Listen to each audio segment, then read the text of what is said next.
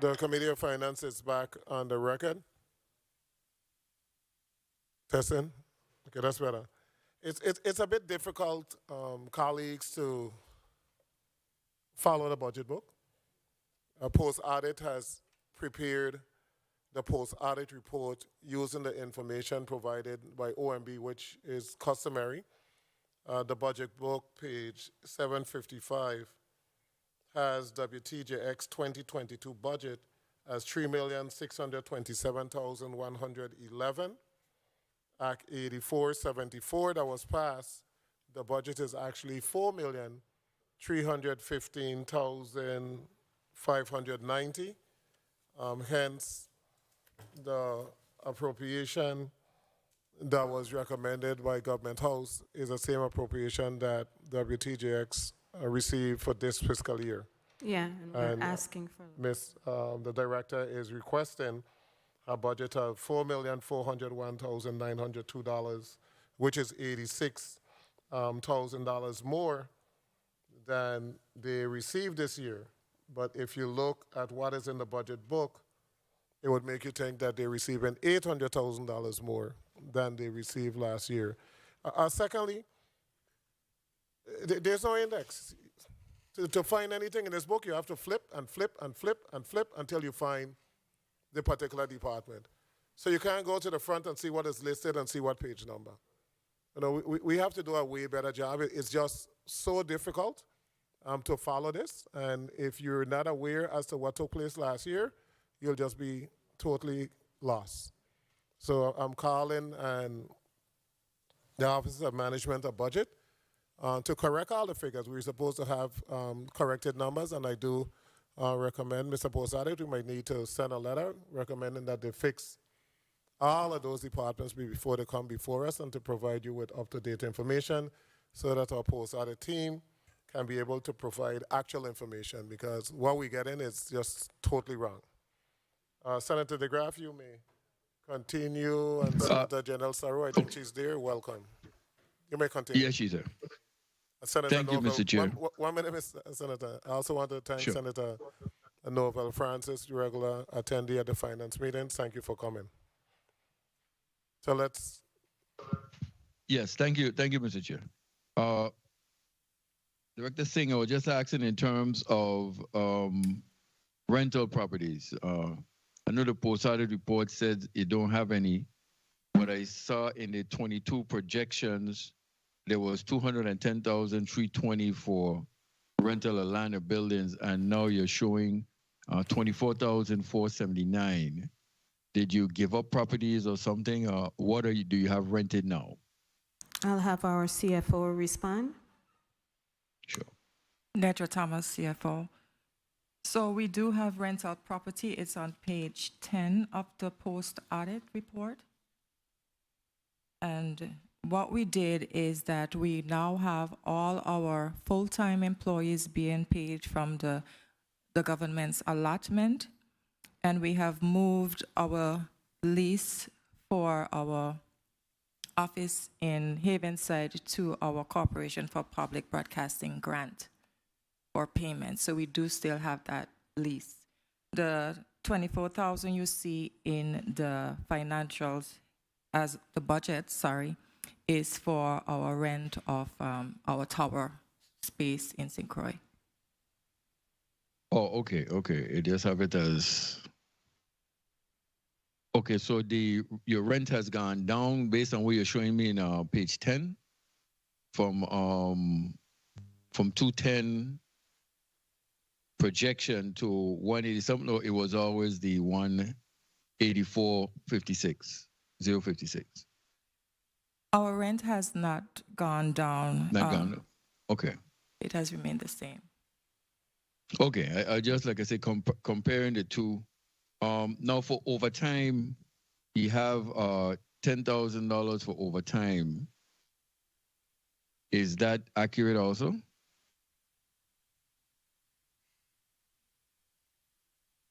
That's a projection. Projection, okay. Yes. Okay, again, from 22 into 23, and it hence taken me to your staff, how many exempt employees do you have? Unionized, exempt, and NEGS, if any? How many unionized? Go exempt first. So we have 39 full-time employees, 26 are non-union, and 13 are unionized. And you said that the 13 who are unionized have negotiated their contracts in 21, it was? Yeah, we negotiated the wage reopener that we had scheduled. When you say wage reopener, explain that for me. We had negotiated the contract through 2023, but without wages, with a stipulation that we would do a wage reopener in the contract negotiations after it was signed, and that's what we did. Okay, and the wage reopener would be in when? What in this budget, 23? Yes. Okay. Okay, and so then no one has received any wage increases. When was the last time they received a wage increase? Well, they have a wage increase this current fiscal year, sir. From the previous budget, they had a wage increase. So we And negotiated. there's a reopener now in 23 also. So we negotiated a wage reopener, we negotiated wages for FY22 and FY23. Okay, and also for the exempt employees, have they received any wage increases? Yes, they have. Okay, when did they receive? Well, actually, their wage increases are being processed now. Okay, so your exempt employees are being processed their wage increases now. Correct. The unionized employees They have already wage received increases it before? Yes, they have already, the unionized employees have already received their wage increases for FY 2022, and they are scheduled with another wage increase in FY 2023. Time. Okay, good.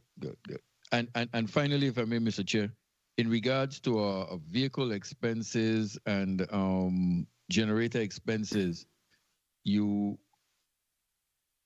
didn't see a major increase with the fuel prices and everything going up. Is what you have budgeted sufficient for those particular areas? Vehicle expenses with fuel and your generator expenses? Well, when we sent in this was before the increase in the gas prices. So we'll make it work. No, that's what I say. You're here now. We try to help you out. I stand in support of WTJX and what you do. Thank you for the time, Mr. Chair. Thank you, Senator DeGraff. Point of inquiry, Senator Joseph. Thank you so much, Mr. Chairman.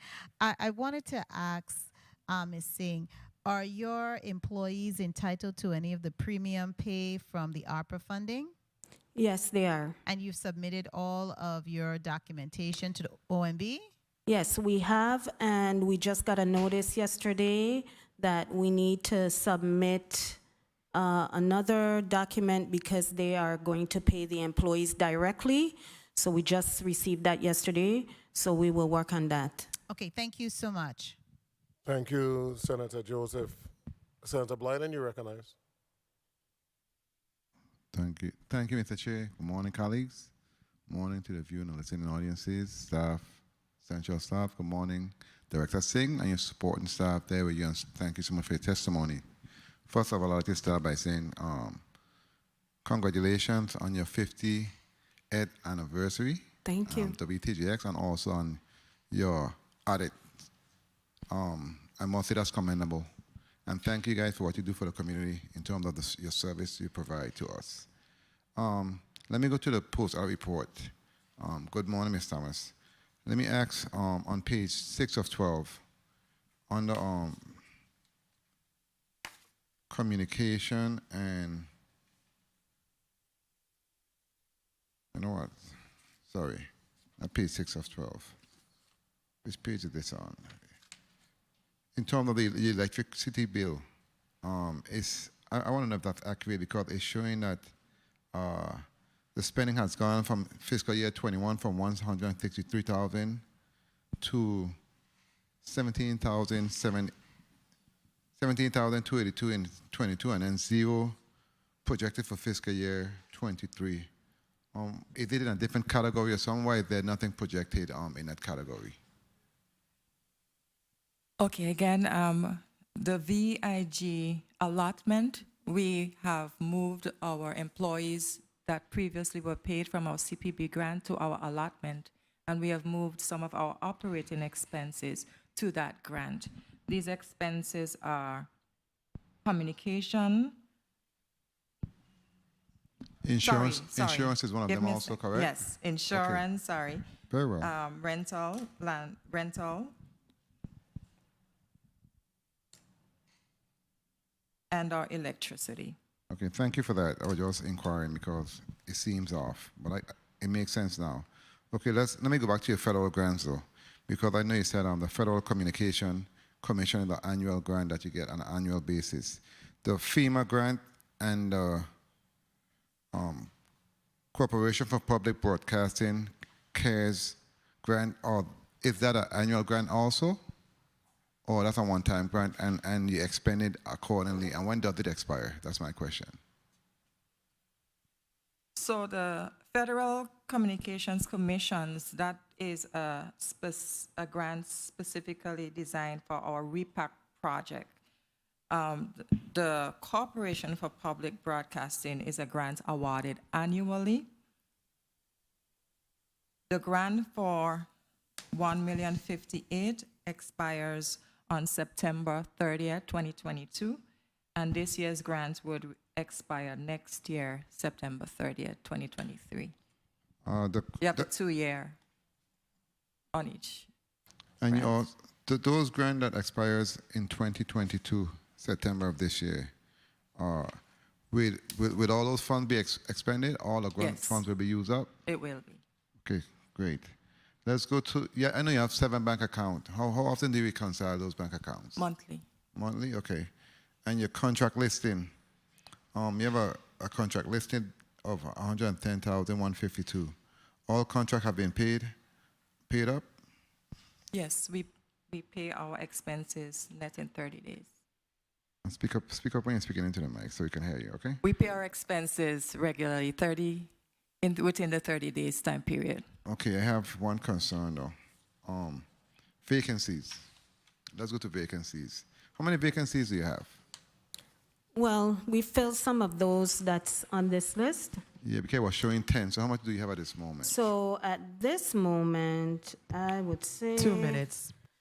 we have 5 vacancies. 5. Mm-hmm. Okay, and those 5, what are they? Any of them considered essential or critical?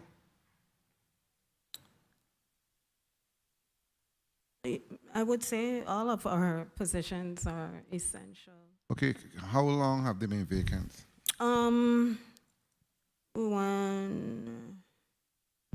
2 of them have been vacant for a few weeks.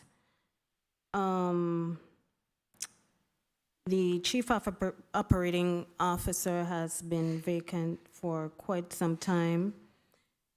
And we did a promotion, so that's just been vacant for a couple weeks as well. And we have a director of human resources position that we're doing some interviews for soon. The COO and the human resources, those 2 are critical. Mm-hmm. What are the challenges with filling those 2 positions? And the pay seems to be pretty okay also. So what's the issue in terms of filling those positions? Say that again, Senator? What's the challenge with filling those 2 critical positions? The COO position, we've not really been getting a lot of good applicants. The human resources position, we've just started to advertise for that position. We've had someone working in that position on an interim basis for a while. Who is that one, that person, that individual? She's right behind us. Oh, okay. Okay. So I guess she can apply for this position if she qualifies. And what about anyone in-house who can fill that gap for the COO? Is there anyone on? Not at this time. No? Okay, very well. Time. And finally, Mr. Chair, if I may, when it comes to your vehicle, your fleet, did you put an increase in terms of for your gas, etc., for your fleet? Thomas?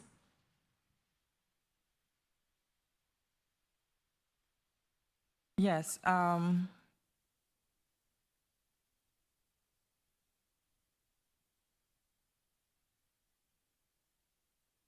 Because as in looking at your the postal report, I saw you spent $11,000 on maintenance for one of your vehicles and spent $70 on gas. I was inquiring, is that accurate or what's going on with in that The space? post-audit report is for fiscal year 2021, not the 6 months. The post-audit report, that Exhibit 10 is actually for fiscal year 2021. It's for a full year, not 6 months. Understood, but still, Yeah. what's going on with it? Did you increase the amount you said for No, we- for 23? No, the amount was not decreased. It was kept the same. Okay, very well. Thank you, Mr. Chair, for the time, and thanks for your responses. Thank you, Senator Blyden. Senator Carrion, you're recognized. Thank you. Good morning. Good morning to my colleagues, and good morning to the testifiers. And the viewing and listening audience this morning, I also want to join my colleagues in congratulating you all for the great work you've been doing, especially the audits when you have unmodified and zero finding on your audit. So that's awesome. So congratulations to Thank you, sir. And your team. That really speaks volume of the work that you're doing and how you're doing it. So I commend you for that. And I also commend you for the accomplishments you've had in 2022. I saw a list of accomplishments, and boy, you guys have really been working hard. So that's awesome. I wish that all government agencies that come before this committee would be just as your agency.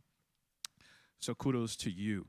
I just have a few questions. Regards, you mentioned in your testimony that there is a complaint that's filed in the Superior Court that has to do with collective bargaining. Is that with negotiations? Can you clarify? No, that was the 8% repayment. Okay, that was 8%. So has that then been settled? We're trying to close it. Okay, but 8% was paid off to your Yes, it was. employees. Mhm. The complaint is still open. Yes, it is. And so it's a technicality as of the union. We're working on it. Is the difference in the figures amount, or they're saying that there's still some funds that are No, outstanding? they're saying how the lawsuit was written with us. It ties us with the government, and maybe they're not ready to settle certain things with other entities. So what we're trying to do is bifurcate us. Okay, I got you. Now let's speak a little bit about your fundraising initiative. I see you have a director of development and fundraising Yes. over on St. Thomas. And I know in your testimony you mentioned, let me see if I find it, I think it's on page 2, that you raised $270,000 since the last time you came before us. So that's in FY22. I was here June, 2021. So So what are your target goal for FY23 in the area of fundraising? I'd like to increase that amount, our goal. You have a target amount that you've established? Well, now the that we've developer- opened up, I want to discuss it with our development director. We're not under COVID protocols anymore, and see what other things that we can do to increase our revenue. Okay, good. And I see your membership has been steady, which is a good thing. and you targeted to do some fundraising, radiothon, and also on the TV station. So that's good. It's important to establish some goals to meet, so that your fundraising developer would know what those targets Agree. are. With the recovery project, page 3, can you just share with us a little bit? What are some of the challenges that you've been facing in that area, if any? I'll have our disaster recovery specialist respond. Good morning, Keatani Thomas, Disaster Recovery Specialist. Is not Speak a little bit louder. okay. Good. Yeah, that's better. I'm assuming you mean our main project of rebuilding the Happy Hill facility. We haven't had any completely halting challenges. We were able to get BBA funding for the building, which means that we're getting industry standards for the building, and we're trying to negotiate a fixed cost offer with FEMA where we would get a lump sum and have a certain amount of freedom with how we spend those funds in the rebuild of the main facility. 2 minutes. With that, it's just taking us some time to work through the amount that we would come to with FEMA. We were able to get some funds obligated that enabled us to hire an A&E firm to do a design build and to help us get to that number. So I would say it's just a slow but steady process. We haven't had any major halting setbacks in that area. And what funds are you waiting for that have not been obligated? That is the only project. That's the only one from the 17 that you have. Yes. Okay. So that should be on the works pretty soon. Now, Theo, you mentioned about vacant positions. Now, in the post-audit report, we have almost 10. So maybe that's not updated. Can you clarify for us? See, what page are we on? On page 11.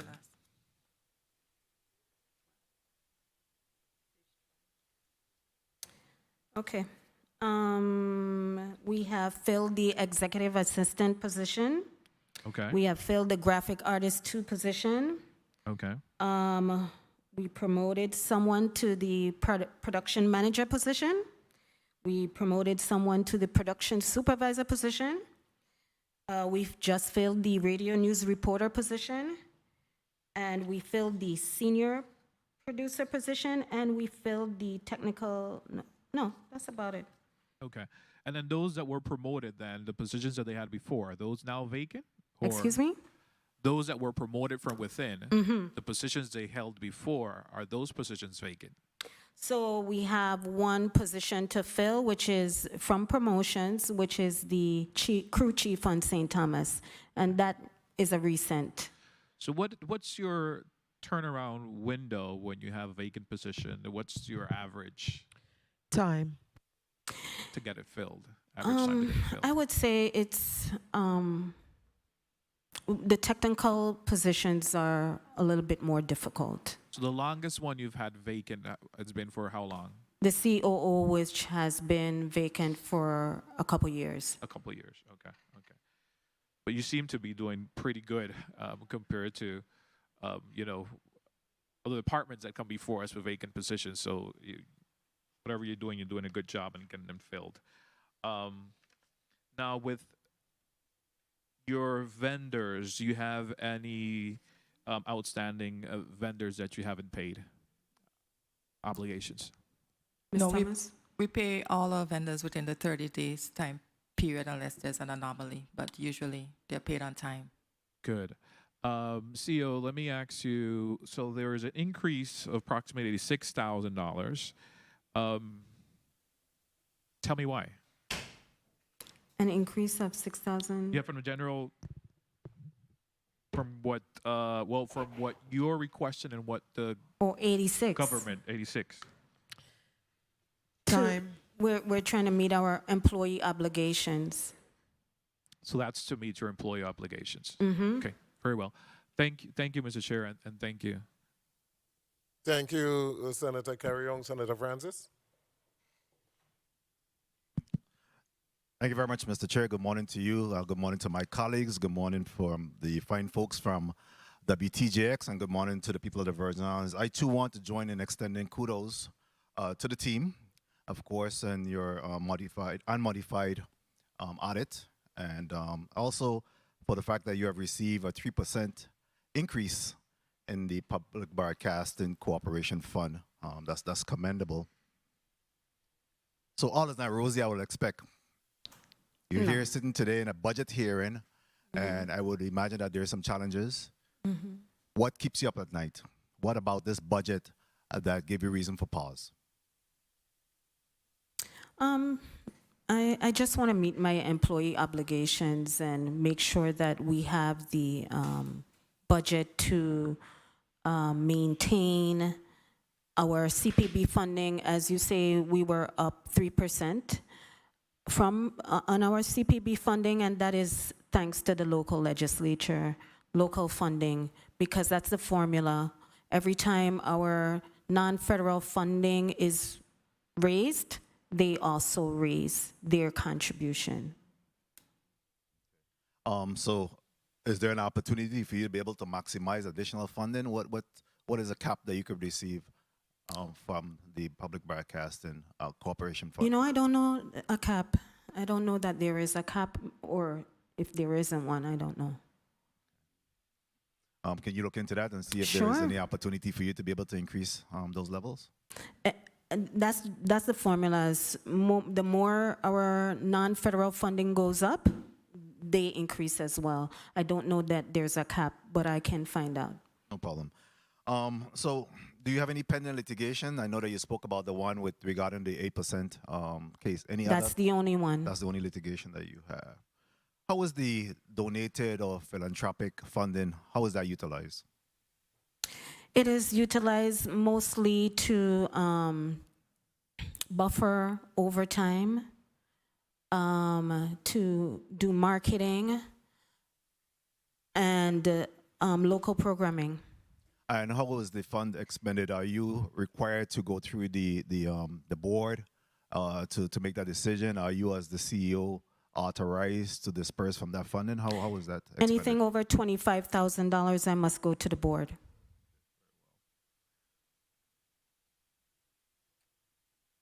In regards to board stipend, how much have you paid out in totality for board stipends?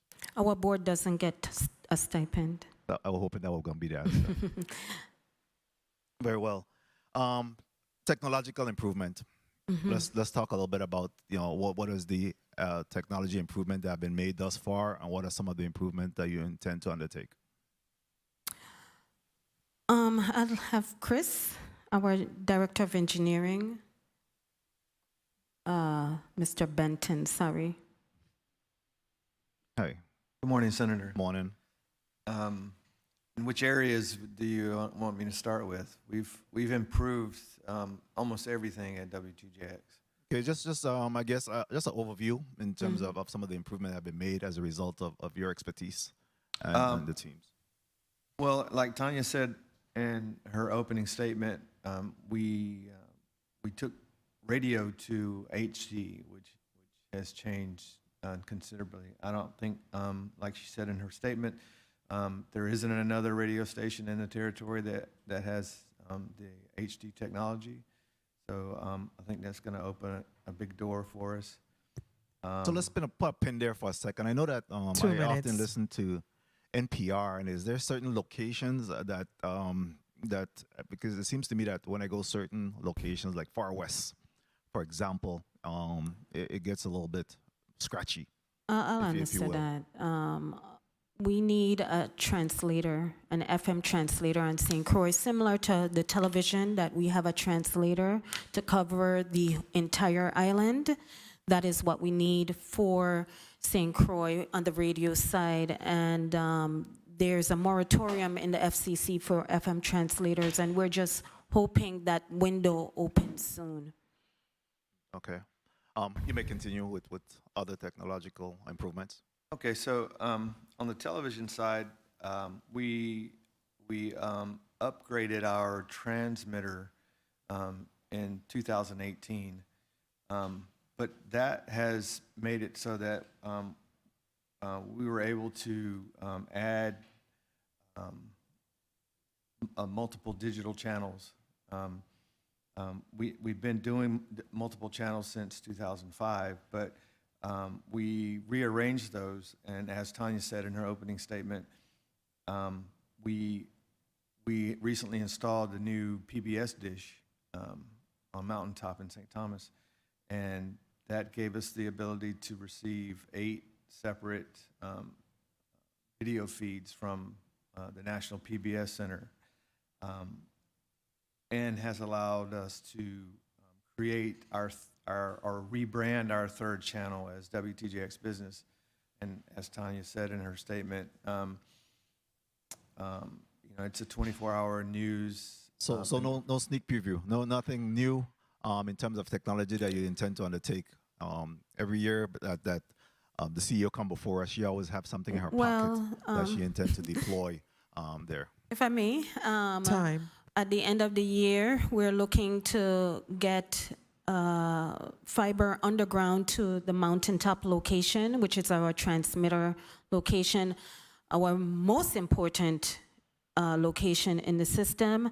We're looking on radio to start doing video podcasts, so you'll be able to see your former colleague and analyze this on video, not only audio. And we're just rolling and improving as we go.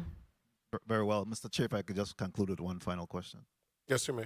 In respect to the CEO position, obviously that has been on the books for some time now. We have not been able to fill that. Is it time for us to eliminate that position? No, or do you, I need it. I need somebody. so what's the issue with hiring somebody? We just haven't found right fit. someone. The last round of interviews that we did, because this position is hired by our board of directors, they did not find the candidate suitable. We had a search company look for someone, and we just have to go back. Daryl, thank you for your responses. Thank you, Mr. Chair, for the time. Thank you. Thank you, Senator Francis. Does it make a difference what island the COO resides on? We need them on St. Thomas since I'm on St. Croix. You need them On St. Thomas. Okay, and reason as to why they can't function from any particular island? I think if something is if a disaster happens on St. Croix, we need somebody in a leadership position on St. Thomas. Okay, because the position has been vacant for years now, which means we have nobody. Right. If you have somebody that's qualified, Well, not then they live on can St. move. Croix, they can just, in the event a storm is coming, relocate there for a short period of time. Or, we got to be flexible when we can't Well, find I think individuals. the St. Thomas needs I think it's appropriate that the COO be on St. Thomas. That's my thinking. Okay. I know at one point I was trying to remember as to whether or not we had provided any funding for the build out of the top floor in St. Croix. Did we? Or we? No. Okay. So it's still in the same condition? Yes. Okay.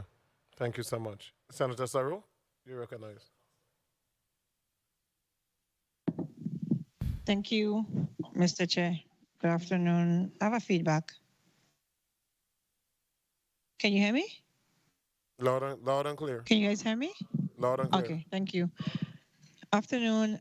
Director Singh, what's the status? I don't know if it was discussed prior to me coming. What's the status on this station on St. Thomas, replacing the station? I know in your testimony you did highlight that you were going through the design phase, correct? Correct. It's unobligated at this time. What's It's the our amount? only unobligated project. So what's the amount that FEMA has estimated or they're looking at? I'll have Ms. Thomas respond. Kia Thomas, Disaster Recovery Specialist. We do not yet have a set number. Several numbers have been thrown around and they vary by the millions, which is one of the challenges that we are working through with trying to come to a fixed cost offer. We've had to provide FEMA with a lot of documentation as to why we would need additional funding. And they've come back with their feedback. And as we go back and forth, we'll have to come to that number. But we do not have an accurate number right now. Okay, so hold a second. So what is the, FEMA has a 19-step process. So what is the timeline that FEMA is giving you to come up with a fixed cost? They haven't given us a timeline to come up with a fixed cost. They have yet to What's their timeline? That's what I meant to say. What's their timeline? They have not given us a date. Also, you're just on an open-ended journey? Yes, I guess I would have to say. We have bi-weekly meetings with them. There. Sorry? Hold 1 second. Let me jump back to the director now. Director Singh, how does the lack of a station on St. Thomas impact you financially? What's the financial impact? The financial impact financially is rent and storage. To the tune of what? Ms. Thomas? Just under 200,000. A year? Yes. Where's your storage? Fortress? Fortress and Cassie Hill. And Senator, if So I you've been may, paying- FEMA, Ms. Thomas, Kia, if you would correct me, that's FEMA's obligations as well. Right. So we have projects open with FEMA that cover us on our lease as well as our file storage. So they're reimbursing you. Yes. Have you been reimbursed so far? For the lease, we have received some reimbursements. For the storage, What is some? What's some? 100. Because you're paying 200K from 2017, right? Yes. Not Roughly? That's 2017, annually. no. 2018? One at a time. I think the lease was signed in 2018. And so, yeah, we've been paying annually, but we've only been reimbursed $115,140 for the lease so far. So Because one more time, what was the amount, sorry? $115,140.02. When the project was first written, it was only written for a year's lease. So we're currently negotiating with FEMA to extend that lease until such a time as Haypiece is rebuilt. So we're working through an amendment with them now. So 1 second, if you're paying roughly 200K from 2018 to now, you have roughly $1 million you spent. Correct?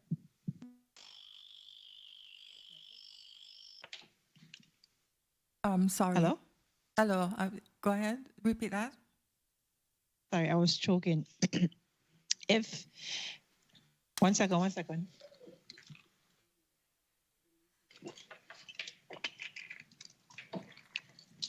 Sorry about that. So if we're paying 200K roughly from 2018, is now 2022. 2 minutes. You would have been spending close to upwards of $1 million since 2018, correct? So the lease was originally signed on July 1st, 2018. I believe the lease would have been about 150,000 then. So the lease increases every year. So that 200. So the question I'm asking is, so from then to now, you've spent what was the total amount?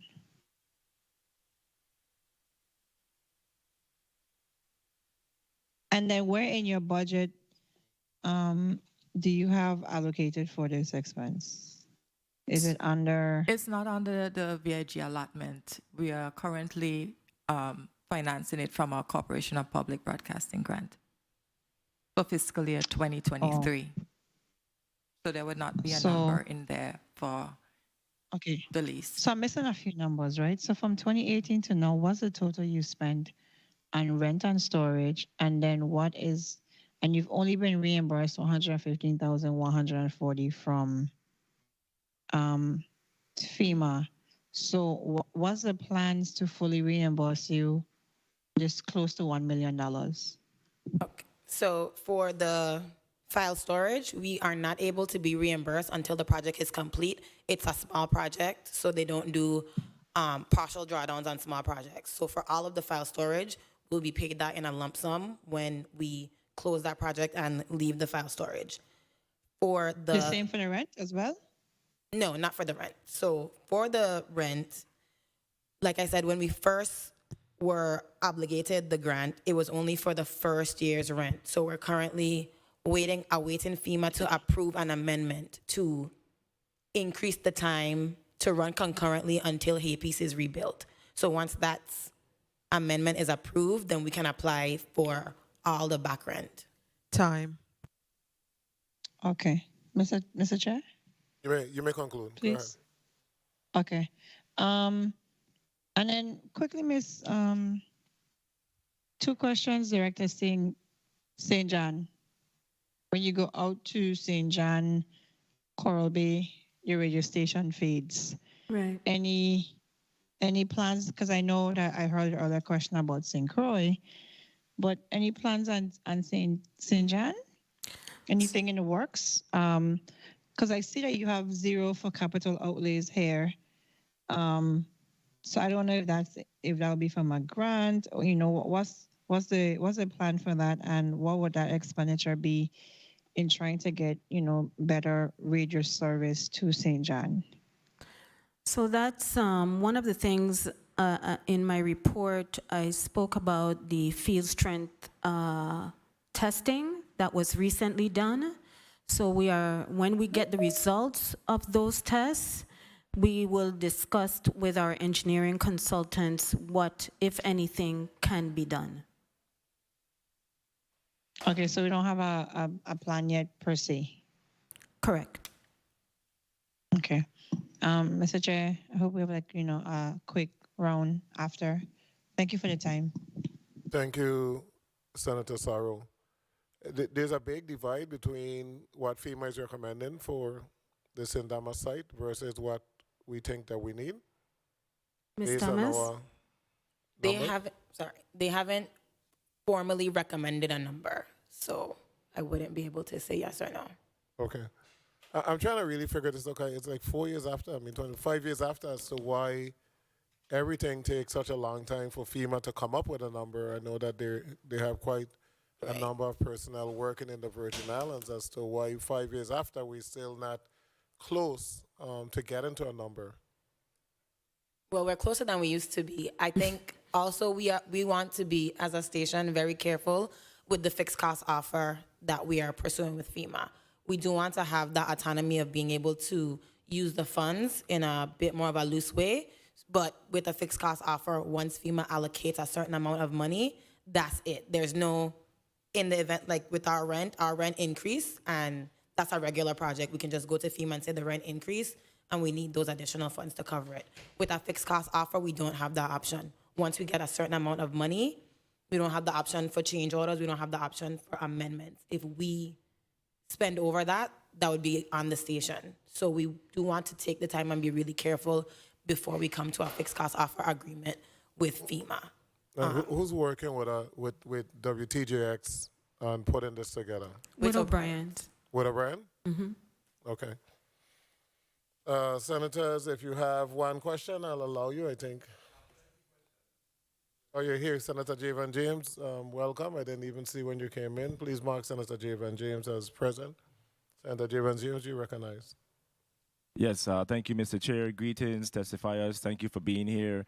I see in the budget there's a section for advertising and promotion. For the FY 2021 actuals is roughly 20,000, and for FY 2023 is the same projection.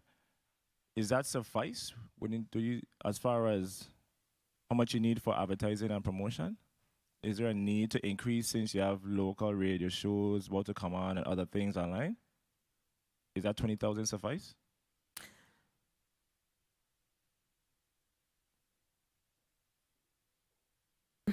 I think for now it will. Okay, because I'm a person who understand the importance of advertising and marketing. I know once you start to bring on new ideas as far as the local radio news, you're trying to launch video streams and podcasts, and the list goes on. It's going to require a certain level of marketing and promotion. I agree with you, Senator. It's something that we need to look at. All right, so let's look into that, even if we bump it up a little bit more, but we have time. We still have time. And as far as insurance, I see in the FY 2021 actuals based on the post-audit report, page 6 of 12, when you look at the FY 2023 projection, there isn't any projections for insurance, unless the post-audit report has missed that. Ms. Thomas. So the allotment from the government, we have moved that expense to our grant. So it's the same, 130,000, but it's now paid from our Corporation for Public Broadcasting grant. And that would be short-term or long-term? I would say at the moment. And reason for? As long as the funds are available, we would continue to pay it from there. Well, we have moved all our full-time employees to the allotment. Okay, thank you for that. And as far as membership dues and subscription, I see FY 2021 actual 62,000, and you're projecting 38,000 for the FY 2023 projection. Can you just speak to the variance there? What caused that drop? That's the same reasoning. So we moved insurance, we moved our lease payments, we removed our membership other than radio. So that 38,000 you're seeing there is just for our radio. We've moved those other costs to our CPB grant as well, and electricity has moved. Awesome. So that we can pay our full-time employees from the allotment. Thank you for placing that on the record. And as far as Kessler and, I don't know if I'm pronouncing it right, Gemen Associates, engineering consultant, if you could just give us a brief update as far as the services that company provides. I see here there's an allotment here for 25,000. Just give us an idea of what our company does as far as engineering consultant. Kessler and Gieman have been the station's engineers from its inception, and they provide all our engineering consultation needs. For instance, they managed our FCC projects. They deal with anything we need from the FCC. They also did, for instance, the field strength testing. So anything that we need, they do RFPs for us. Anything that we need outside of what our on-site engineers can do, they provide that assistance. Thank you for placing that on the record. Just want to make sure what they're doing as far as what we have here as a vendor. And I see here, it's kind of vague, import supply when you come to the vendor section. Can you just give us an idea of what's going on there when it elaborates some more as far as what it says for import supply? 2 minutes.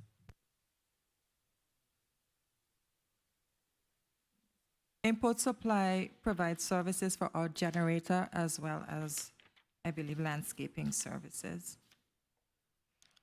And I'm assuming that's a local vendor, right? Yes, on Okay. St. Thomas. All right, thank you for placing that on the record. And we have several vacancies. I know the finance chair mentioned, I think it was the COO position, but I think when you answered, you said CEO instead of COO. But Okay, COO. yeah, but I just want to make sure, because when I saw CEO, I was like, aren't you the CEO? Yeah. All right. Okay, so I just want to make sure. And with the different vacancies, just give us a little understanding of what we're trying to do to get some of those critical positions in place. Oh, we're actually lining up some interviews for Thursday, hopefully. So we got some resumes that we're interested in to fill those vacancies. And I know every position is important, but can you name us some of your most critical positions out of the various vacancies you have here? The HR director is critical. The COO is critical. Okay. And as far as production manager, we have someone coming forward for that same interview that you mentioned? I promoted someone in that position already. And the same for the production supervisor? Yes, sir. Okay, thank you. And lastly, the senior producer, how about that? We have someone currently on board. All right, so this needs to be updated as far as the post-audit analysis. Okay, just making sure. And then I see here technical assistant 1. What's that position entails? That's an on-caller that, you know, when we have like big productions and we need to call in extra help, that's a casual worker, if you will. Awesome.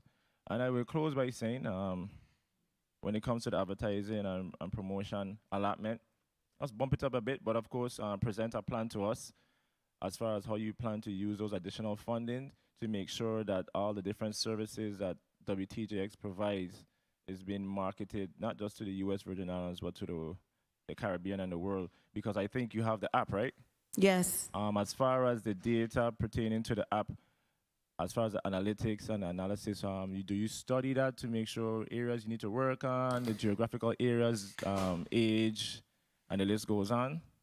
Yes, and not as intently as you have suggested, but what we are doing, we started to do this year, is actually go out in the community and ask and have people download our app. And that's one of the activities that we're doing this year, now that the pandemic is a little behind us, to go out and do in person, not just tell people download our app, but go to like the ag fair and different areas that has a population and ask them to download our app for a free gift. And one of the biggest advantages you have is the Facebook page, which is heavily used by Virgin Islanders. And you know, behind closed doors, you can read the insights and the, yes. So use that to your advantage when you when it comes to your marketing and promotion strategy. I'm not sure if my time was cut, but I'm gonna keep going until I'm stopped. And I see here that your FY 2023 goals is to run fiber underground to mountaintop location. I'm assuming that that is covered in the list of funding that you're receiving, I think, from the federal government. We're hoping that that happens for free. That's a partnership with Liberty VI. And how is that conversation going with them? It's going very well. And we can see closing by what date? Well, they're looking at the last quarter of this year, and that's just a guesstimate. They have to do their contracting and all of that, but I'm on the top of the list. Awesome. I'm happy to know that, because I know when you're running fiber optics, that's a big undertaking. It's a huge task, so I want to know where you're getting the funding from. But I'm happy to know that Liberty is working with WTJX for this important project. Thank you, Mr. Chair, for the time. Thank you so much, Senator James. Colleagues, I'll give you one final question, beginning with Senator DeGraff. If you have a question, Senator DeGraff. Thank you, Mr. Chair, but I am good. I am satisfied with WTJX at this point. Thank you. Thank you so much, Senator. Senator Blyden. Morning. Yes, I had one question. In respect to training, I'm looking for the page. I see that there was, I believe it was 1,200 for fiscal year 2022 as of, I think, March 31st, but at 20,000 for 23, which is good. I know you have issues with filling some vacancies. Training for this year, how much have been expended thus far to date when it comes to training, and what type of training have been done for this fiscal year as a follow-up to that question? Ms. Thomas?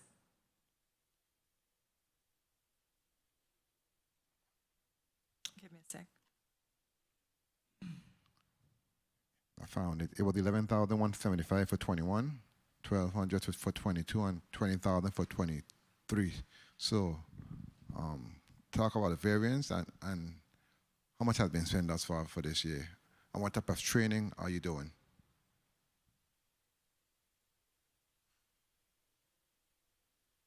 So our training for this year so far. Speak into the mic, please. Please hold a second.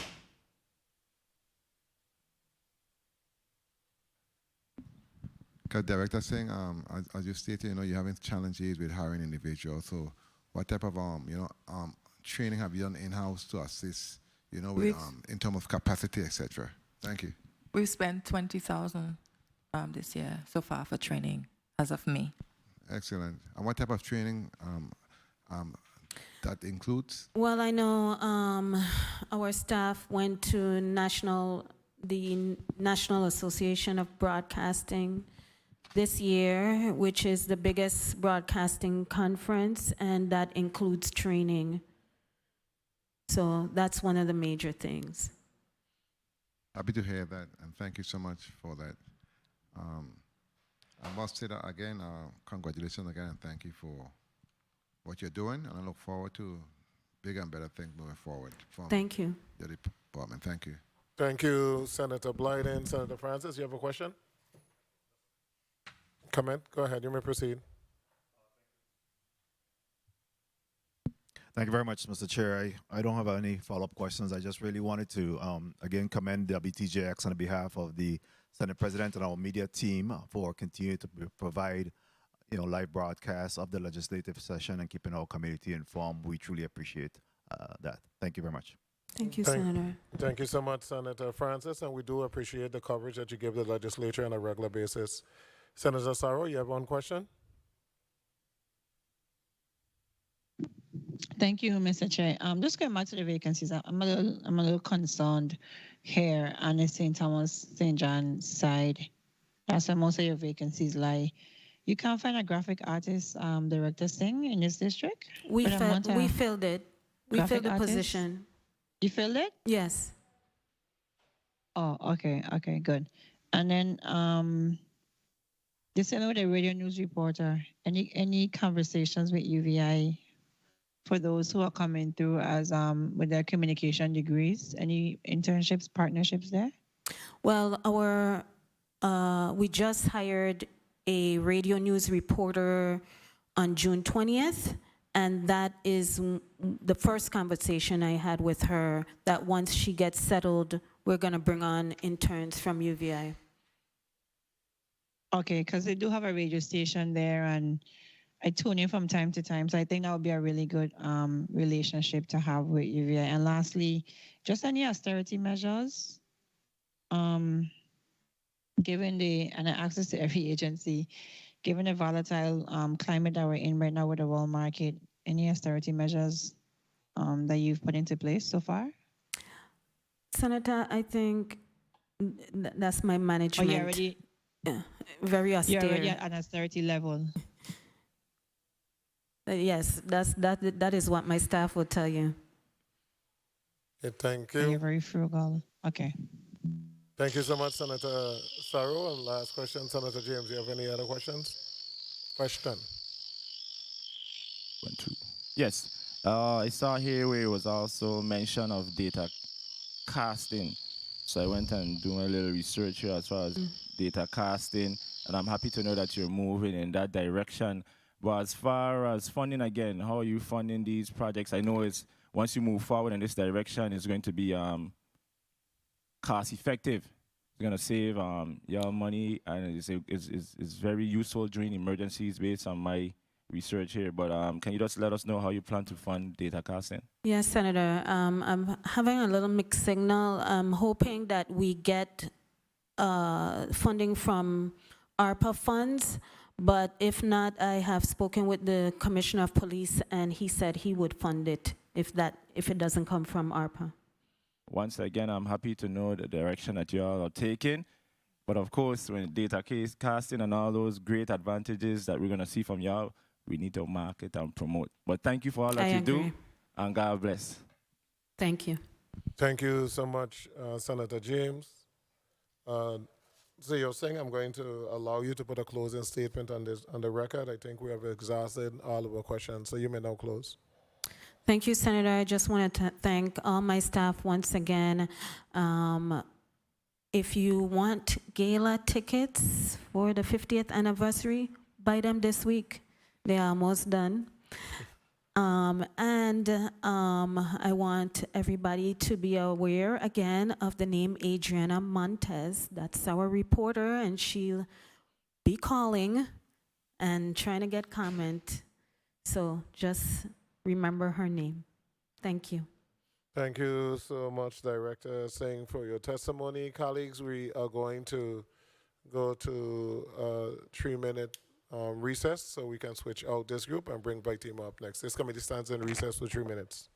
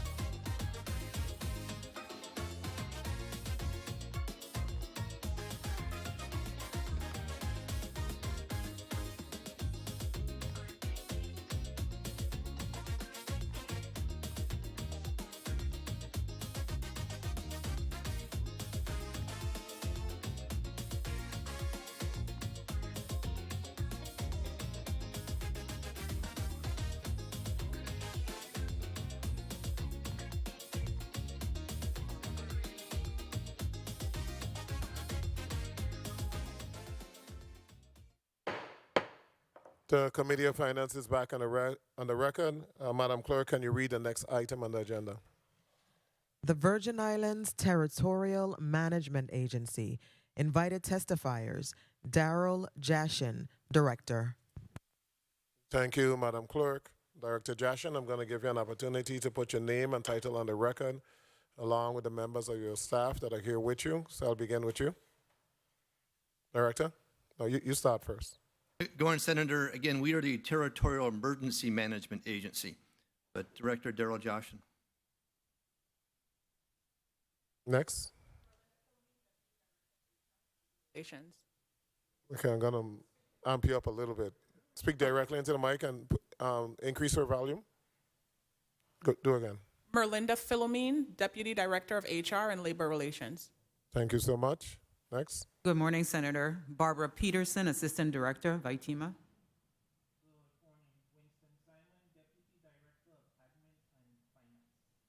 Thank you. You also have some individuals that will be appearing virtually. So I will allow them to put their name and title on the record, beginning with the young man on the top.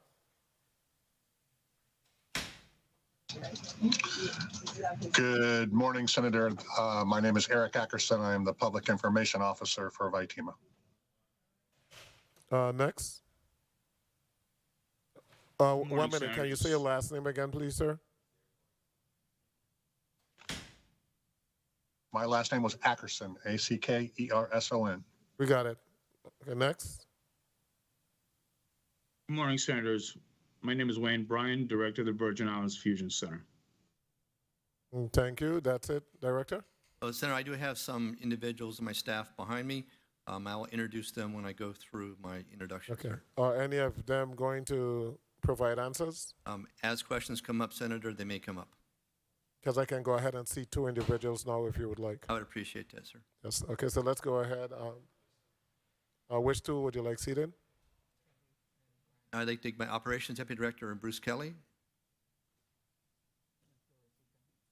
And then my Deputy Director for Grants, Floresita Bruin. So,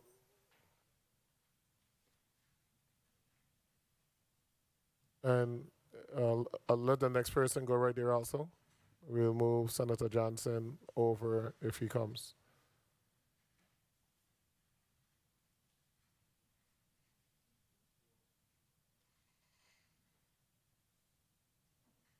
And Mr. Kelly, we're going to allow you to put your name and title on the record.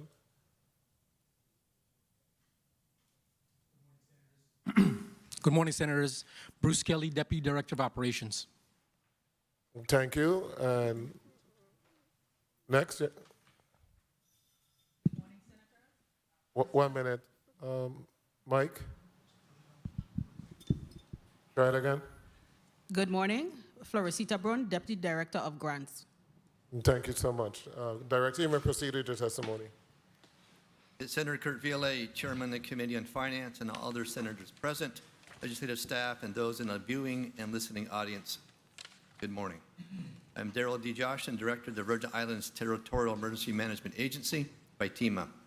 Present with me today are Mrs. Barbara Peterson, my Assistant Director, Mr. Winston Simon, Deputy Director of Administration and Finance, Mrs. Floresita Bruin, Deputy Director of Grants Management, Mrs. Merlinda Philomene, Deputy Director of Human Resources and Labor Relations, Ms. Regina Brown, Deputy Director of Planning and Preparedness, Mr. Steve de Blasio, Deputy Director of Logistics, Mr. Bruce Kelly, Deputy Director of Operations, Ms. Graciela Rivera, Territorial Hazard Mitigation Officer, Mrs. Melinda Vigilant Messer, Territorial Public Assistance Officer, Mr. Wayne Bryan, Director of the Fusion Center, and Mr. Eric Ackerson, Public Information Officer.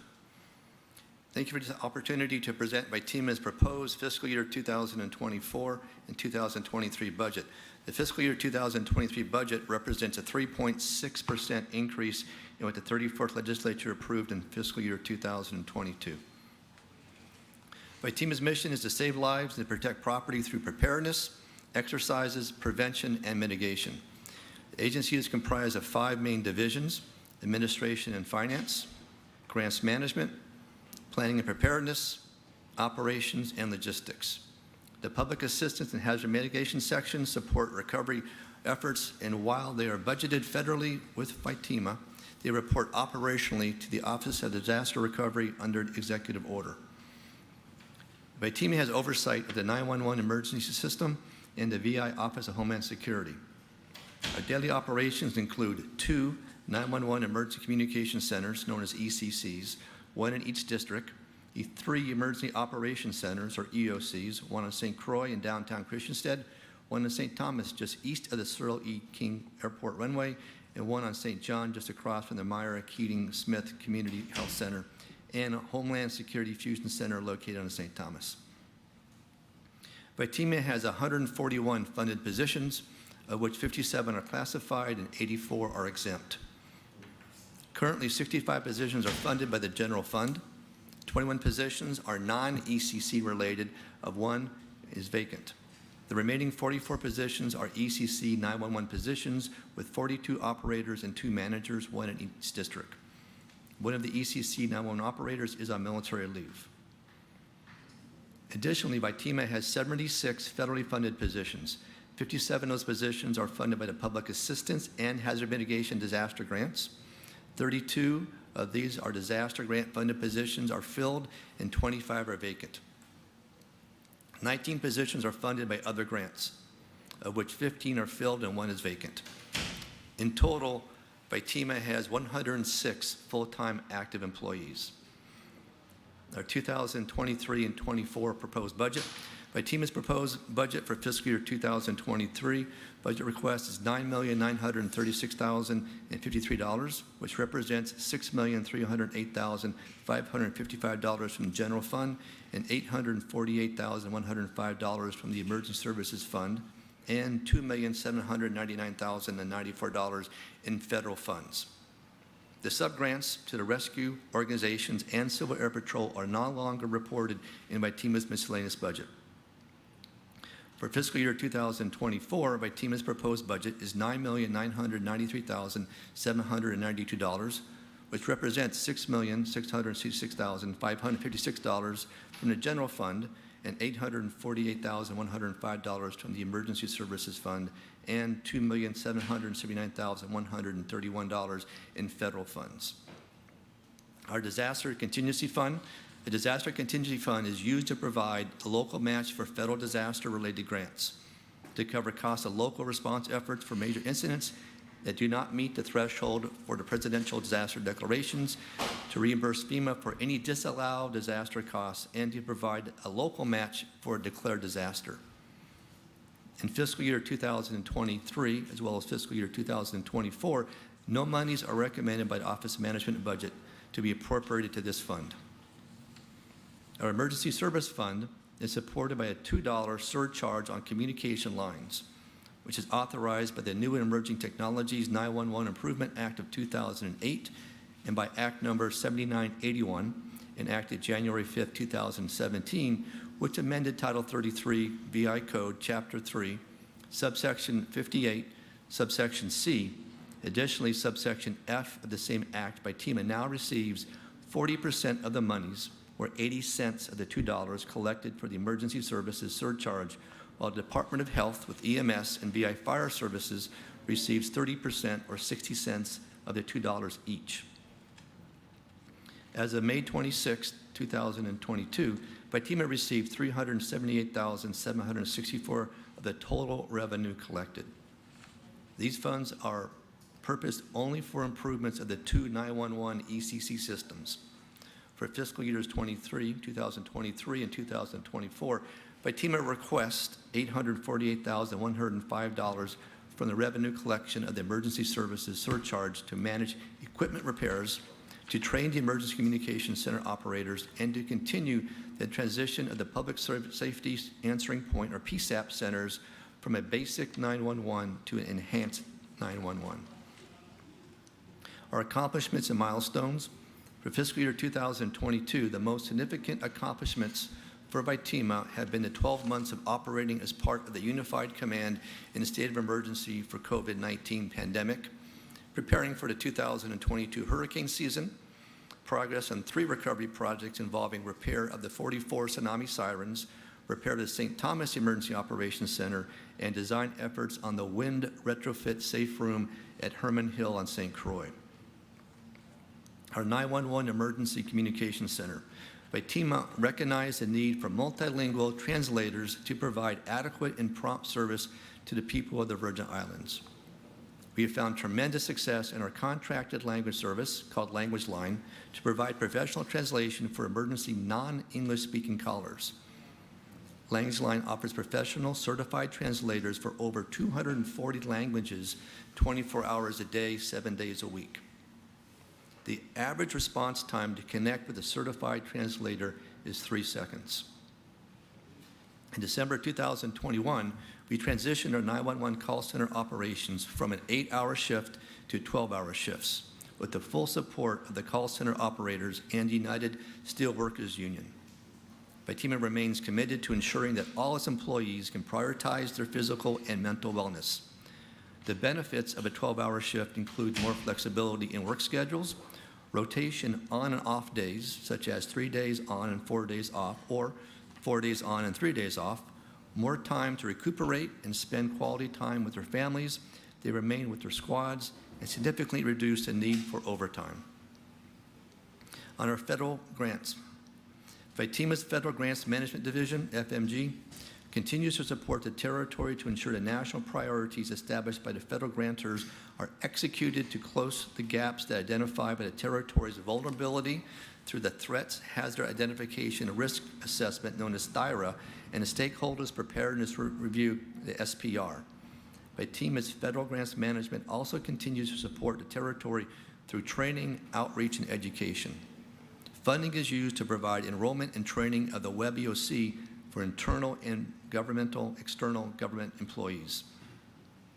The FITEMA Federal Grants Management also funds the Alert VI as we continue to increase the enrollment of this vital mass notification software for the territory. Grant funds also support agencies such as the Virgin Islands Police Department through Operation Stone Garden, the Bureau of Information Technology, and the Virgin Islands Bureau of Internal Revenue through Homeland Security cybersecurity initiatives.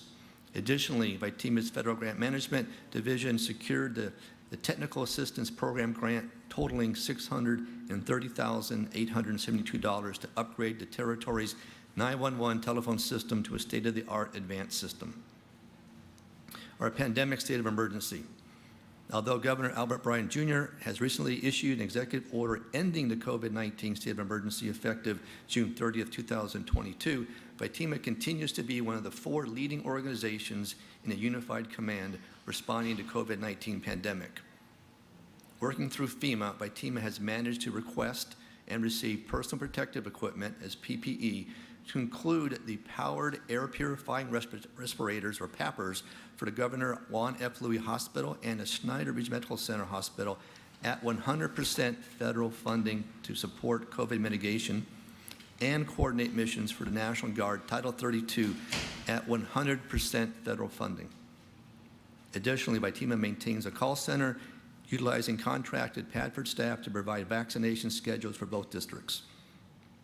And our public assistance, following the 2017 presidential declared disaster, the Public Assistance Grant Program continues to provide support to applicants for the processing of payments and reimbursing of eligible scope and cost within the approved period of performance.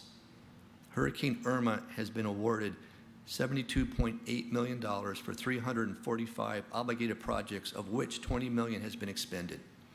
Hurricane Maria has 1,085 obligated projects for a total award amount of $4 billion, of which $2.3 billion has been expended. In April 2020, the territory received a Public Assistance Emergency Declaration COVID-19 grant. To date, 40 projects totaling $70.3 million have been obligated, of which $53.8 million has been expended. Under hazard mitigation, post-hurricanes Irma and Maria, the Hazard Mitigation Grant Program, HMGP, continues to work on the development of applications for mitigation projects, along with working on the currently active project providing technical support and project reimbursements.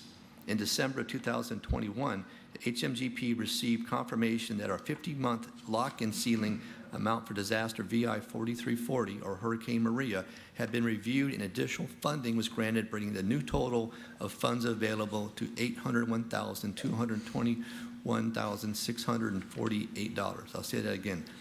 $801,222,648, an increase from the previous projected amount of $428,927,038. Earlier this year, HMGP also received confirmation that a request for an additional 12-month extension to our application period had been approved, granting HMGP an extension through October 31st, 2022. As of May 31st, HMGP had a total of 87 approved projects with a total obligation amount of $136.98 million, of which $16.5 million has been expended. Our hurricane season 2022 preparedness. Starting in January 2022, FITEMA and FEMA began the process of identifying focused readiness initiatives and key government territorial agencies to lead the assessments and improve the efforts at the start of hurricane season. Update meetings are held every 2 weeks over an additional 15 territorial government agencies, and a total of 19 areas initiatives continue to be developed between January and April, with May reserved for key agencies to exercise our in-person FITEMA and FEMA as part of a response exercise known as Capstone 2022. As part of the exercise, FITEMA and FEMA developed operational integration with the Territorial Emergency Support Coordinators, or ESCs, at the Emergency Operations Centers on St. Croix, St. Thomas, and St. John. The FITEMA Public Assistance Office provided training on the means and methods of conducting a preliminary damage assessment, and along with the Department of Human Services, conducting individual assistance training. On congregate sheltering, our plans. FITEMA, in collaboration with the lead agency, Department of Human Services, continue to develop plans and identify key locations for congregate evacuation shelters in anticipation for major hurricanes, as well as post-landfall secondary shelters. Every effort should be made to prepare and remain at home with neighbors or with faith-based organizations during the passing of a hurricane. Adequate preparations are needed to include transportation for individuals unable to shelter in place. The Department of Human Services, the Department of Health, FITEMA, Department of Education, Department of Sports, Parks, and Rec, and the Offices of the Americans and Disabilities Act ADA Coordinator, the American Red Cross, VI Fire Service have all identified and assessed congregate evacuation shelters, medical special needs shelters, and the post-landfall secondary shelters on islands of St. Croix, St. Thomas, St. John, and Water Island. Using the American Red Cross individual shelter calculation of 20 square feet per person for an evacuation shelter, St. Croix shelters have a capacity of 792 individuals and staff. And St. Thomas evacuation shelters have a capacity of 869 individuals and support staff. On St. John, the capacity is 15 individuals. The Water Island shelter has a capacity of 53 individuals. Medical special needs shelters on St. Thomas and St. Croix have the capacity to support those who are pre-identified as needing medical assistance and are staffed accordingly. Following a storm, and if needed, additional shelters known as secondary shelters can be opened and staffed to support those individuals having lost their homes to storm damage.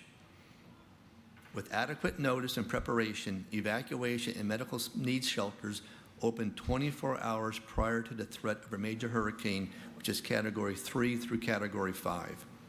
Shelters will remain open until individuals can find more permanent temporary housing. The American Red Cross provides food and water for the first 72 hours the shelters open, and then Department of Education assumes meal operations. There is very limited space for individuals and their pets, and special shelters are identified for them.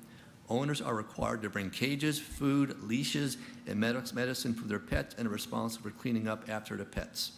Assistance for individuals with functional disabilities will be available at a few shelters, and the Department of Human Services will announce which shelters support their needs. The FITEMA Logistics Division completed the purchase and distribution of 10 100-kilowatt mobile generators in St. Thomas, St. Croix, and St. John, with input from the Department of Human Services to identify primary and secondary shelters.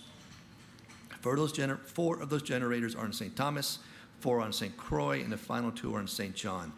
The primary purpose of these generators is to ensure evacuation shelters have emergency backup power when the Department of Human Services opens a shelter.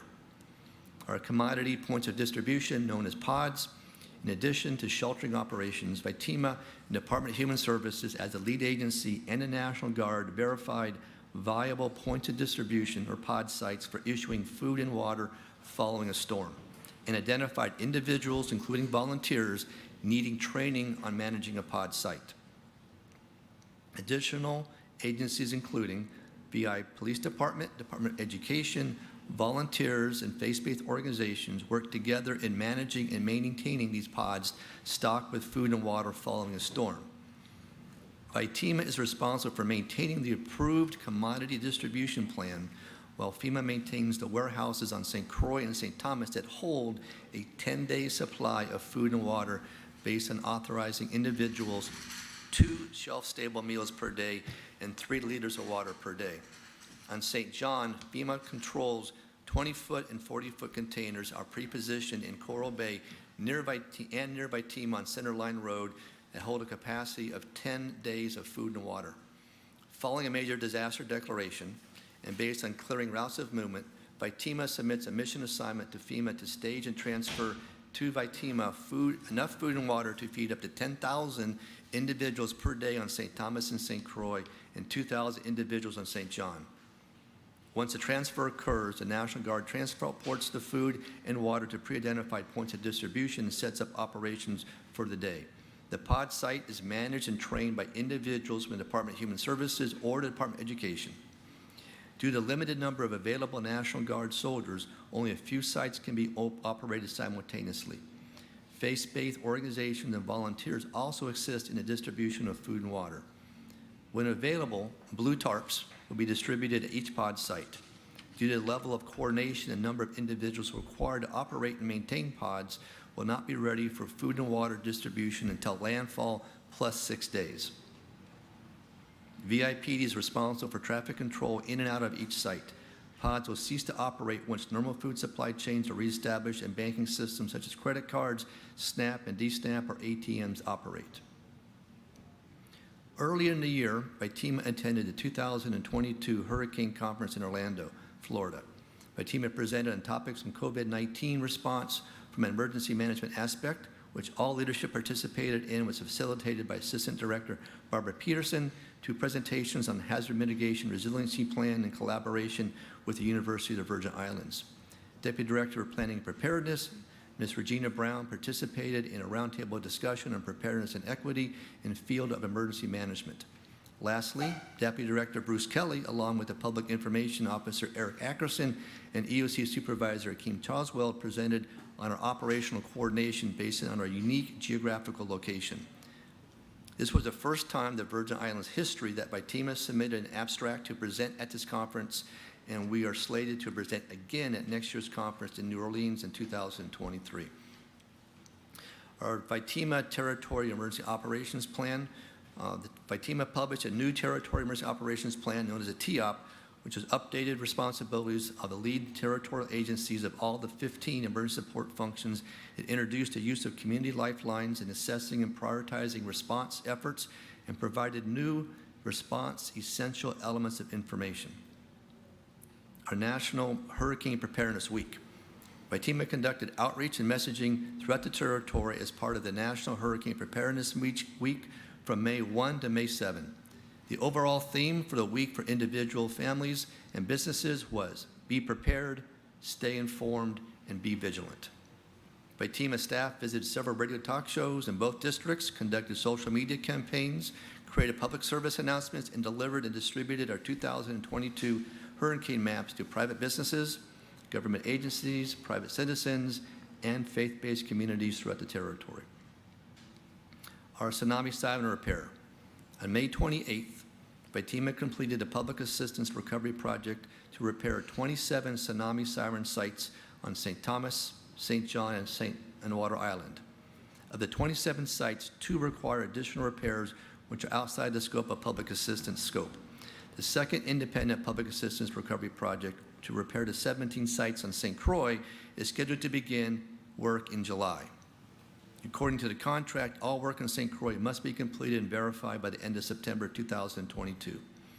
Public service announcements highlighting the actions to take if a tsunami siren sounds are now playing at local movie cinemas and coming in the next few weeks to local radio stations. Our St. Thomas EOC repair.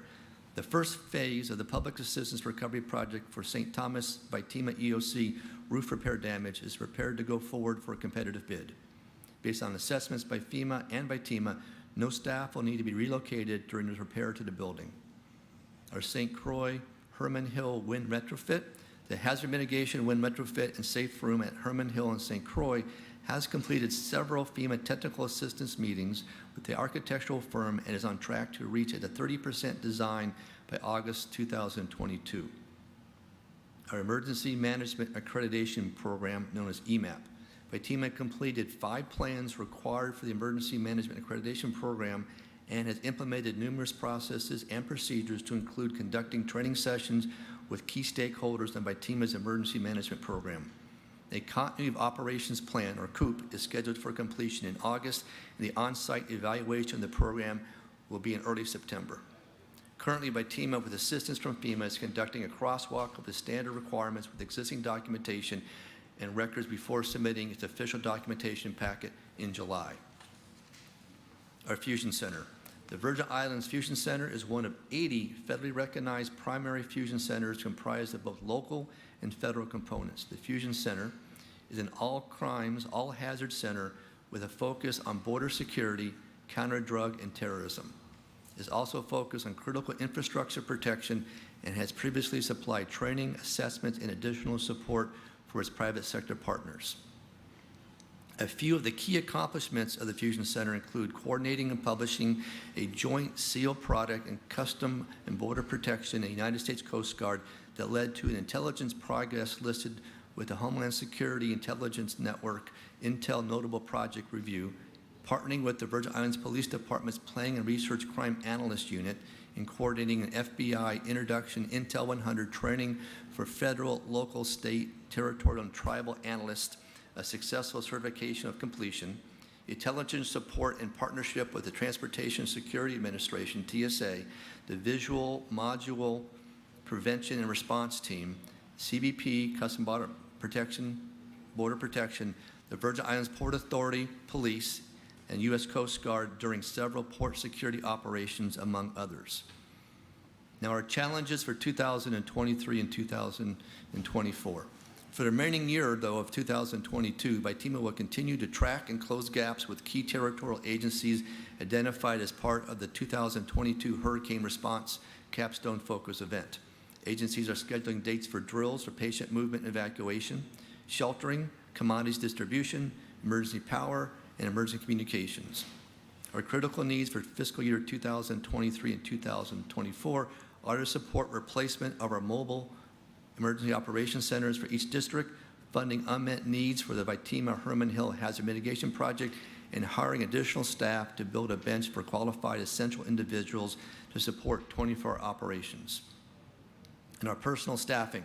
TEMA submitted, as part of the fiscal year 2023 executive branch supplemental budget, a request for 2 additional positions: payroll manager and assistant administrative secretary, and for fiscal year 24 executive branch supplemental budget to request 1 additional position, a deputy director of facilities. Additionally, for fiscal year 2024 supplemental budget is requesting funding to support furniture, fixtures, and equipment for Herman Hill Wind Retrofit Project and Safe Room. The Functional Disabilities Coordinator. The 34th Legislature provided $120,000 to fund for a Functional Disabilities Coordinator in each district. The main purpose of the position is to provide outreach to help persons with disabilities before, during, and after disasters in ways that maximize the inclusion of and accessibility for this demographic. TEMA Human Resources and Labor Relations Division and the Division of Personnel worked in the Office of the Governor of America Disabilities Act Coordinator, ADA Coordinator, and legal counsel to develop a position description as well as draft legislation to enable further development of these positions. VITEMA understands that Bill number 43-0265 regarding disability integrators is soon to be introduced to the Committee of Homeland Security, Justice, and Public Safety. VITEMA continues with the ADA coordinator to coordinate, to identify and prepare to provide, as soon as funding comes available, following a major disaster declaration, at least the American Sign Language staffing for Government House press conferences. Our EMAP accreditation maintenance. The EMAP accreditation requires annual maintenance of narrative submission, review of current plans, processes, and procedures, proper training of new staff and stakeholders on the standards of the EMAP, as well as providing the proper levels of documentation for requirements, are the standards for which VITEMA will look forward to for maintaining a strong emergency management program. Our challenges continue to be recruiting, maintaining, and training staff. The collective bargaining contract renewal. VITEMA's 911 collective bargaining team is preparing for negotiations of a successor collective bargaining agreement in the next coming months. Our initial labor management meeting has afforded the opportunity for VITEMA and the United Steelworkers Union to develop a more collaborative efforts for the best interest of 911 call center operators. The fiscal year 2021, 3% negotiated salary increase were implemented for the respective 911 call center operators. The funding for the implementation of the retroactive payments has been calculated and is submitted to Office of Management budget. VITEMA anticipates OMB's release of these funds in the very near future to satisfy the agency's negotiated salaries and increased obligations. At this time, I'd like to thank my staff for the continued support and tireless dedication to fulfilling VITEMA's mission. Every individual at VITEMA is an essential employee, and not only do they prepare their homes and their families to survive a disaster, they are prepared to leave when called to support the response efforts to the territory. I'd like to especially recognize VITEMA's Employees of the Year for 2022, Ms. Yvonne Webster on St. Thomas and Ms. Carvel James on St. Croix. These two outstanding individuals work under extremely stressful conditions, continue to provide excellent service to the community. I want to say thank you to both Ms. Webster and Ms. James for their outstanding contributions and being a member of the VITEMA team. Before I conclude my testimony, and on a very critical note, I'd like to appeal to individual preparedness for 2022 hurricane season. By now, each of us should be prepared, but if that's not the case, I urge you to take time now to stock up on emergency supplies for up to 7 days. Develop an individual plan on where you ride out the storm, and be sure everyone in your home understands your plan and stays informed by subscribing to VITEMA's Alert VI messaging system. For seniors over age 60 living alone with disabilities, you're encouraged to sign up for the senior registry with the Department of Human Services. Business should also have emergency plans in place so that employees know what to do before and after disaster. Do not let the season catch you off guard. Please visit VITEMA online at www.vitema.vi.gov or the Department of Homeland Security online at www.ready.gov to find a template for personalizing and exercising your hurricane preparedness plans. If a curfew goes into effect, stay in your home and listen to the radio for updates. Committee Chairman, Senator Ville, and committee members, this budget is adequate to address the immediate needs of the administration for the upcoming fiscal year. If a need arises for additional resources, we'll have a discussion with Governor Bryan and the OMB Director. At this time, I would like to present a 3-minute video showing VITEMA and some of our fellow agency partners in action over the last 12 months. Thank you so much, media.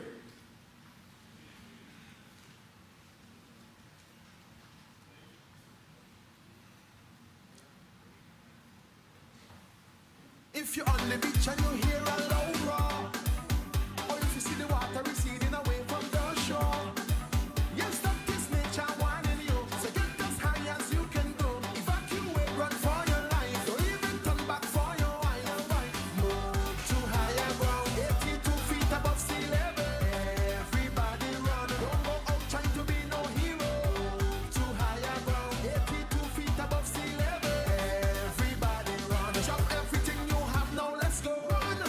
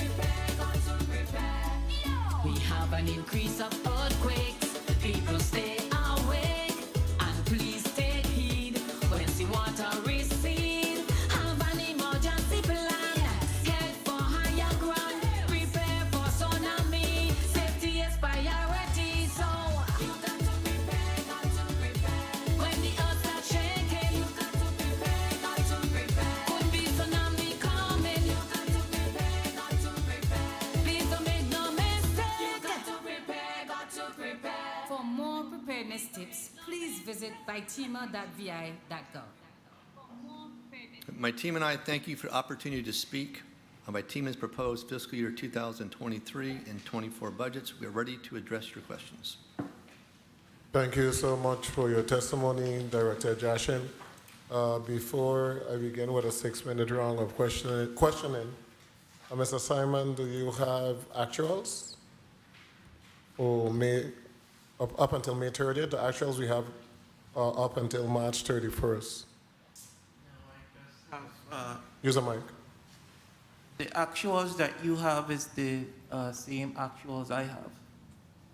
Do you have access to the May 30th? We're trying to get a more current projection. I don't have to get a machine to probably run a report. Okay, if you can have somebody run a report, and I'll ask you the question later down into the round of questioning. So I'll give you some time to get the actuals. Senator Blyden, you're recognized for 6 minutes.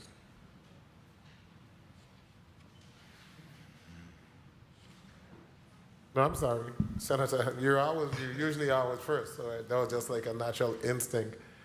Senator Joseph is on her way to St. Thomas, so Senator DeGraff, you're up first. Thank you, Mr. Chair. Director, to you and your team, thank you for all you do for the people of the Virgin Islands. Highly respected, and you have my full support. Director, did you take a budget cut? Senator, for 2023, we had submitted the budget that was proposed by Governor Bryan to us.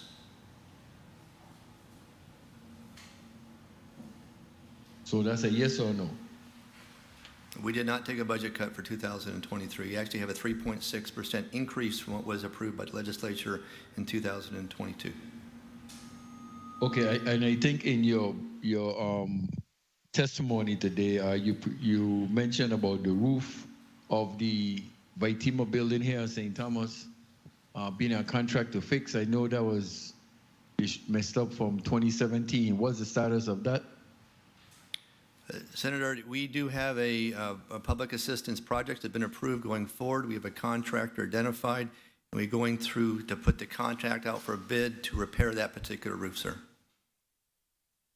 So what is the status of the entire building? Because by the time you fix the roof or get that part fixed, what has happened to the rest of the building in terms, I guess, water or whatever getting into the building? You have funding to address that? Yes, Senator. We have over $1 million plus insurance money to do the rest of the building. It's already being approved by FEMA. But the number one prioritization is the leak, which is really in the stairwell of the building. We want to make sure that we get that repaired as soon as we can, and that's the number one project we're going forward with. And again, we're going out for a bid, and that's the priority. Once that's done, we do have other projects inside that have been identified with the contractor to prioritize the repair for those. And the other thing is we do not have to have anybody leave that building as part of the repairs. Okay, so I know, like I said, that leak was in the first floor. It came right down the staircase, so it bypassed the top floors. So again, no further damage. Assessment has been made. That's correct. We want to make sure we get it done as soon as we can to repair it, sir. Okay, good. Now, for the collective bargaining contractual agreements, where you say the FY21 3% negotiated salary increases were implemented for respective 911 call center operators. Were all other employees current on their contractual agreements? Well, the only contracts we have, the collective bargaining unit is 911. So that 3% was applied to all of them, sir. Now, you also mentioned the funding for implementation of the retroactive pay has been calculated and submitted to the OMB. What retroactive pay are we speaking of? And how much is that retroactive pay? Senator, I'm going to ask my Deputy Director for Human Resources, Ms. Philomene, to address the details on that. Sure. Good morning, Senator. Merlinda Philomene, Deputy Director of HR and Labor Relations. There was a 3% salary increase that was negotiated for our 911 call center operators effective fiscal year 2021. That 3% increase was implemented in April of this year, so they're owed retroactive pay backdated to October 1. The total sum of that is roughly about $38,000. Pull the mic over a little bit directly to you. Yes. Is this better? Yes. Okay. The retroactive payments, or the total sum for the retroactive payments, is roughly about $38,000. That calculation was submitted to the Office of Management and Budget, and we're anticipating the release of those funds shortly to pay out the retroactive pay to the 911 call center operators. 2 minutes. That's from the 22 budget. That is correct, sir. Yes. Okay, so that would be before September. They should be getting that money. Correct. That's the whole. Okay. Is that a commitment, or is it? I assume so. It's a commitment. Okay. I'll check on that. Okay. Right now, also, do you have any outstanding vendor payments? Director Simon, any outstanding vendors that we have not paid?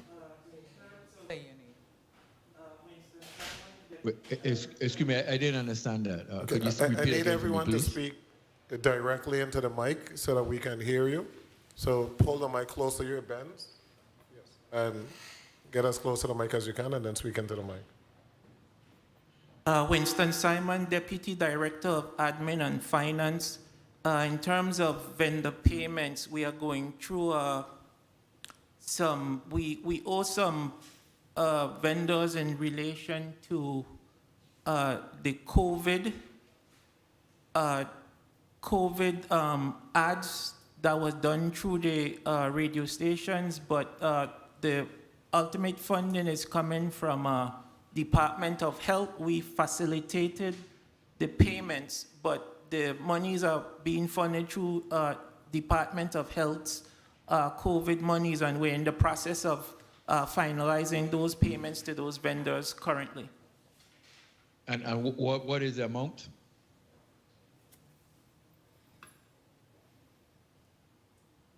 I'll ask PIO Eric Ackerson, who's online, if he remembers the amount, sir. Time. I do not have that exact number in front of me. I can look that up right now. Okay, through the chair, you could get that. Mr. Chair, just wrap up with Go ahead. I'm going to give you at least 30 seconds at extra. this time for the senior registry. Director, do you have the numbers as to the amount of seniors that have enlisted into the senior registry program? Last time I talked to Commissioner Kazi Gomez and her team, we had over 900 individuals that were registered on that, Senator. Okay. Thank you for that. And I could always get the numbers again through the chair for the vendors. Thank you for the time, Mr. Chair. Thank you, Senator DeGraff. To all testifiers, we need numbers. It's a budget hearing. We don't want to hear information. We'll get back to you. We'll get back to you.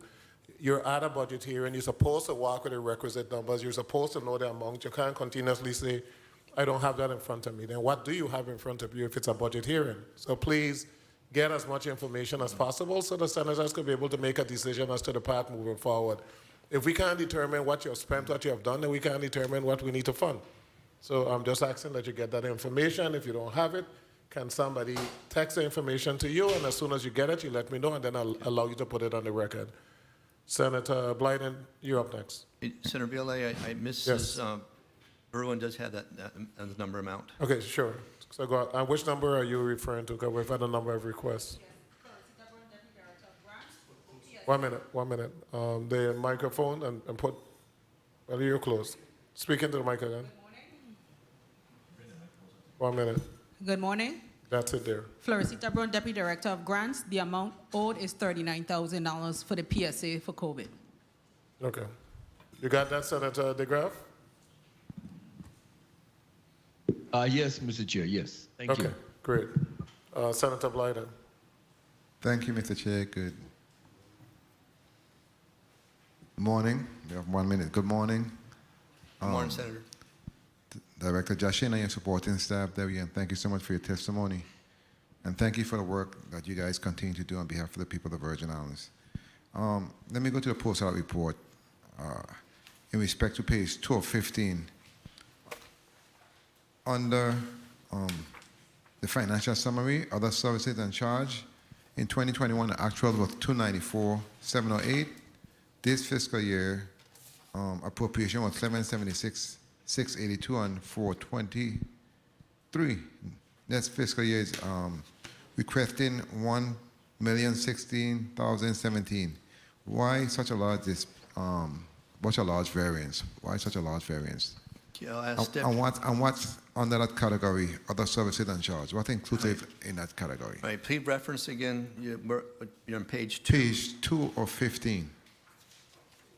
2 of 15. Yes. Under financial summary, you have appropriated funds from the general fund.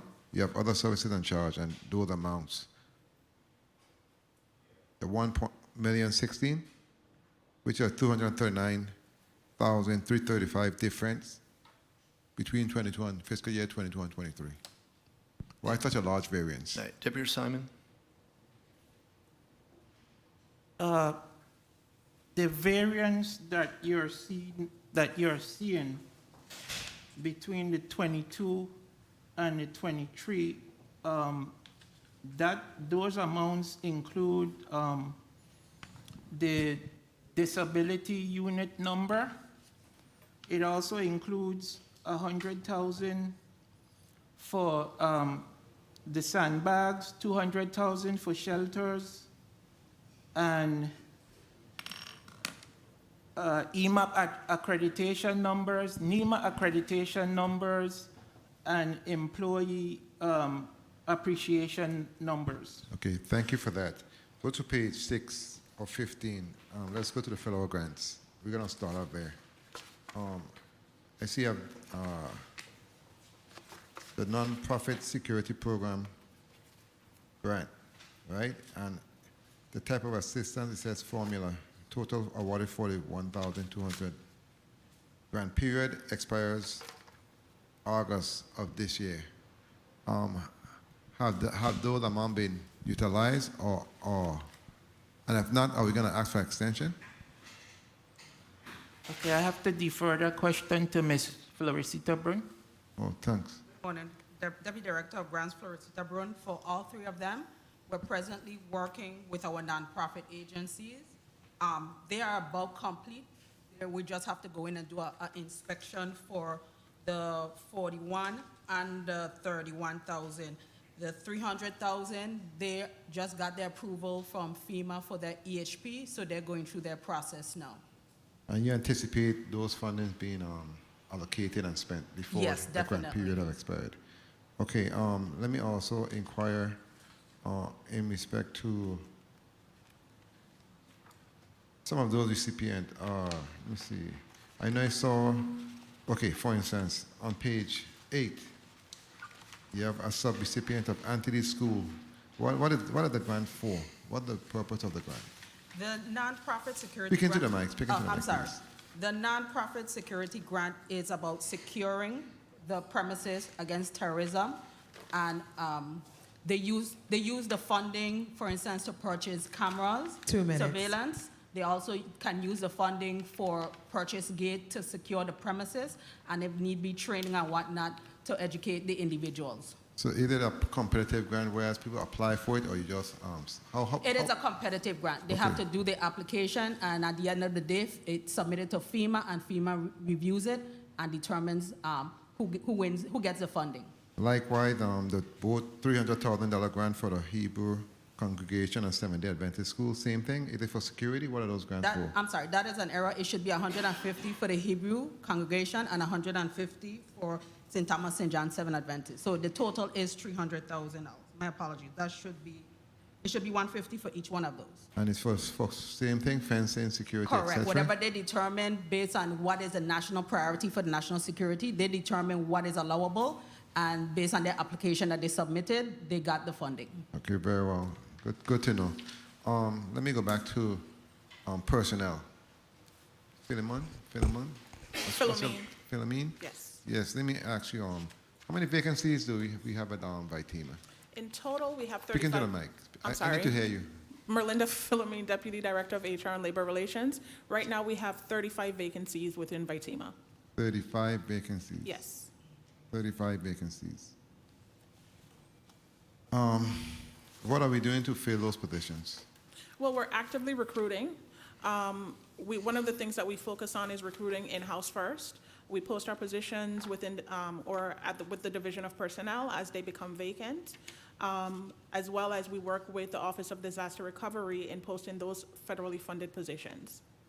Because I know in the testimony, Director Jaschen spoke to 2 new positions that he's requesting for fiscal year 23. How are you advertising? I know you say you have done some in-house. What creative advertising are you doing to onboard individuals?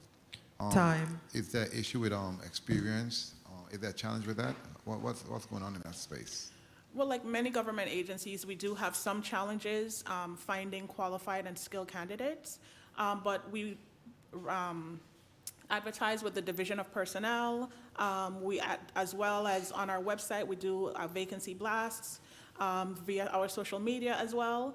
But outside of that, we can come up with more creative ways to advertise our positions. But right now, we go mainly through the Division of Personnel. You advertise on local radio stations?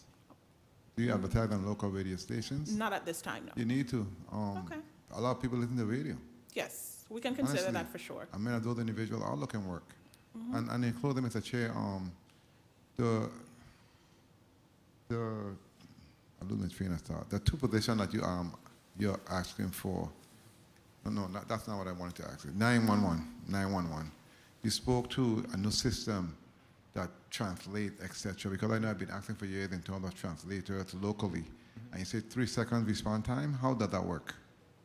All right, I'm going to ask Deputy Director of Operations, Bruce Kelly, because that's his program. So Bruce, if you can add some details on that, please. Yes, Bruce Kelly, Deputy Director of Operations. The system that we're speaking about, Senator, is the language line translation service. Once a call comes into 911, in a matter of seconds, the call is translated is sent to a translator, and a response time average of 3 seconds. Over 240 languages. Mainly right now it's Spanish and Haitian Creole. So it does it automatically when they hear the person speaking a certain language, or someone has to actually send it to that individual based on the language Senator, speaking? Senator, someone has to, once the call is intercepted by an operator, then that operator then pushes that button, puts in that code, and gets it over to the language line. Is it a cost saving for the department? Is it a cost saving measure? Yes, sir. How much it costs us annually? Senator, it's a per fee use. So every minute you do, so far it's been very, very cheap to use. It's a couple $100 here and there. So it's really return on investment. It does go to a real live person. There's no like computer interface to this. So the personal piece of this, and we've really had a good utilization for this. Thank you so much for your response. Thank you, Mr. Chair, for the leniency. Thank you, Senator Blyden. Ms. Brown, in reference to the 2017 Homeland Security Grant, those monies have been expended. Department of Justice, $315,000. VIPD Operation Stone Garden, $120,000. Has those monies been expended yet? Homeland Security, Floresita Brown, Deputy Director of Grants for Homeland Security 2017. The funds have been expended. We're sending back about $700. Not too happy about it, but it is what it is, but it has been expended. Great. 2018? 2018, it's going to be expended by September 30th, and then we have 90 days to liquidate. So we're moving to execute and make sure everything is closed out before that. Thank you so much. Senator Francis, you recognize. Thank you very much, Mr. Chair, and good afternoon to the Vitima team.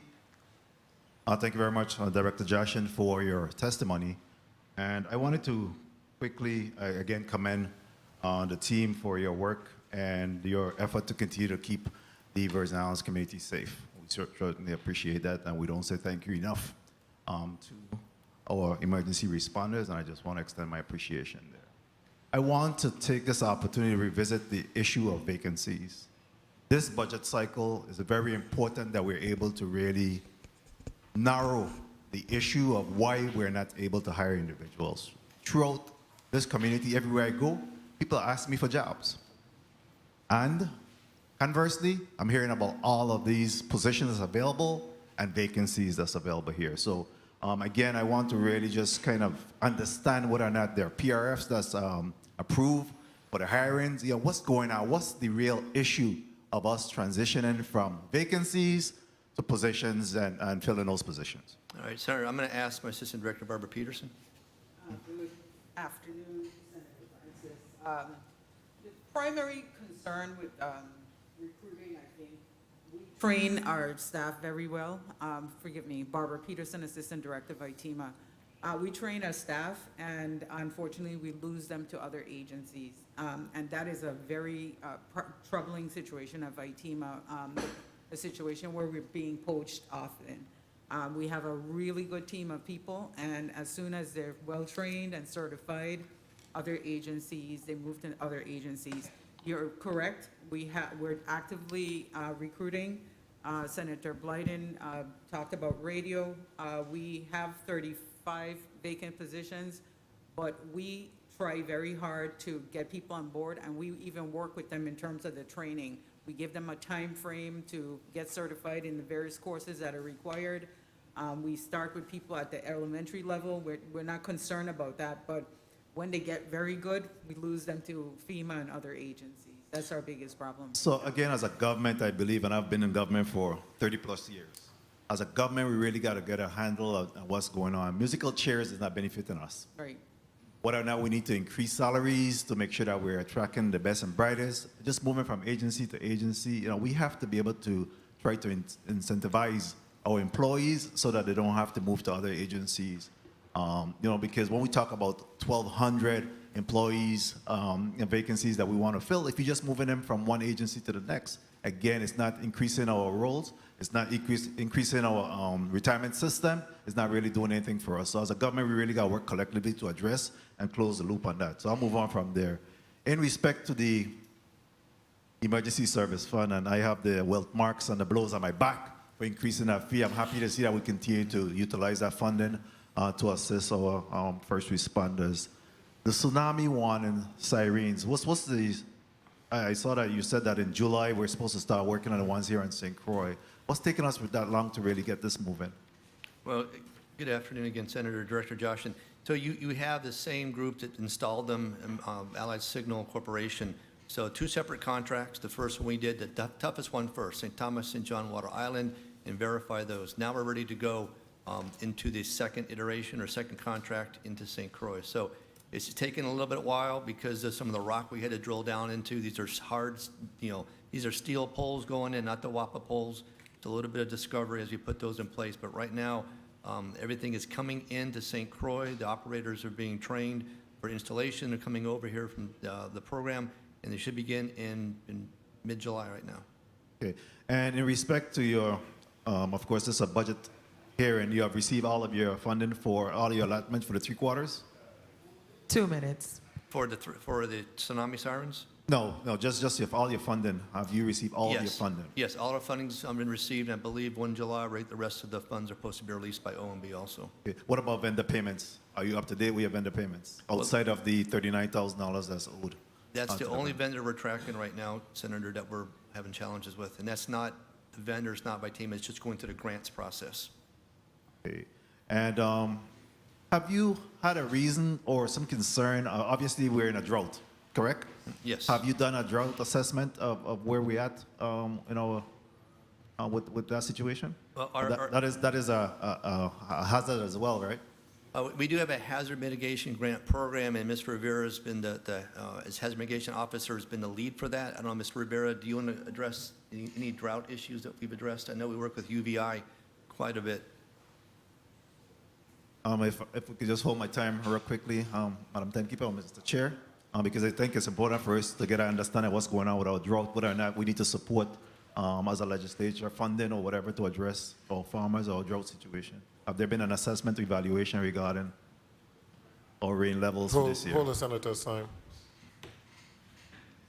And you can go right there to the end.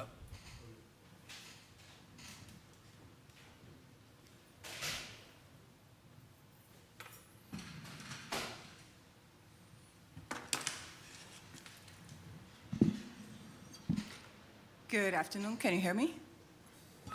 Good afternoon. Good afternoon. Graciela Rivera, Territorial Hazard Mitigation Officer. We currently do not have any drought project that has been identified.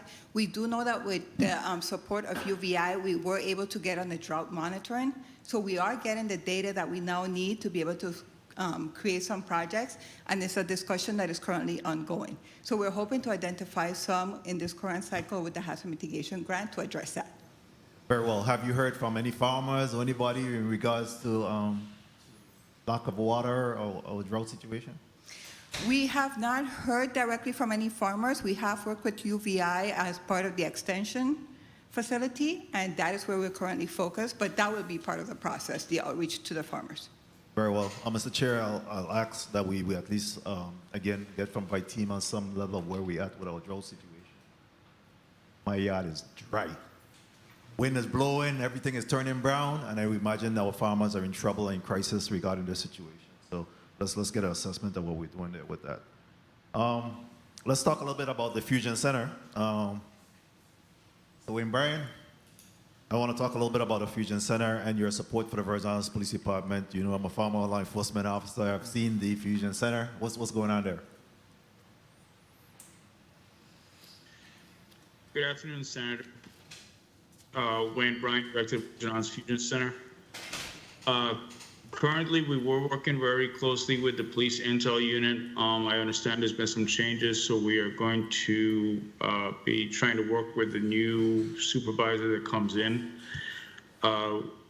We are facing some manpower shortage and some challenges, but we have had several successes that I'm proud of. We have hired 2 years ago, and she's been making us proud, an analyst that we actually got from VIPD.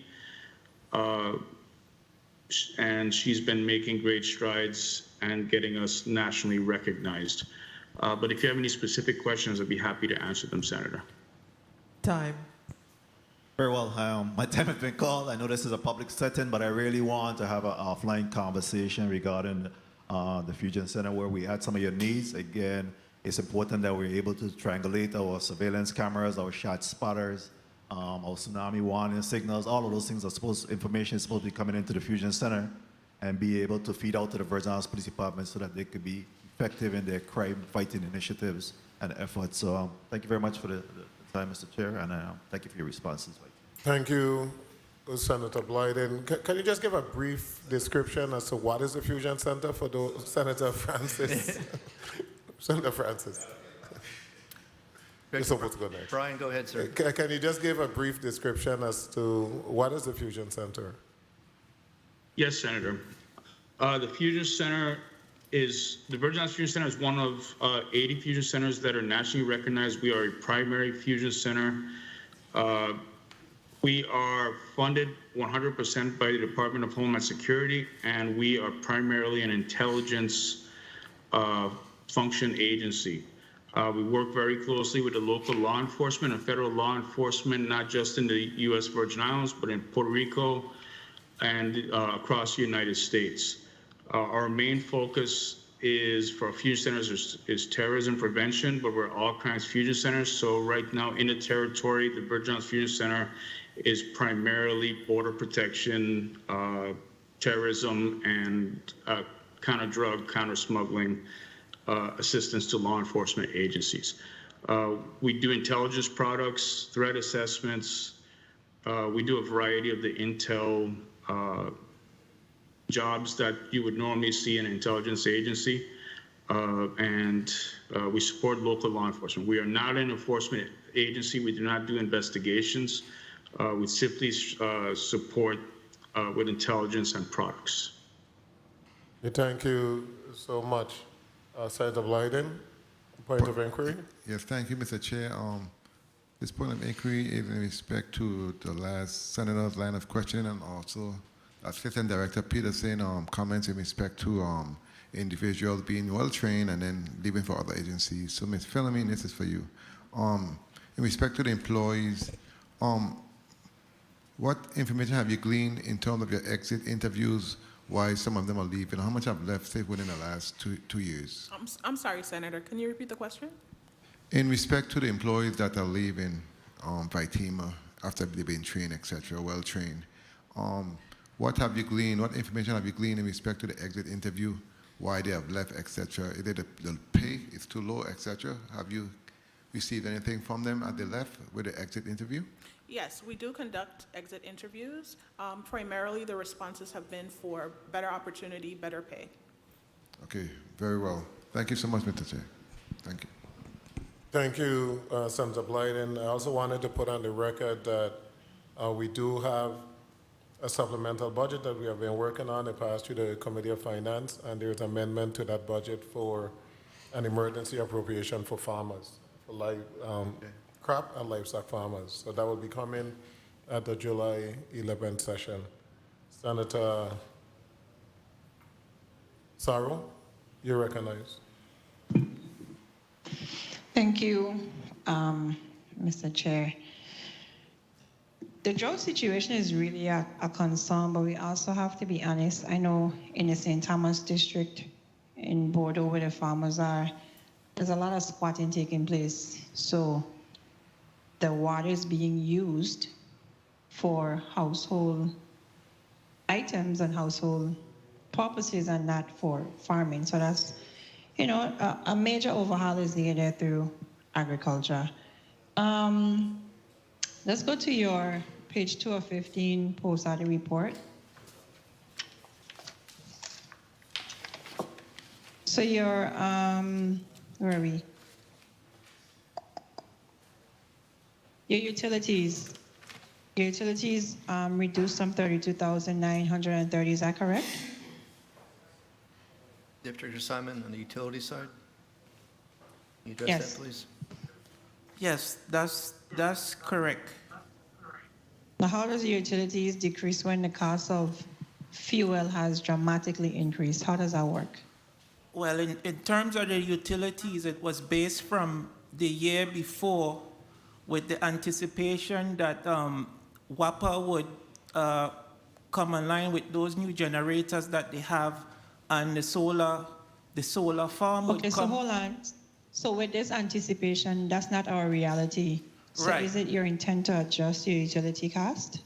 Yes, we can do that. Given I was saying though, in terms of that, there wasn't the anticipation that the war with Ukraine was going to be this detrimental, because at the time we did the budget, the war in Ukraine wasn't into play as yet. So with those Hold a second. This information, through the chair to Mr. Post Audit. Mr. George, when was this information given to you? Through the chair to Post Audit. Through the chair to Senator Sorrell. The information that's represented here was provided just a couple of weeks ago.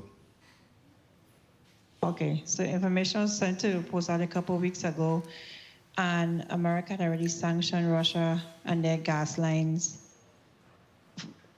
about maybe 6 months now. Roughly at the beginning of, I want to say February, late February, March. So how is it that we did not anticipate? Who's looking at global trends? And I'm concerned about the budget book because these numbers are very unrealistic. And then when we have to talk about a budget, we get offended. But your utilities cannot be decreased when the commodities are increasing across the wall. So I need Vitima to go back and readjust what the utilities are, especially for an agency whose operations do not close. Your 911 center is 24/7. There's no way you could have a budget decrease on your utilities. Now let's go to your indirect cost. on page 2 of 15 still. Nothing there for indirect?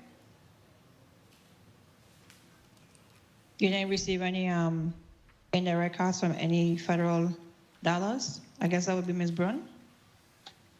Floresita Brown, Deputy Director of Grants. Yes, we do have an indirect cost budget, and the only grant that we have that pays it is the tsunami grant, and that is, that is budgeted for at $76,524.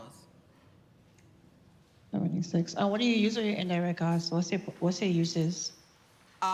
It supports VITEMA in the whole, any other initiatives. We were able to, example, with the tents, we purchased it to rent tents when we had the federal. But not payroll. But you don't use it for payroll, right? No, we do not. Indirect costs, Okay, we do good. not charge, no, we do not. Okay, let's talk about emergency services. 2 minutes. So you have a reduction actually in your emergency services. This is coming from the fund. You have a reduction this year. Is it still 40, 30, 30? You get 40%? Yes. So when you receive the 40% from the emergency services fund at the end of the fiscal year, is that why your numbers look so low? No, it's throughout the fiscal year. The number you're looking at is what we anticipate spending for the fund for 23. Of course. So what have you received from the fund so far? So far, it has been 300 and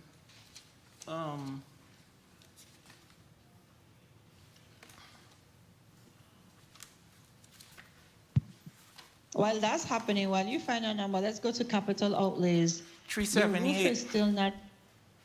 Tell me your number. The amount is 378,763, or you could round it to 764. Okay.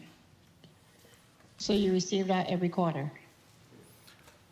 No, it's the amounts change. Remember, the fund is based on the telephone service, so it changes. It's not a constant number. That's fine. I just want to know, when do you receive your the funding? Every quarter? Every month? We requested every quarter. Okay, that was my question. Okay, let's jump to your capital projects. Director Jaschen, your roof still leaking over here. Your AC is not too full functioning. Is that going to be repaired under FEMA, under your capital projects? Where is that coming from? Or what's your intent to fix those? Good afternoon, Senator, Director Jaschen. So we have a public assistance grant to repair the St. Thomas Emergency Operations Center. So those monies are working through a design contract group, already been approved through FEMA. There is some cost share with that we have to come up with.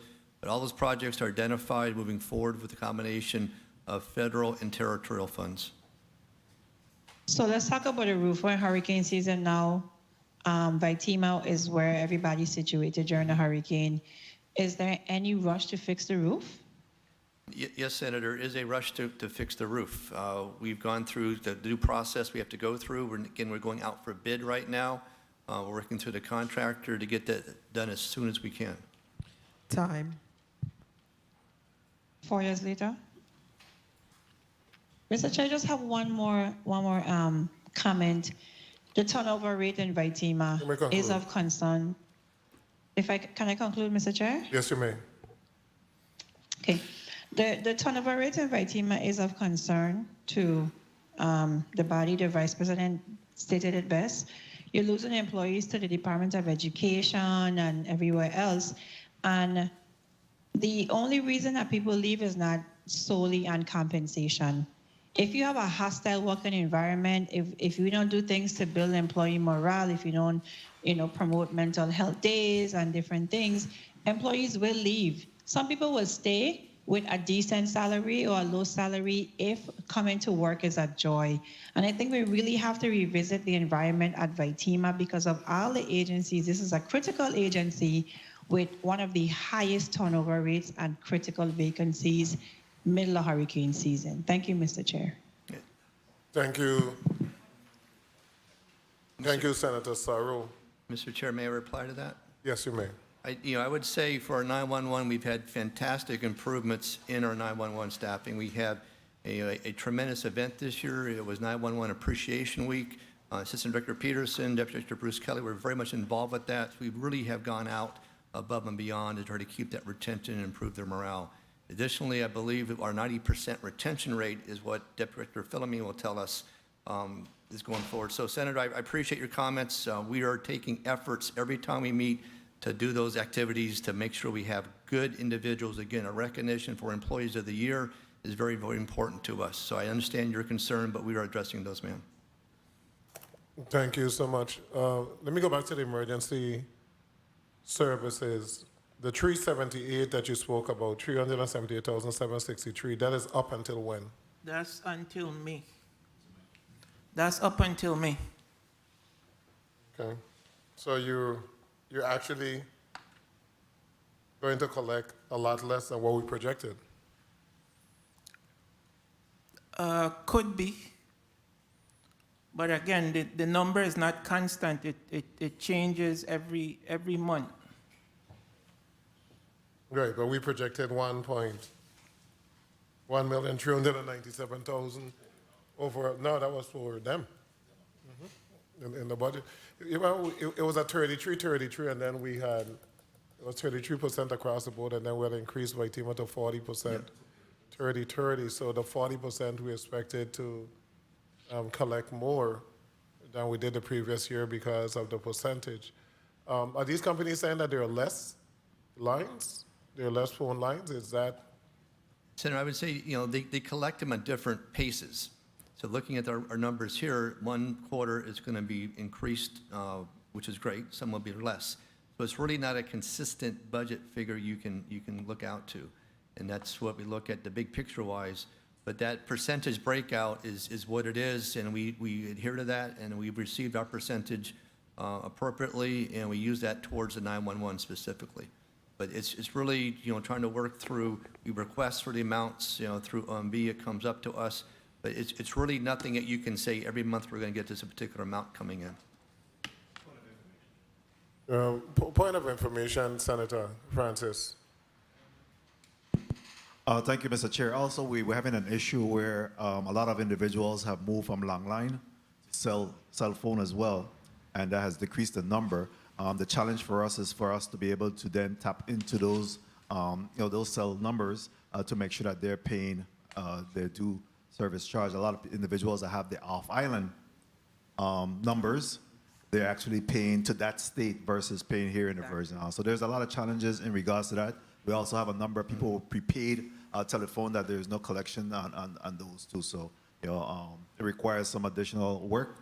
But a lot of the long lines are no longer available. Individuals are giving that up for the cell phones. That's good information. So I'll allow you to also just put a point of information. So the cell lines that have the 340 area code are not mandated to pay? Because so we have to close that loophole because we have a number of cell phones with 340. We need to make sure that they're paying into this particular fund. We even have a number of those 340 that reside in the mainland because they did not change the phone. So I want to know if that is it an impact at the transfer AT&T to Liberty? Is it a decrease in the phone lines? Do we have this as a mandate for all the carriers that are signing up, individuals here, whatever company exists in the Virgin Islands? We need to see how we could strengthen this particular section so that we can collect. It's only, what, $2 or $3 per phone? $2. Yeah. So we need to see how we can strengthen this. Have you looked at it? Have you had your legal counsel looked at this to see how we can make sure that the various cell phone companies in the Virgin Islands that they're mandated to pay? We've had nothing that we've officially asked about. We've done some minor inquiries, but that's something we'll look into, Senator. It's something because we have to submit each year a report to the FCC also about how those monies are utilized. But then it goes back to the rules that are set up to find out where those monies have to come from. But it's a good challenge, not just for your inquiry, but also for us to ensure those funds come into the territory and stay in the territory. Thank you so much. Senator, also, Good afternoon again. Ms. Peterson?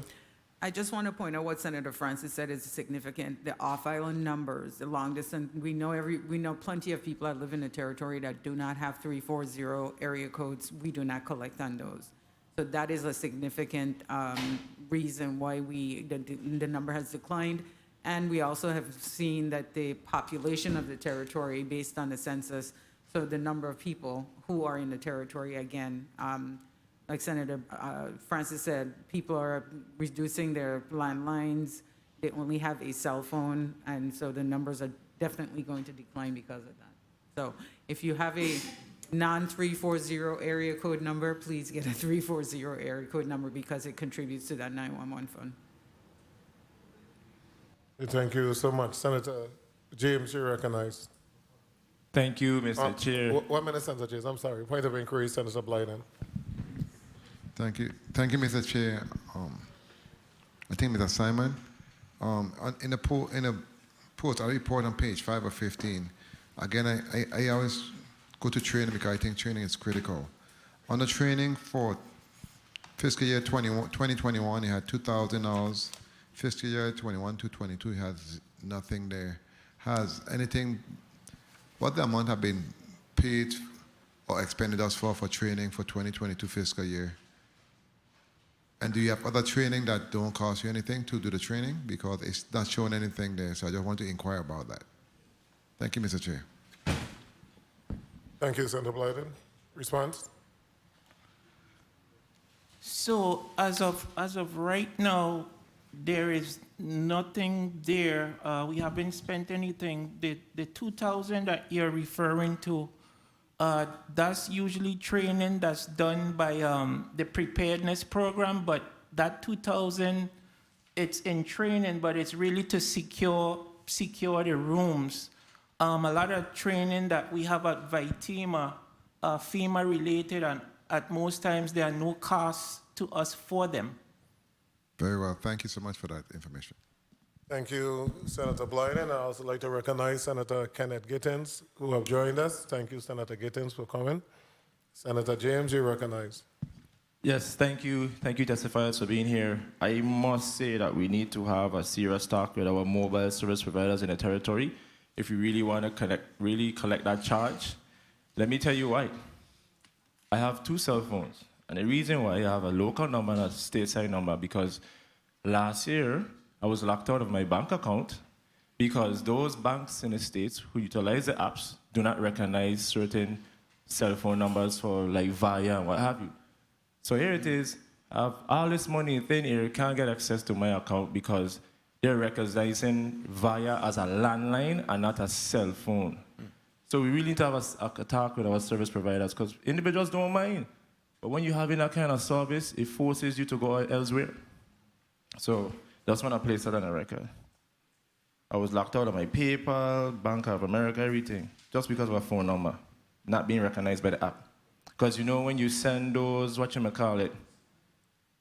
2-step verification, you have to send a text to the phone.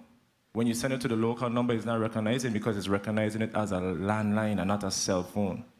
So we need to have those talks with our mobile service providers. And as far as your VITEMA grant programs, sub-recipients, I see you have several programs here going on. And I see some in Antilles School is receiving funds. Can somebody speak to me? What's that about? Enlighten us. Deputy Brown. Floresita Brown, Deputy Director of Grants. They applied for a nonprofit security grant program, which is towards, again, nonprofit and faith-based organizations, is safeguarding their facility against any terrorism attack, which would include cameras, fencing, even if they choose to hire a security guard for the life of the program. It is based on whatever national priority and what is allowable under the grant. And how long has that been going along with that Antilles School initiative? The grant is a 3-year grant. Theirs one is 2019. We also have 2 others that are available. And matter of fact, we just submitted our application for 2022 grant funding. And as far as an assessment, as to monitor the progress of that initiative, have we received an assessment regarding that initiative with Antilles School?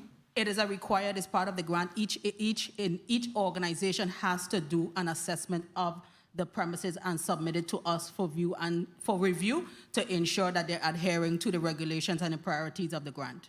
Awesome idea. Just want to make sure that we're monitoring the progress and we're seeing a bang for our buck. And I see here that we have the VIPD Operation Stone Garden. If somebody can just enlighten me on what is going on there with that. It's part of our Homeland Security Grant Program. VIPD, along with Custom Border Patrol, they go through the process of identifying their needs and safeguarding the territory against any terrorism. So they are currently one of our sub-recipients, and it started from 2015 and it's ongoing. Thank you for that update. And I see you have 2 new positions for squad leader. What is the role of the squad leader? Director Kelly. Squad leader is basically the individual in the 911 that's on shift, and they're the lead person on shift at that time, the 911 ECC. So prior to these new positions, you never had a squad leader or somebody who was acting in a capacity in a different position? Senator, when we enacted the 12-hour shifts, we had to put on 2 new squad leaders. Okay, thank you for placing that on the record. And I see here where you have a lot of federal funds and what have you. However, when it comes to the federal grant and program monitor, I see you have 2 vacancies there and a vacancy for program administrator. What is being done to fill those critical positions? 2 minutes. One second, media. Proceed. Good afternoon, Merlinda Philomene, Deputy Director of HR and Labor Relations. As indicated earlier, what we do, we recruit through the Division of Personnel. We first seek in-house to promote. Let me stop you there with all due respect. I understand the process, but these 2 positions are critical. Forget about the rest positions. I want to make sure that when it comes to our federal grants and program monitors, that we're staying on top of it. How many individuals came forward? How many individuals you interviewed? Those are the kind of things I want to hear. We have received 1 application since those positions have been posted at Division of Personnel's website, and that 1 applicant didn't meet the requirements. Understood. And 1 person, wow. I'm sorry, First Brown, Deputy Director, I apologize. This information is inaccurate. We do have 1 of those bodies on staff for the federal grants and program monitor and St. Thomas. My apologies. And we do have 1 vacant. We have an additional vacancy. And the same for the program administrator. How many individuals came forward ever since that was posted? That was 1. That was the one? Mm-hmm. All right. And just for record's sake, just place it on the record next time. Excuse me, Barbara Peterson, it was only 1 person that applied. And if I might, Senator Bailey, to comment on the sub. No. Not on my. No. Sorry. No. I was answering the sub-recipient. Yes. Sorry. We just killed like 10 seconds a while ago. So the trading coordinator, hopefully we get those individuals on board. I know we have a lot of training to take place in the Virgin Islands, and as we know, I hope you all are monitoring what's going on out there in the seas. And as we prepare, I just want to ask a quick question as far as our inventory. We have more than enough funding as far as equipment, how we're ready as far as preparedness. Anyone? The funding, especially, you mentioned Senator Director Jaschen and Vitima, food and water especially, Vitima doesn't own any of it, but federal funding and food is here in the territory. One of the lessons learned from Irma and Maria hurricanes. So they actually have 10 days of supply already here on St. Thomas, St. Croix, and St. John. So it's a matter of us signing for that after major disaster declarations. We've already set up how to do it, where to do it, who's involved with doing that. So food, water, blue tarps, sandbags, sand, those are all set up, and we've gone through this many, many years. We look forward to that if we have to. Okay, Mr. Chair, with your indulgence, I know when I was invited to that EOC meeting in my first term, it was brought to my attention that there were some lessons learned from the last hurricanes, Hurricanes Irma, Maria, and you spoke about the cloud and getting the data up on par. So when today or tomorrow we have a storm or any catastrophe, that we could be able to have everything uploaded to the cloud, and then it can be uploaded at a later time. How are we going along with that as far as we have enough resources for manpower, equipment, and the list goes on? We have that? So we are referring to as what we talk about as Web EOC. That's our electronic records of reporting everything. Deputy Kelly is the operations responsibility for that, but we have it installed operation. We've had at least 5 or 6 training sessions for that. We did our capstone 2022. In May, we had to validate that was being used. Every agency that has identified a person to support us in the EOC is getting trained on that, if not already been training on that. So right now, that is going very, very well. Awesome, because I know data is very important. As we are finished with the hurricanes, we need to make sure all agencies, especially those like Department of Health and Department of Human Services, they're working together to make sure they can access that data from the cloud. So thank you for placing that on the record, and I wish you the best as we go through this hurricane season. Thank you, Mr. Chair, for the time. Thank you, Senator James. HR, are we bringing individuals on without a NOPA, an executed NOPA? Currently, no, we're not. Vitima, we don't have that practice at Vitima. We were before? And it wasn't a practice, but there were instances where some individuals started and the NOPAs were not fully executed. How did you deal with that? Did they receive the back pay? How did you deal with it? Absolutely. Every single employee that was owed or is owed or has been owed any type of back compensation, they've received the funding. And that practice has stopped? Correct. Okay. In terms of vacant positions, how far in advance are you posting those positions? A couple days before, or are you posting them weeks in advance? Vacant positions. I'm sorry, Senator, please repeat the question. The posting of vacant positions, how far in advance? As soon as we receive a resignation letter from the, from employees, depending if if it's a transfer to another government agency, I submit that to the Office of Management and Budget right away for an approved PRF. And as soon as we receive that back, I post the position right away. Okay. How many vacancies we had this year? We had projected for this year. How many of those vacancies were we able to fill? For this year, we had a total of 15 vacancies, and that included retirees. And of those 15 resignations, and those included retirees, and of the 15 resignations, we have posted... 15 resignations / retirement? Correct. Okay. And of those 15, how much were we able to fill? Of the 15, I believe we were able to fill about 9 of them. Okay. And we had some additional vacancies from the year before that we had on the budget? Not that, no, we do not.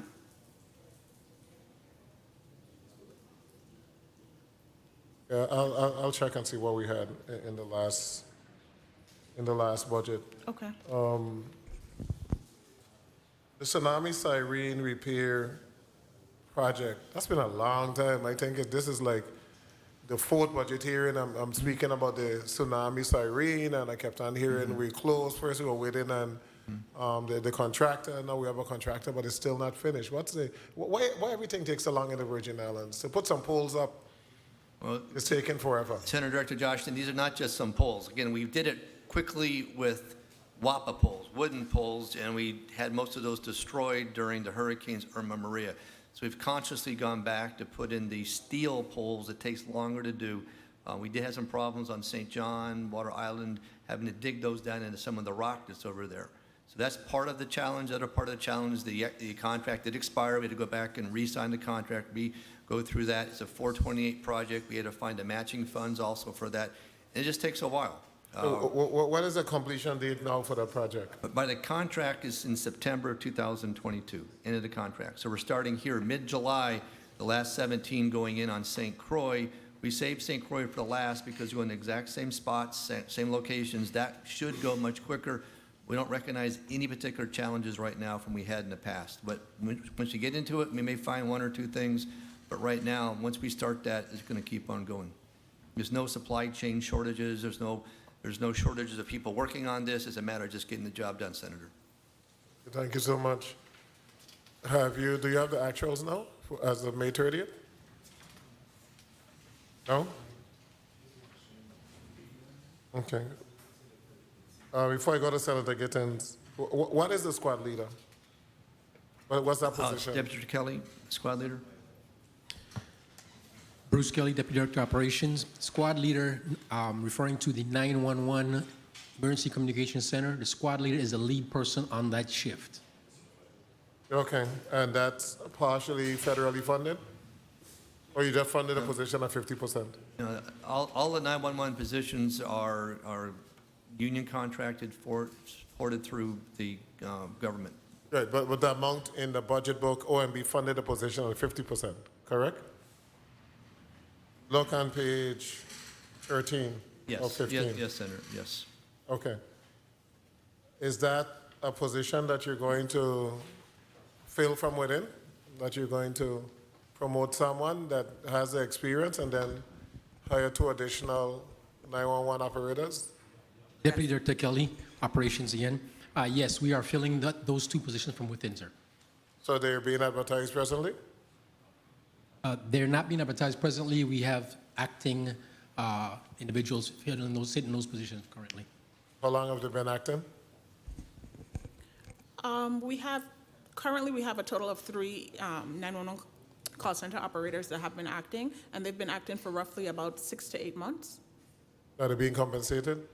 They are slated to receive compensation at the next pay period. That will be retroactive to the day that they started. That is correct. So in addition to those acting positions, you're requesting 2 new positions?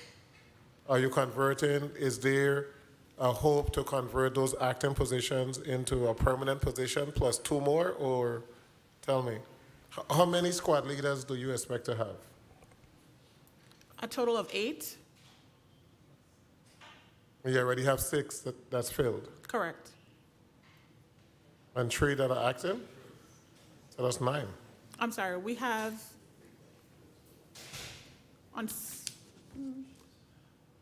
How many filled squad leader positions do you have now? 5 filled squad leader positions, and we have 3 acting. Okay, so I guess one of these that says fill is now vacant. Correct, yes. That's a recent vacancy. Okay, so the plan is to convert these 3 individuals who are acting now to permanent squad leaders? That is correct, Senator. So why didn't you fund it at 100% if you have them serving right now? You can't fund it at 50% if they're working right now and you already making plans to pay them retroactive, then you would have to pay them the full year's salary. That's why I wanted the actual. I wanted to see what flexibility we have in personnel. Who could get the actual for personnel? I need to know what the actuals are for personnel. Is there anyone that could get that information? Have them. We need to know if there's sufficient funding that are these individuals actually going to get paid, and is there sufficient funding for them to come out for the entire year? Because in the budget, they're 6 months, so they're not budgeted to start until March. But this is a position that you already have individuals working in. So when they convert over to the squad leader, then you'd have vacancies in the 911 operator, correct? That is correct, Senator. And you're in the process of interviewing people for the individuals for the 911 operator? We have 3 of our vacant 911 call center operator positions posted at the Division of Personnel, so we're going through the recruitment process. Okay. I'll come back. Senator Sarah, point of inquiry. Thank you, Mr. Chair. Ms. Philomene, how many, you have 2 squad leaders acting, but I don't see those positions posted. Where are they posted? These positions are not posted, Senator. We have these 911 call center operators in the acting capacity until we're able to secure the funding for these positions. But we do have them acting. They've been acting from December, correct? Yes. What month are we in? We are. June. We're in June. 6 months, and you don't have a position posted for these positions? And Mr. Chair, that's the problem here that we have with the vacancies. People are acting and not posting positions. I don't know how fair the hiring process is over there at Vaidima. Acting and no position posted for 6 months? Thank you for the point of inquiry, Mr. Chair. Thank you so much. I think what I'm seeing, what is happening is that they're expanding the number of squad leaders. Is that correct? That is correct, Senator. And you have not received authorization for that expansion. And that expansion is included in the 23 budget. That is correct. Have you requested authorization for that position in this year's budget, in the present budget that we have? Yes, we have. Have you received a positive response? Did he sign it? Not yet, no. Yet. So hence, that is why they're acting up to June. Correct. Okay. So, but we have individuals. When you're able to have individuals in a position, we need to retain them. Because when you hire somebody, they can't get paid, they can't get this, they're acting for 6 months, they haven't received the monies, then you create an environment in which they literally would say, well, I'm done, you know, I've been acting, I've been serving, and I still can't be compensated, so why do I continue? And then we have a budget, and we project that they're not going to start until March of next year. So that person would actually be acting for the next 9 months. That we will make sure that we fix this. Now, a supplemental budget is supposed to come down from Government House. Are you included in the supplemental budget?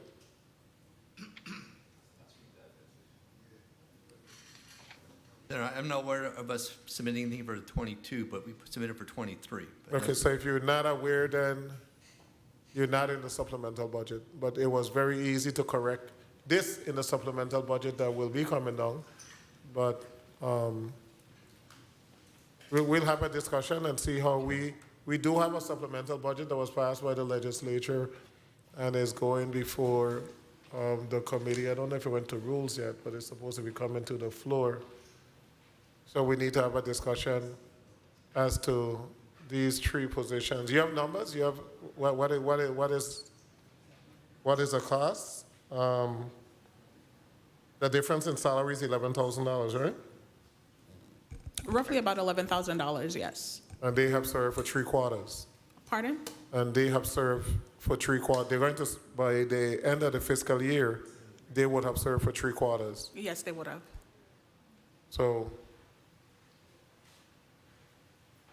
this is like a $24,000 fix. A $24,000 fix to have permanent operators, just to put that in the budget, and they could get their retroactive pay and transfer to the position. Can you submit to this body the actual cost of converting those positions in this fiscal year so that we can see how we can provide it? And Mr. Simon, you're going to get those numbers to me before we pound the gavel. You have it now? Okay, I'm going to give you a little more time. Senator, Gittins, you're next to Senator Carrion is just back, so you got to wait. Senator Carrion. Okay, go, Senator Gittins. No, he said go ahead. Senator Gittins, you go ahead.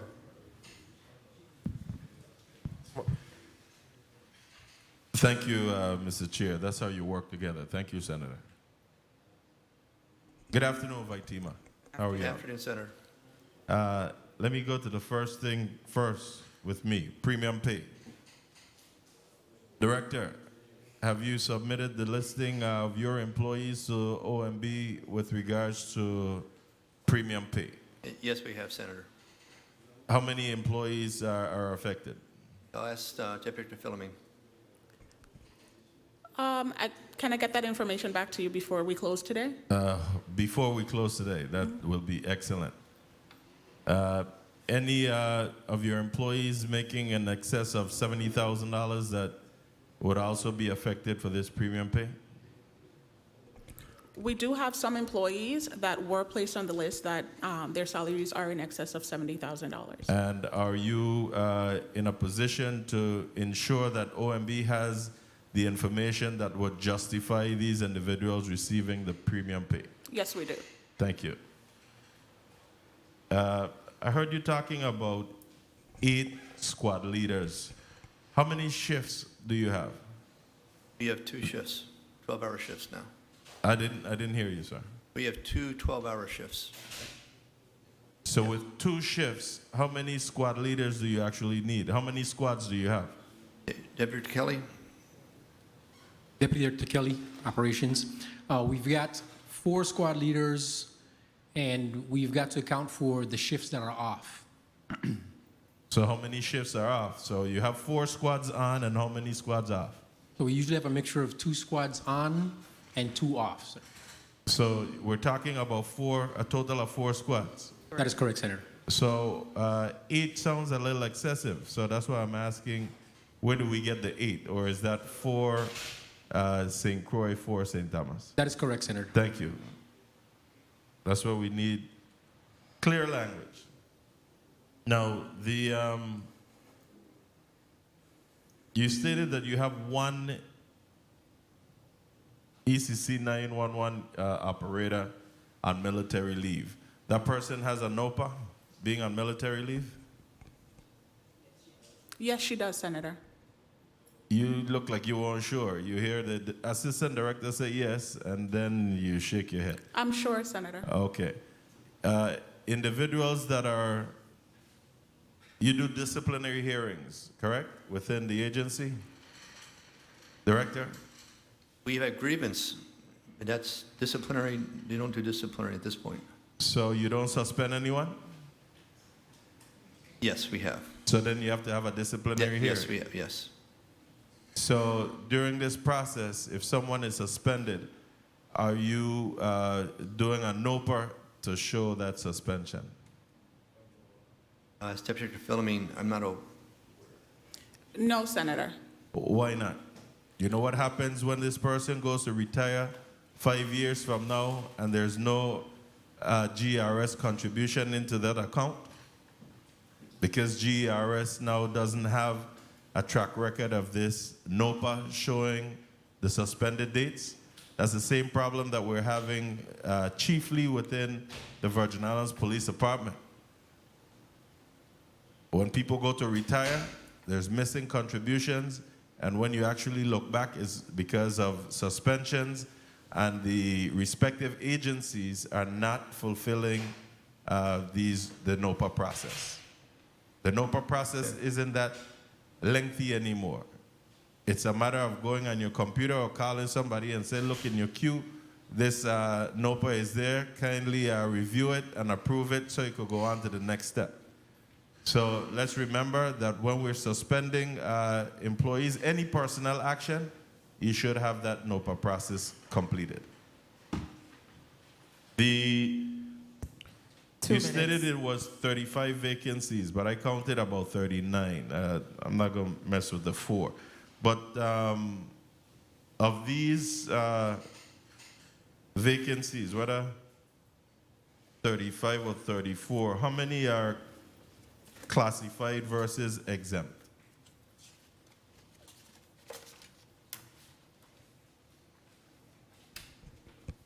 You got about 60% of your workforce of the 141 being exempt employees. Mm-hmm. I don't know how we could operate like that, but that's the numbers. Your vacancies, whether it's 35 or 39, how much are exempt versus classified? For our exempt vacancies, we have 27. Classified, we have 8. Say that one more time for me, I'm sorry. Exempt vacancies, 27. All right. And classified, 8. And the 8 classified positions are what? Pardon? The 8 classified positions are what positions? They're between 911 call center operators. We also have an EOC manager position that's vacant, and that's a classified position. We have a grants program monitor position that's a classified position, and that position is also vacant. And tell me why these positions aren't listed on your Vitima website as vacancies? Our 911 call center operator positions, we have very recent vacancies, and those vacancies that we have approved PRFs for, they've been posted with the Division of Personnel. Yeah, but the Division of Personnel right now don't have nothing to do with this budget here, and I want to know why I can't go up on Vitima website and see what vacancies you have. There is no excuse. Put your name on the record. I'm sorry, Senator Barbara Peterson, Assistant Director. There's no excuse for them not to be on our website. They should be listed on our website. We do not manage our website. It's done through a second party, and we have to send this stuff to them, and they have to post it, so there's a delay in getting information on there. But there is no excuse for it, and we will get them posted. So thank you for that. And they're being paid, so we need to make sure that we get them the information so that it will be up there. I had 4 people go on the website just to check to see from each different angle to see, and you can't get it. If someone is looking for a job in emergency management, the first place they're going to go is to Vitima, you would think. And if I can't see it, then what? And then you're telling me that Division of Personnel have it, but then the link that it sends you to Division of Personnel, when you go over there, they're still having a problem because it's not up there. So I'll ask you to take a look at that. And one thing, if I may, Mr. Chair, 2 quick things. You spoke about the rescue organizations and civil patrol monies no longer being under you for miscellaneous. I wanted to know where that went to. Mr. Simon. Those funding, we don't have them listed under us. Just tell me where it went. They would be under OMB. Okay, thanks. And the last thing, the ESF funds. How much money do you have in your account for ESF?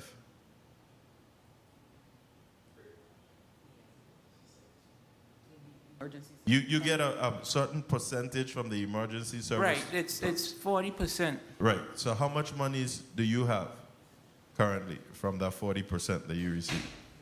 The number I quoted was 378,000 up to May.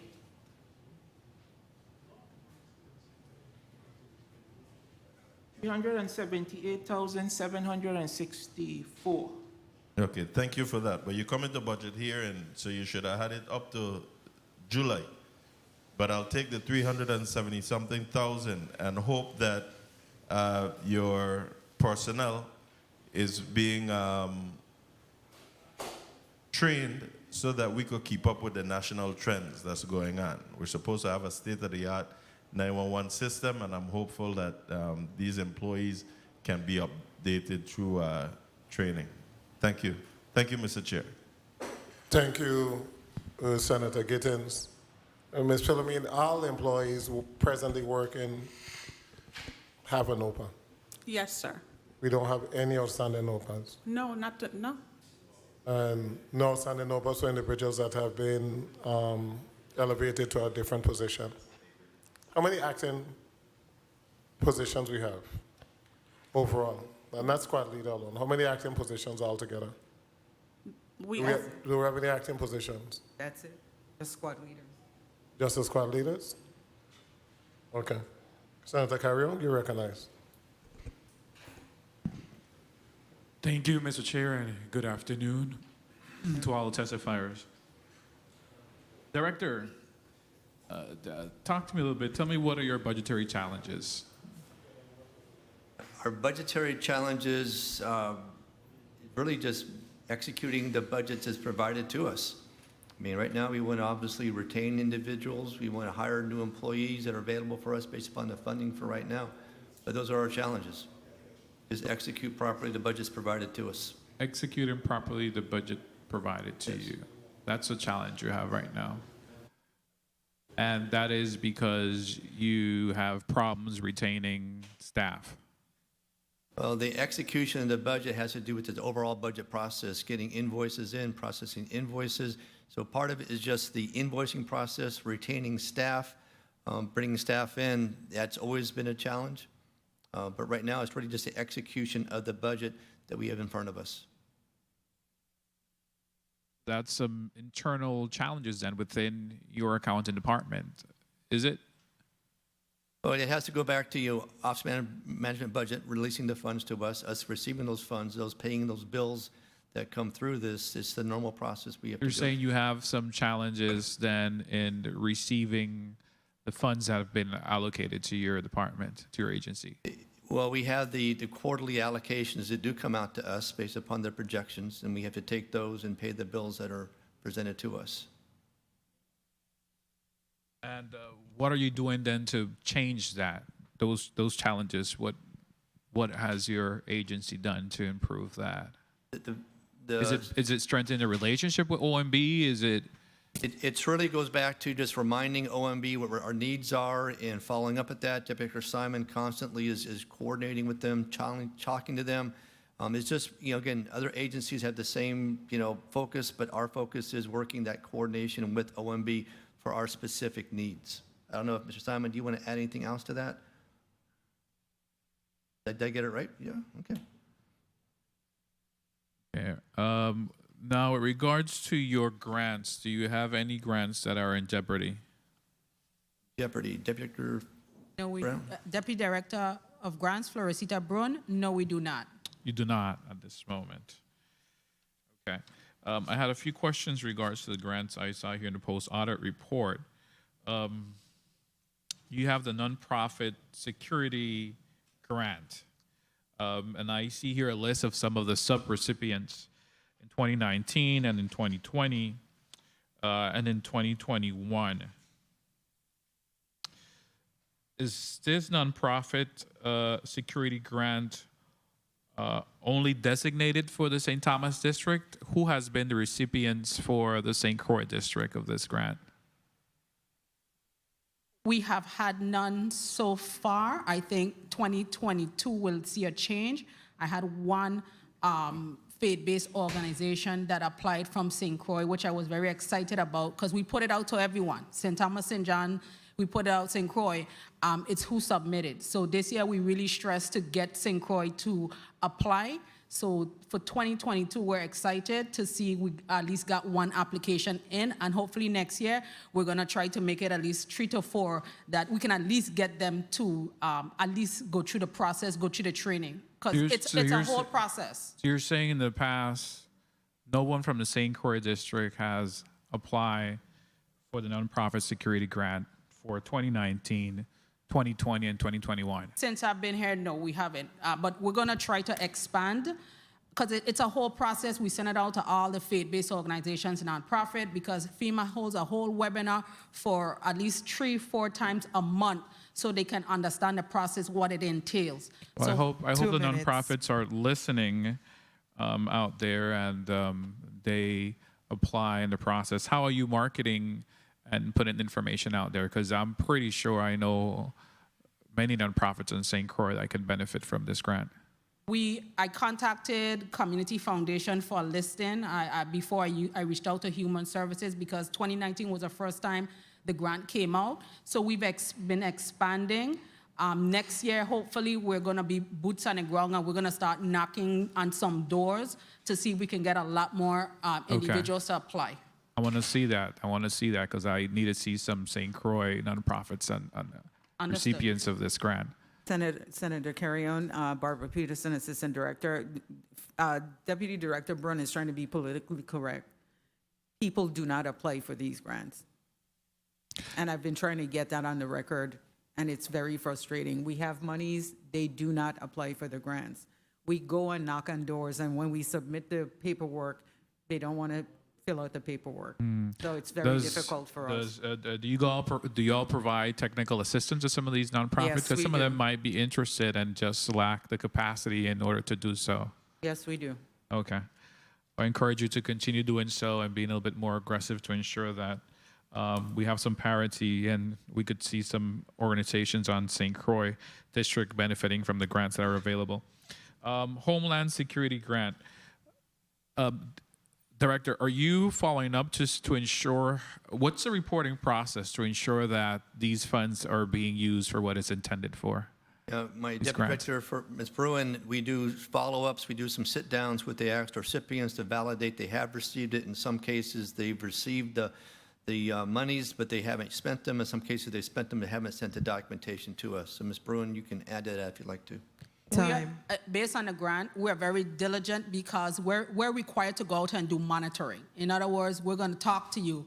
We call you. You're even required to submit a quarterly report to us to give us a status update of where you are and see how we can help you.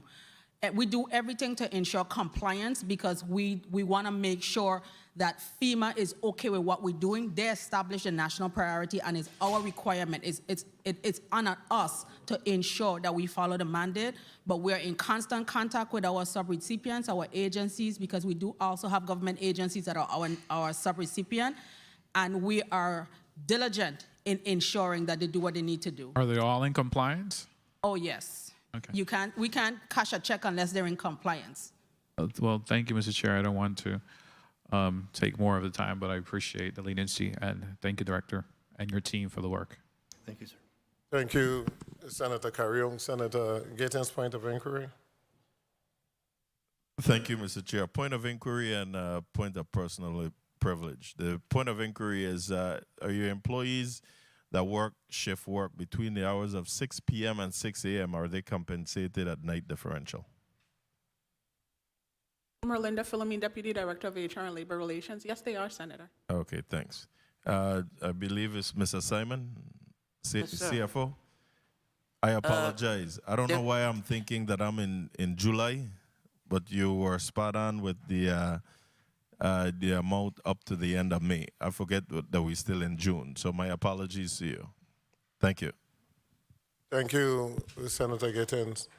So in terms of the 911 operators and the 3 days on, 4 days off, or 4 days on, 3 days off, it switches by week?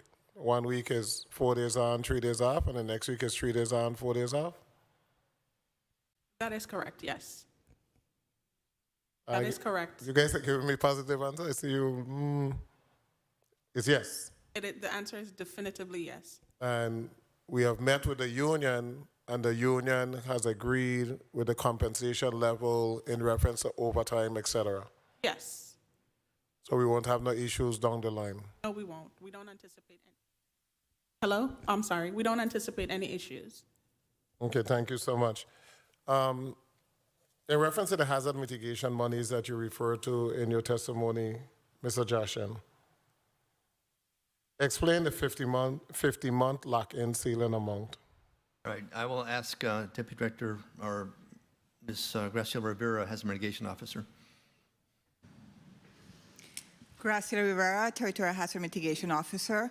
So the hazard mitigation funding is a percentage of the public assistance funding.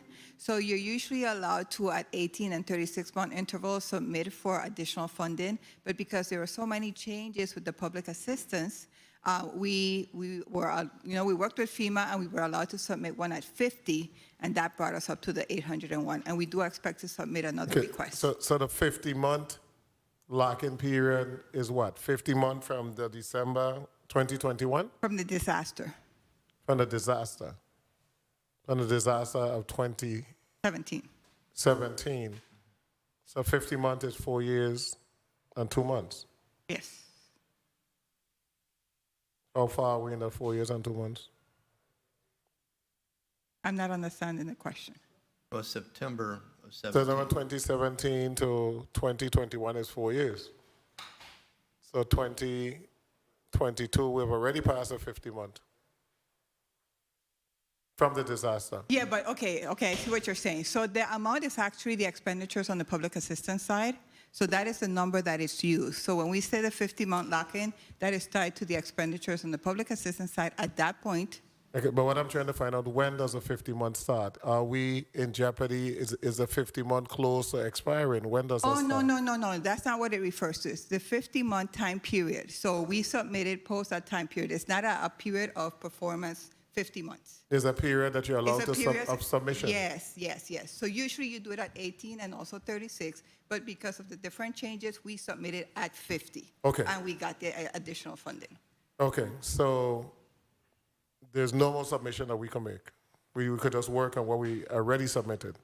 That is correct. Because the 50-month has expired. Correct. Okay.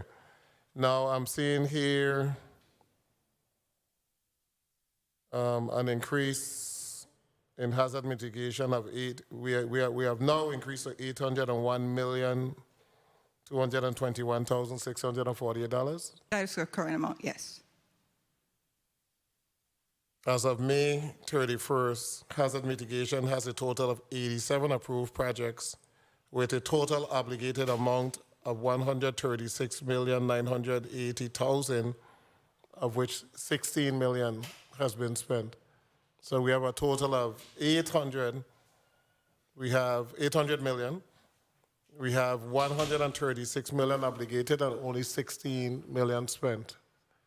Is it going to ramp up pretty quick? We haven't even spent 10%. Yes, we do expect to see some ramping up. We're getting some projects that are now at the groundbreaking stage, and then we're going to expect to see that construction piece kick in.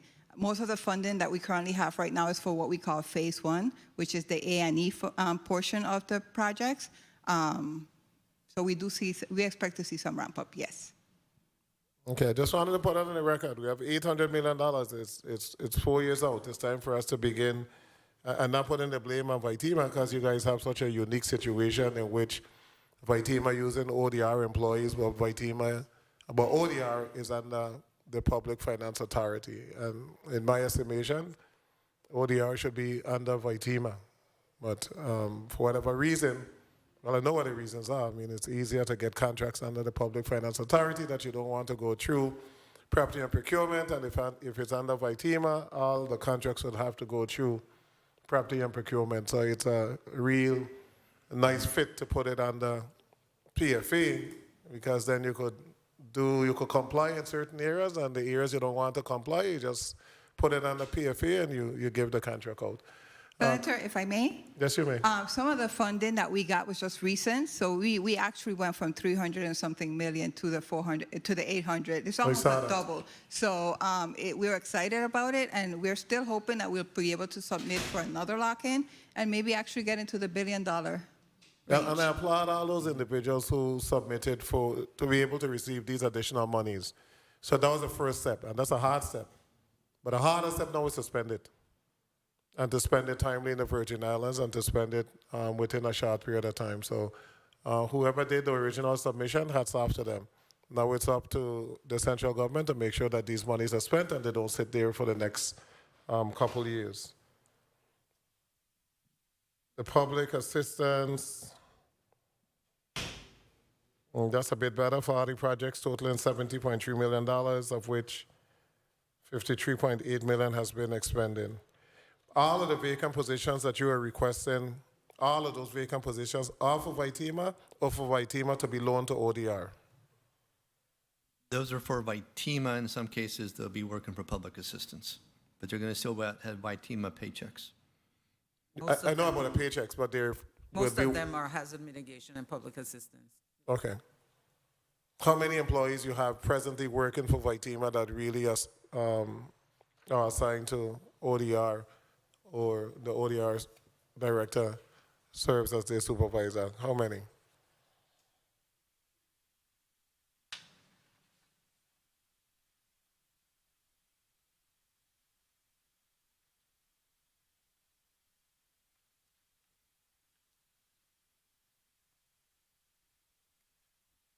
Good afternoon, Merlinda Philomene, Deputy Director of HR and Labor Relations. It's roughly about 35 employees. And all of those are exempt? Yes. So 35 of the what? How much you had? 106 full-time employees. Okay, so you really have 70 employees that's assigned to, that really works with Vitima on a regular basis? Yes, Senator. Okay. Which is a non-budget question, but it can become a budget question. You listed shelters for the storm, and I realized that Water Island population is what? Well, I think, Senator, the question is, we have a lot of individuals who live on boats that will come to Water Island for sheltering after 17 did the same thing. So I know Eric Ackerson will probably more of a number on that, but it's less than probably 200. Eric, any About ideas? 156 people in the winter, and about 75. And you need to say a name before you speak, but St. John Shelter has a capacity of 15 for an island with 5,000 or 6,000 individuals, and Water Island has a capacity of 53 individuals for 200 residents. If you quadruple it, it's 800, even with the boaters. But we have not been able to find suitable shelters on St. John? Commissioner Kazi-Gomez, Human Services and I, and Education and Red Cross have walked and talked. Even last month, went to the faith-based group and asked them about opening up churches. So we've asked and asked and asked. Right now, the only location we've identified is the Adrian Senior Center. Sprout School is not one we want to put individuals in. We used it in the past, but right now, Senator, it's not one we want to use. We'll use it to cook out of the kitchen, but not something we'll put individuals in. This is a potential crisis, because if we need a shelter in St. John, you only have capacity for 15 individuals. We have an aged population that do need to be someplace during hurricane season. So if we have to get this addressed within the next couple of weeks before the months of August and September hit. And St. Croix, you have capacity for how much? St. Croix, a capacity of 792 individuals. Yes, Senator. Where are the shelters on St. Croix? We have DC Canagated Ballpark center, location, and we have Complex. Those are 2 evacuation shelters. We can open additional ones post-evacuation through Human Services. But those are additional ones, but this is for the evacuation ones. And the 869 on St. Thomas, where are they located? Yes, that's going to be the Cancun Lockhart School in Edorican. Okay, so Lockhart. Yes. Cancun doesn't exist anymore. Lockhart School, yes. And Edorican? Yes. So 2 shelters. Yes, for the gymnasium as well as the cafeteria at Lockhart. Both of those will serve as shelters at Edorican. Okay, thank you so much. Okay, colleagues, if anyone has a burning question, let me know, and then if not, I will allow them to put a closing statement on the record. I'm not seeing if Senator DeGraff is there. Senator DeGraff, is he there? Senator Blyden, you have any question?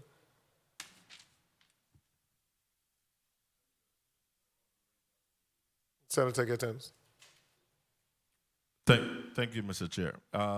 Since you were right there at the shelters, now we have 2 in St. Thomas, 2 on St. Croix. St. Croix is 84 square miles. Is there any way possible for us to see if we could find one also in the middle of the island? Well, Senator, again, definition of shelters, there's the evacuation shelters we're talking about right now to get you through the storm. Again, we're trying to have individuals shelter at home or shelter with friends or faith-based. Afterwards, there's additional shelters we can open up based upon the assessment of damages. And that's, we have identified what we call secondary shelters at the Department of Human Services. Again, anything for the middle of the island of St. Croix? Well, Complex is the middle of the island, is it not? I am looking that you have one on the east side, one on the west side. So is there a possibility for a third one then? Right now, Senator, there's always a possibility. It depends upon the needs to go forward. Human Services, VITEMA, Fire, we have to go look at the assessments right now, but the one that we have identified, on sports parks and rec, Canagate and Complex are the 2. So, and I know this is a budget hearing, so I'll just talk to you offline about the other one with these assessments. But lastly, the tsunami sirens on St. Croix, I'm not sure if that was discussed before, but do you have funding to repair these sirens on St. Croix? Yes, Senator, we have 100% funding plus match in middle of July is when we're planning to start the process on St. Croix, 2 separately funded projects, but yes, sir. Okay. Thank you so much. Thank you, Mr. Chair. And the director said the completion date for the sirens on St. Croix is September of this year. So That's by contract, correct. Senator Blyden.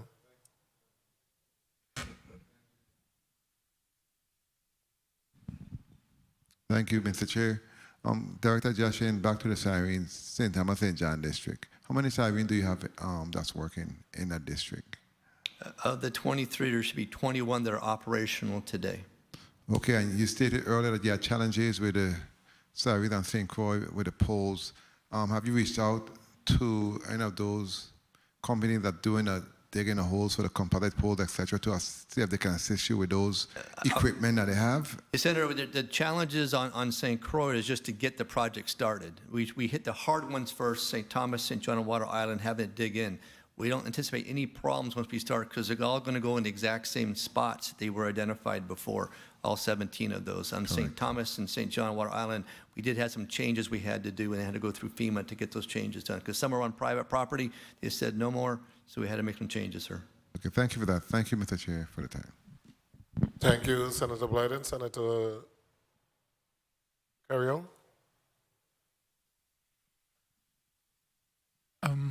Just wanted to ask you, Director, the delay in the sirens, what has caused the delay? Say again, Senator? I'm The sorry. delay in putting up the sirens and...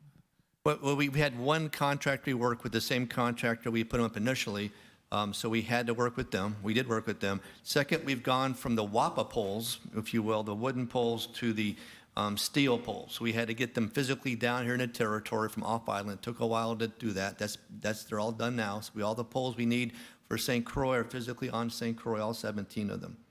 And so we had a contract initially expired a date. We had to go back and renegotiate the contract. We started again, finished that part up. So St. Thomas, St. John, Water Island are done.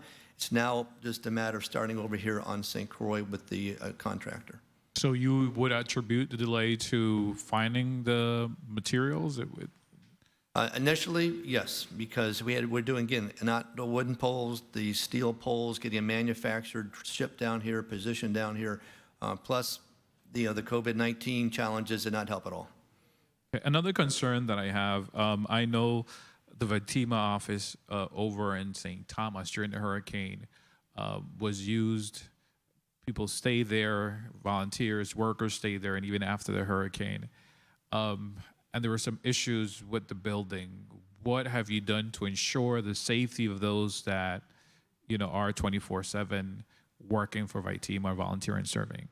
Well, obviously, we've had an assessment that was done, and we actually have a public assistance repair project going forward. We've done due diligence to make sure, it's not the mold infestation. We fixed the air conditioner quite a bit out of our own, dollars and cents. We do have repair projects that have been approved. We're working on the roof as our first priority to get that done. We've had approval for doing that, and now we're going out to bid for that. And that's our number one priority to make sure going forward, hurricane season, we are prepared. Oh, I'm glad to hear that. Hopefully it'll be suitable. Give it a minute.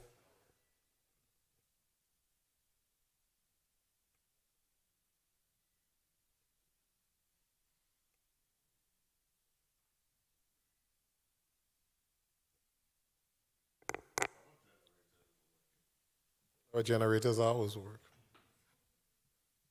Lastly, have you received the fundings have been awarded to Vatima, have been obligated?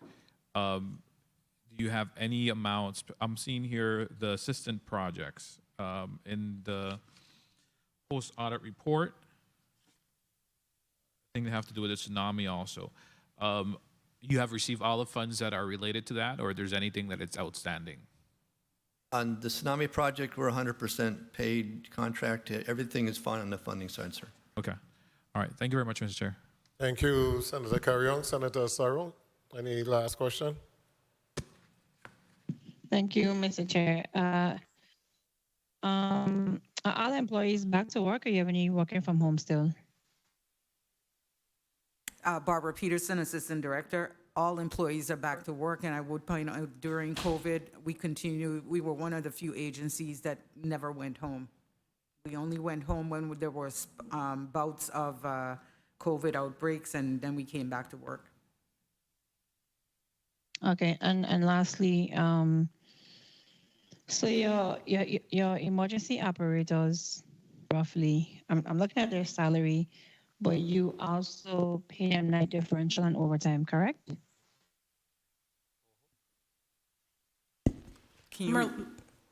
I'm sorry, Senator, can you repeat the question? So I'm looking at the salaries. So with your operators and their salaries, you pay them night differential and they make overtime, correct? That is correct.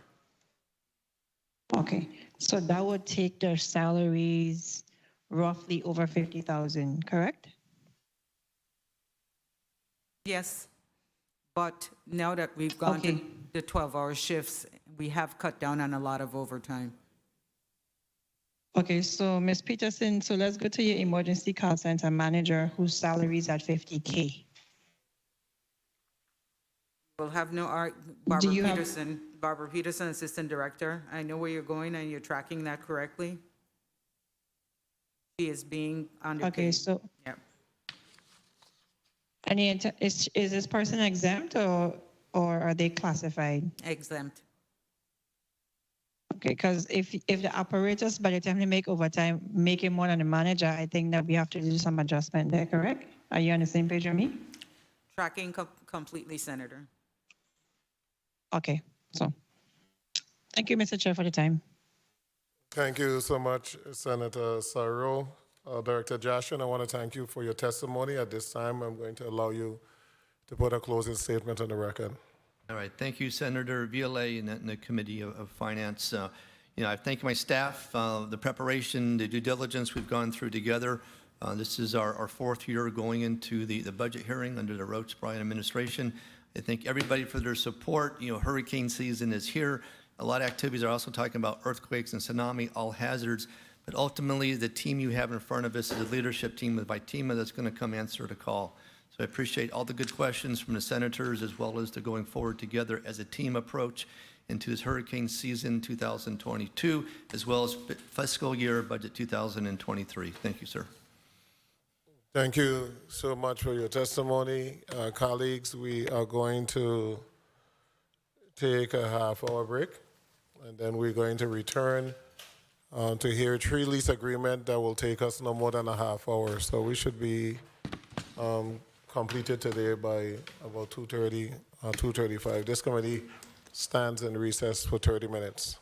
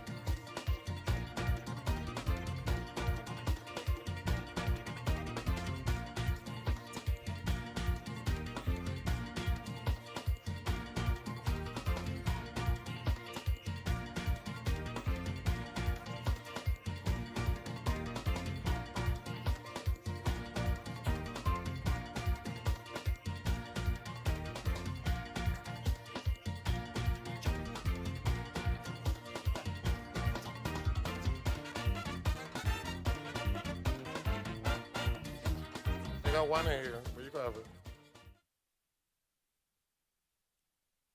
it. The Committee of Finance is back on the record. Colleagues, we have 3 lease agreements that are before us. Bill number 34-0273, which is for 41 Subbase LLC. We also have a lease agreement for A9 Trucking Enterprises, and the last one is a Water and Power Authority. We have Mr. Vincent Richards that is in the well on St. Thomas. So Mr. Richards, for property and procurement, I'm going to allow you to put your name and title on the record. Good morning. Vincent Richards for the Department of Property and Procurement. My position is Deputy Commissioner of the Printing and the Property Divisions. Thank you so much. Who is representing, do we have anyone for 41 Subbase LLC? I don't think we do. I think they said they had a conflict and asked us to read the testimony into the record. A9 Trucking.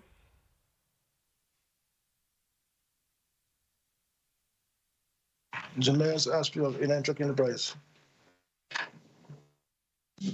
Jennifer Jones, Legal Counsel for A9 Trucking Enterprises. Okay, thank you, Mr. Ashby and Ms. Jones, representing A9 Trucking. The Water and Power Authority.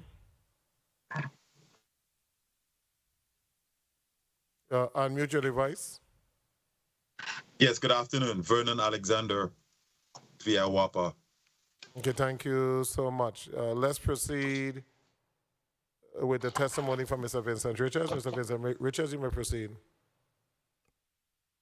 Good afternoon, Committee Chair VLA, Vice Chair Senator Fred Gregory, committee members, Senators Blyden, DeGraff, Carrion, James Sr., Sarro, legislative staff, and fellow testifiers.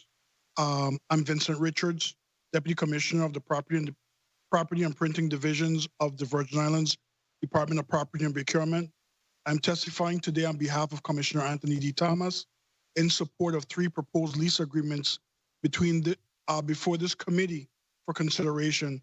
I respectfully request this committee's and ultimately the full Senate's approval of the lease agreements with 41 Subbase LLC, A9 Trucking Enterprises Incorporated, doing business as end-to-end water supply, and the Virgin Islands Water and Power Authority for properties in Subbase and Estate Bovoni of St. Thomas, respectively.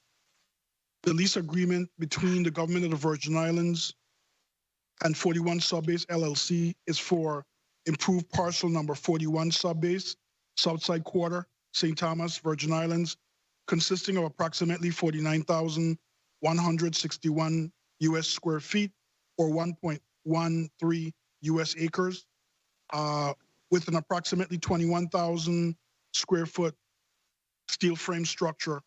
41 Subbase will utilize the premises for subleasing the tenants for offices, retail, commercial, and light industrial subtenant businesses.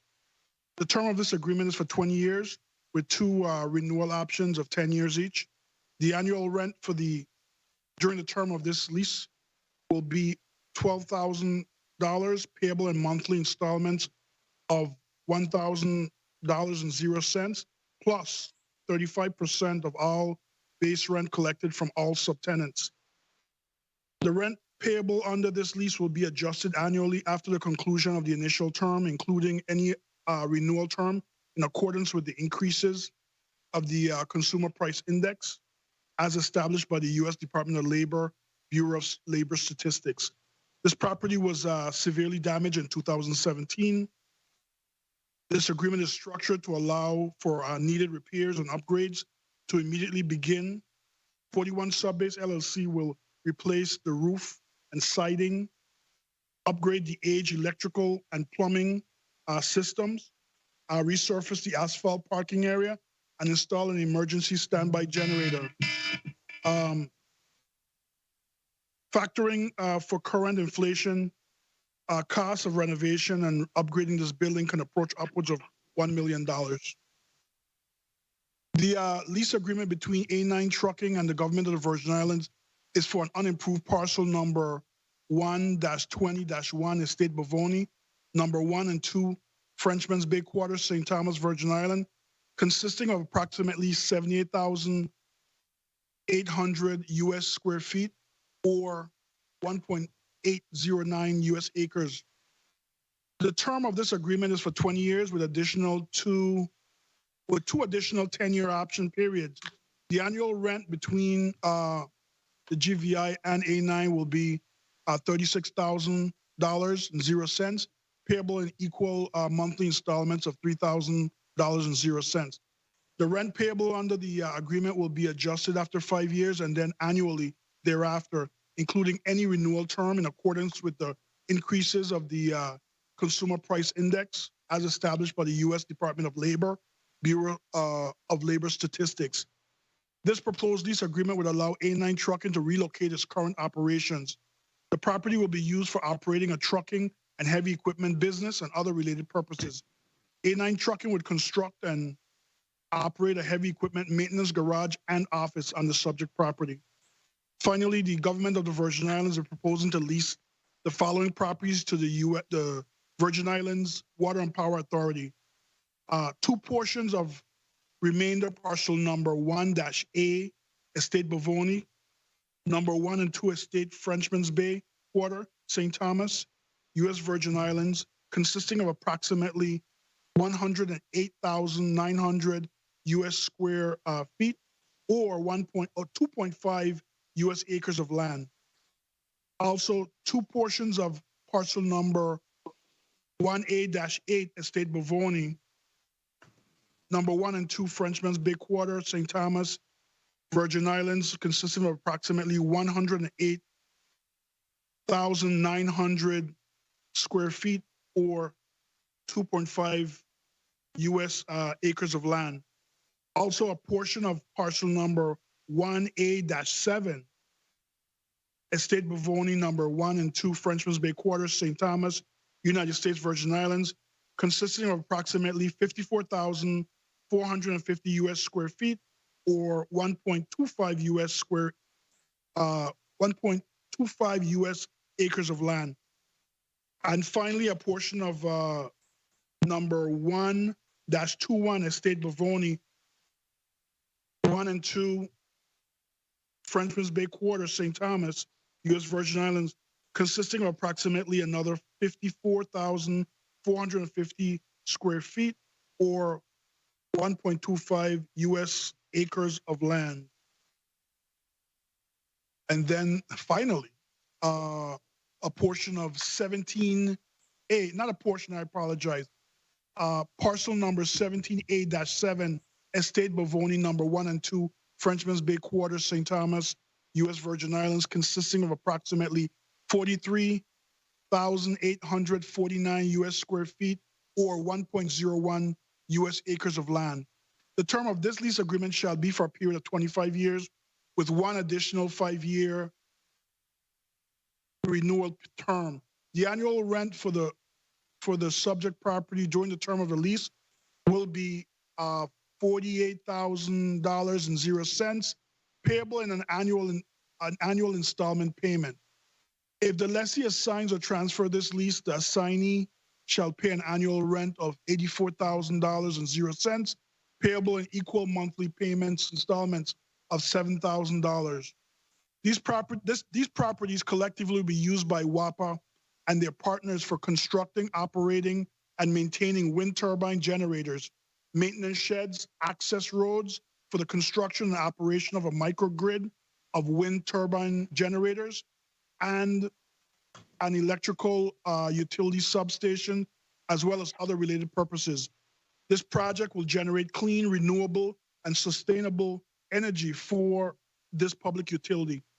All lease agreements require insurance coverage for public liability and coverage for property damages for the constructed improvements. Required documentation to support the processing of these lease agreements with the government have all been provided by the prospective lessees. These lease agreements all require approval of the governor and the legislature of the Virgin Islands in accordance with VI Code 31, subsection 205. The Department of Property and Procurement continues to seek viable tenants to partner with who are committed to making significant investments in government-owned properties through long-term tenancy and who remain current on their obligations like excise tax, gross receipts, payroll, and corporate taxes. These properties will all be returned to the GVI at the end of their respective leases in much improved condition. These lease agreements will contribute to the ongoing recovery of the United States Virgin Islands and the long-term expansion of our economy. The Department of Property and Procurement respectfully requests that the 34th Legislature of the Virgin Islands Committee on Finance vote in favor of these proposed lease agreements. This concludes my prepared testimony, and I'm prepared to answer any questions the committee may have. Thank you very much. Thank you, Mr. Richards. Madam Clerk, can you read the testimony of 41 Subbase LLC? Mr. Smith is unable to be here with us today. Good morning, Committee Chairman VLA, Vice Chair Donna Fred Gregory, committee members, Senators Blyden, DeGraff, Carrion, James, and Cerrone. I am Brian Smith, Project Manager of 41 Subbase LLC. I appeal to you today as you consider the proposed lease agreement before this committee. I respectfully request this committee and the Senate's approval of this lease agreement. This agreement with the Department of Property and Procurement and the Government of the Virgin Islands will allow 41 Subbase LLC to immediately begin investing in the long overdue repairs, permanent repairs, and upgrades to the 21,000 square foot steel structure and its surroundings located at parcel number 41 Subbase St. Thomas, Virgin Islands. This building that sits at the eastern entrance of Crown Bay and Subbase commercial areas is simply put an eyesore as you drive by it. It has remained in utter disrepair since being drastically damaged in 2017. The damaged roof and siding still leak, and as the 2022 hurricane season approaches, the current subtenants anxiously wait for these repairs to begin. 41 Subbase LLC was recently granted a one-year lease agreement for the subject property and immediately begun debris removal, listening to the subtenants, and addressing short-term issues of concern. We have engaged the services of an architect, engineers, and contractors to evaluate the property and begin planning the permanent repairs. We have the financing and are ready to immediately begin permanent repairs the moment this lease is approved. This long-term lease agreement will allow us the security and legal authority to acquire the needed permits to begin the planned $1 million+ investment. The property will be completely repaired and the dated electrical infrastructure upgraded. We are also exploring the feasibility of installing a microgrid powered by a roof-mounted solar panel array and ground-based battery storage that can provide affordable electricity to the subtenants. This building currently supports over 20 permanent jobs, and the repairs will support approximately 20 additional jobs during construction. I again respectfully request this committee and the entire 34th Legislature's approval of the lease agreement between the Government of the Virgin Islands and 41 Subbase LLC. This concludes my submitted testimony. Thank you all for your consideration. Thank you, Madam Clerk. Mr. Ashby? Or Attorney Jones? Good afternoon, Mr. Chair, members of the Committee of Finance, and other members of the 34th Legislature of the Virgin Islands. I am James Ashby, the President of A9 Trucking Enterprise. I'm here today with our legal counsel, Attorney Jennifer Jones. Thank you for affording me the opportunity to testify before your committee on the BN 34-024 and acting approving the lease agreement between the Government of the Virgin Islands, act through Commissioner of the Department of Property and Procurement, A9 Trucking Enterprise, doing business as end-to-end water delivery. For parcel number 1-20-1, Estate Bavoni, number 1 and 2, French-run Bay quarters on the island of St. Thomas for the purpose of operating water delivery, trucking, heavy equipment, business and repair garage, and for other related purposes. On behalf of A9 Trucking, I testify here today in support of approval of a lease agreement. The negotiating process to arrive at this lease began in 2017 and continued through delays caused by the 2017 hurricane and 2020 global pandemic and various other administrative hurdles. It has taken some time to get to this point, but we are truly grateful to the administration and this body for getting this lease to the stage in the process. A9 Trucking is a local company, locally owned, operated company, and water delivery. This company currently operates the Pavonia landfill in addition to providing daily services of collection and disposal of municipal solid waste, scrap tire, and shipping off island, soil movement, transportation, and any work involving the use of heavy equipment. A9 Trucking has proven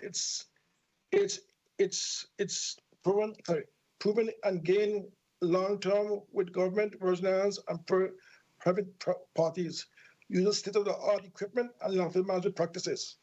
A9 Inc. has been operating from this existing location since 2003. The present location served as a stage area for repair garage, equipment, and water delivery trucks, and housing for tools, spare parts, lubricating oil, tools of use for maintenance on the heavy equipment, and fuel tanks and water tanks.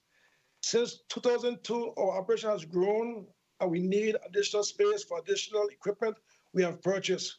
We also need a comfortable space for our employees to be able to have lunch, take showers before leaving work every day, and for the company to provide training, entrepreneurship opportunities for young Virgin Islanders. And the need of additional operation space became more evident with the passage of recent severe weather and hurricane. A9 became actively involved in extensive island-wide recovery efforts by mobilizing additional equipment to assist both government and private citizens during the extensive disaster recovery effort. We are committed to serving the government and private citizens needed well into the future. The approval of this lease will go a long way in assuring we can do so. Please accept our brief testimony. I am prepared to enter into any questions and concerns. Thank you, Mr. Ashby, for your testimony. Next, the Virgin Islands Water and Power Authority. Good day, Honorable Chair Kurt Viele, honorable members of the Committee on Finance, other senators present, testifiers, and listening and viewing audience. My name is Vernon Alexander, and I'm the Director of Project Management for the Virgin Islands Water and Power Authority, which after this I will refer to as WAPA, or the Authority. I thank you for allowing me the opportunity to provide testimony in support of Bill number 340277, an act appropriating the lease agreement between the government of the Virgin Islands. One second. Mr. Alexander, can you please turn on your camera? Oh, I thought it was on all the time. Okay, now you're good. Go ahead. Should I restart or continue from where I was? Continue. Okay, thank you. Okay, so acting through the Department of Property and Procurement and the Authority for multiple plots of land in Estate Bovoni, the Authority is committed to harvesting safe, reliable, and efficient energy utilizing the natural resources readily available here in the territory. The recent past has further made clear that the need to establish microgrids throughout the islands that can operate independently or collaboratively with other power grids when desired. We are working to ensure diversity in generation to feed such decentralized grids, in particular to amass energy in a renewable format. To this end, wind turbines may play a definitive role and the lease agreement underlying the present bill provides the land necessary to house the generation apparatus and associated interconnection facilities. WAPA therefore requests approval of the agreement to lease certain parcels of land in Estate Bovoni by way of bill number 340277.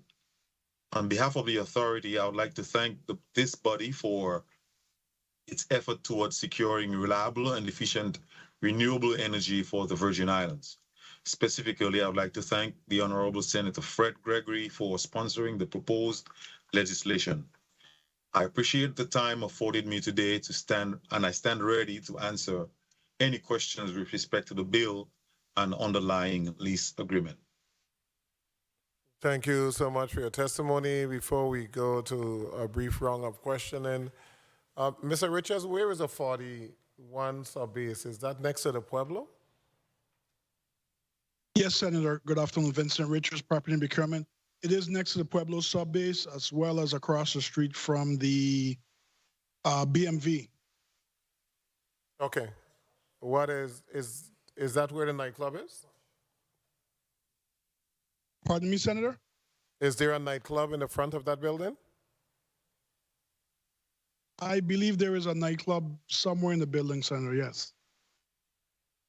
Okay. Thank you so much. Colleagues, let's go to 2 minutes wrong.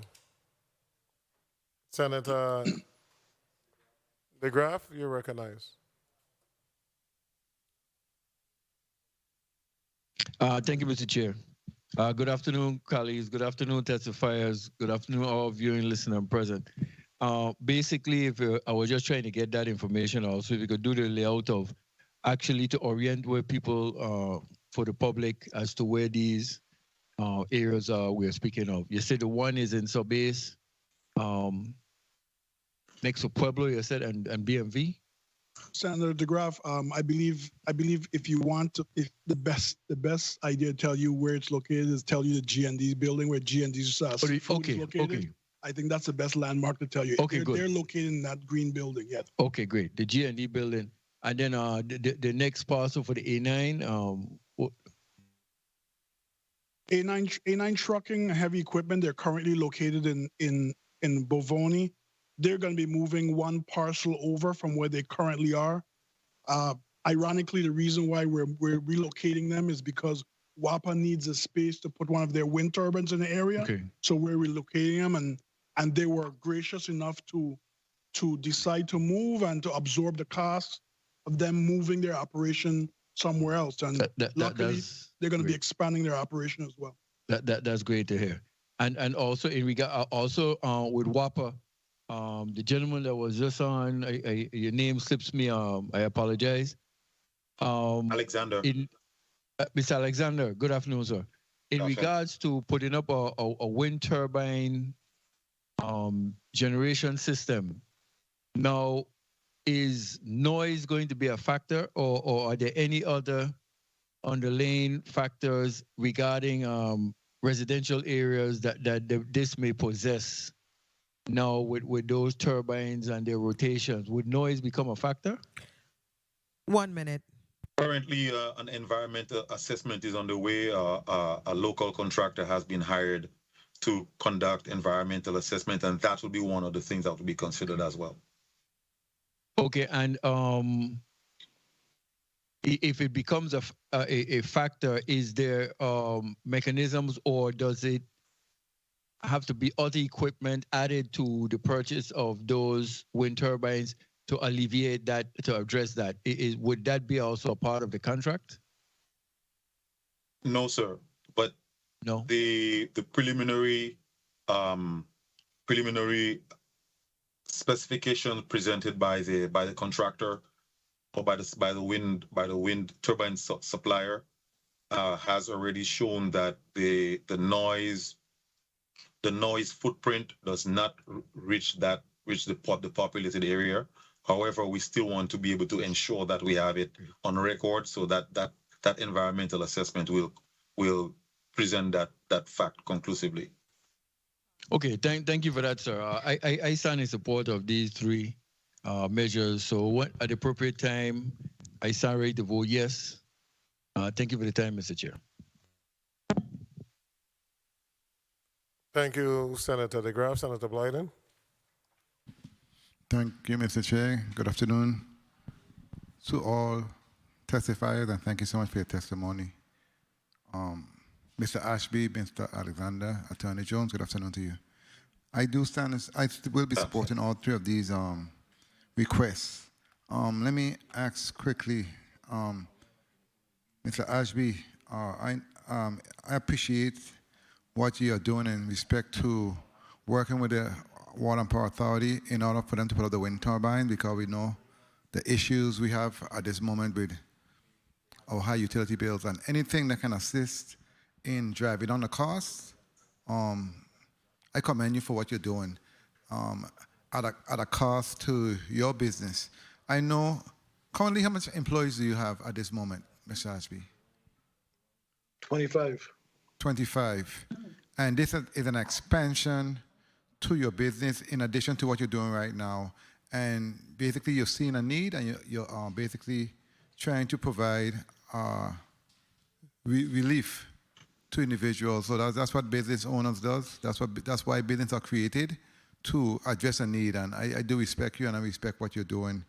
And definitely, you know, I got your back. In respect to you, Mr. Alexander, that's the wind turbine right there in Bavoni, and my colleague basically went where I wanted to go. I know I've visited several wind turbine factories and operations, whereas in terms of the noise, those that I visited were not too in terms of noise level. But let me ask, in respect to the closest home to that property, do you know the distance? Mr. Alexander? 1 minute. No, I Oh, you don't? Okay. Somebody was And, saying something. and how many turbines are we speaking to in respect to that 6. project? How many? 6. Oh, of them. 6. Okay. That's Yes. that's a low density. Okay. All right. Very well. And of course, you spoke to microgrid also. So I'm happy to see that WAPA has been a little creative and finally putting their money where the mouth is in terms of having a diverse, different type of green energy and technology to assist us with our shortfalls. So I'm happy to support that also. And there were one more list, that the one in Subbase also. And what that one in Subbase, the property you said is where LNG is located, Mr. Richards, Director Richards? Senator Vincent Richards, Property and Procurement. No, I use G&D Seafood Restaurant. Yeah, that's area. the best landmark to use to tell you where the property is. Time. Okay, very well. Well, I do stand in support of all three of these requests, and I will be voting in the affirmative. Thank you so much, Mr. Chair, for the time. Thank you, Senator Blyden. Senator Francis. Thank you very much, Mr. Chair, and good afternoon to everyone. I'm not a member of this committee, but I certainly stand in support of these three lease agreements, and I believe that, again, it contributes to economic development. And I like the summary that the Deputy Commissioner Rich has made. Again, these are government property, and they seek viable tenants to partner with. I think that that's a profound statement. Once individuals are paying their taxes and everything, they're willing to work with them in order to ensure that we're actually, leasing these properties. So I support that, and I know that from all accounts, we're seeing that, in fact, that's what's happening here. I just wanted to ask each of the individuals here, Mr. Ashby as well as Mr. Alexander, that in fact there'll be no subleasing. Is understood that there will be no subleasing allowed in these properties, and in fact, you intend to, to run the operation as stated in your testimony today. Mr. Ashby? Yes, I do. Mr. Alexander? That's correct, sir. That's correct. Very well. Attorney Jones, how are you doing today? I'm well. Thank you, Senator. You're having an easy day. No harassment today, Ms. Jones. It's an easy day for you. I'm not sure about the whole day, but this part is easy. All right.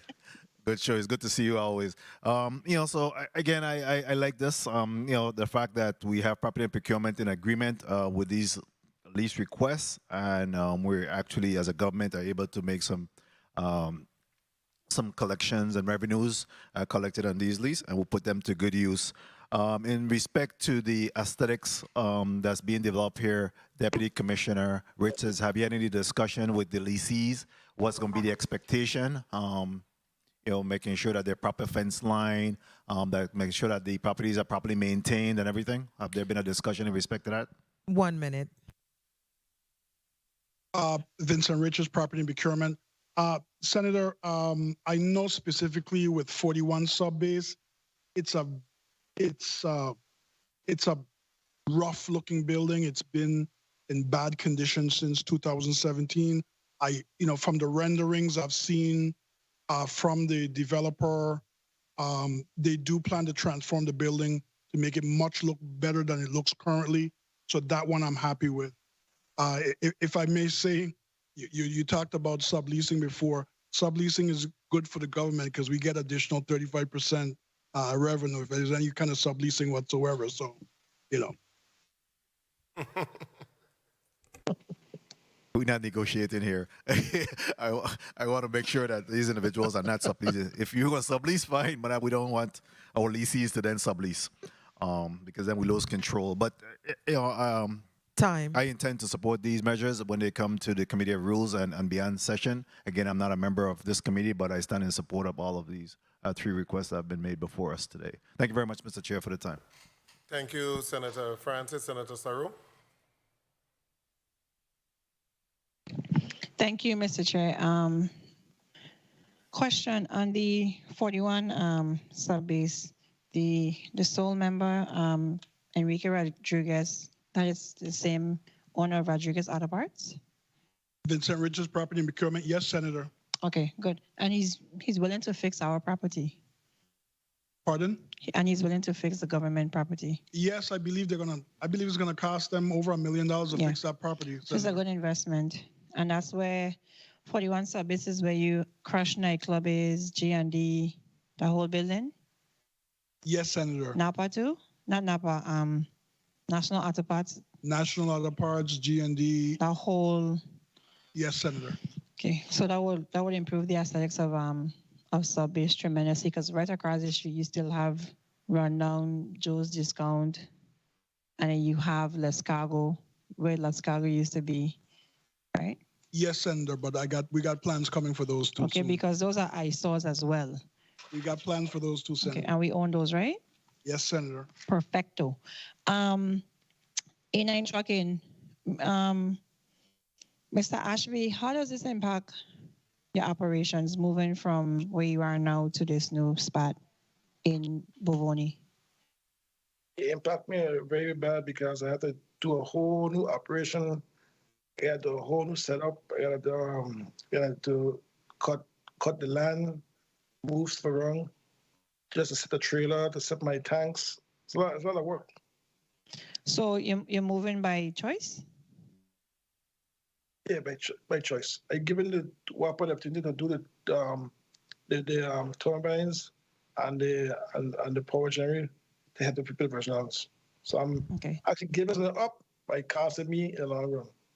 So you think this is so it'll be a good investment in the long run for your business where you're going now? 1 minute. It gives me a chance to upgrade and to add stuff that I don't have right now to expand my business to the next level. So there's opportunities available with this move. Okay, well, I stand in support because I know you are the model corporate citizen over the years in the community. I watch you sponsor baseball teams, this team, pay for horse racing passes. You name it, you do it, and we still owe you, right? The government still owe you money? Yes, ma'am. Okay, we owe you money, see? So, and you still show up for us and you still, pick up the trash and do everything. So thank you for your service to this community. We appreciate you. Every day, thank you. Okay, and WAPA, lastly, before my time has been called, like 20 seconds left, this lease agreement and your testimony is kind of vague. and I am compelled to ask if nobody has asked before. The rolling power outages in this territory has been nothing short of frustrating. And that's to put it mildly, especially in the St. Thomas St. John district. We're in a dead heat of summer and power is going every 4 hours, you rotating. I mean, it's really unconscionable. How does this project, the wind turbines and stuff, tell me the impact on reliability? Time. The beautiful thing about it is that it's a microgrid. And what a microgrid does is give you the ability to operate independently of the main power station.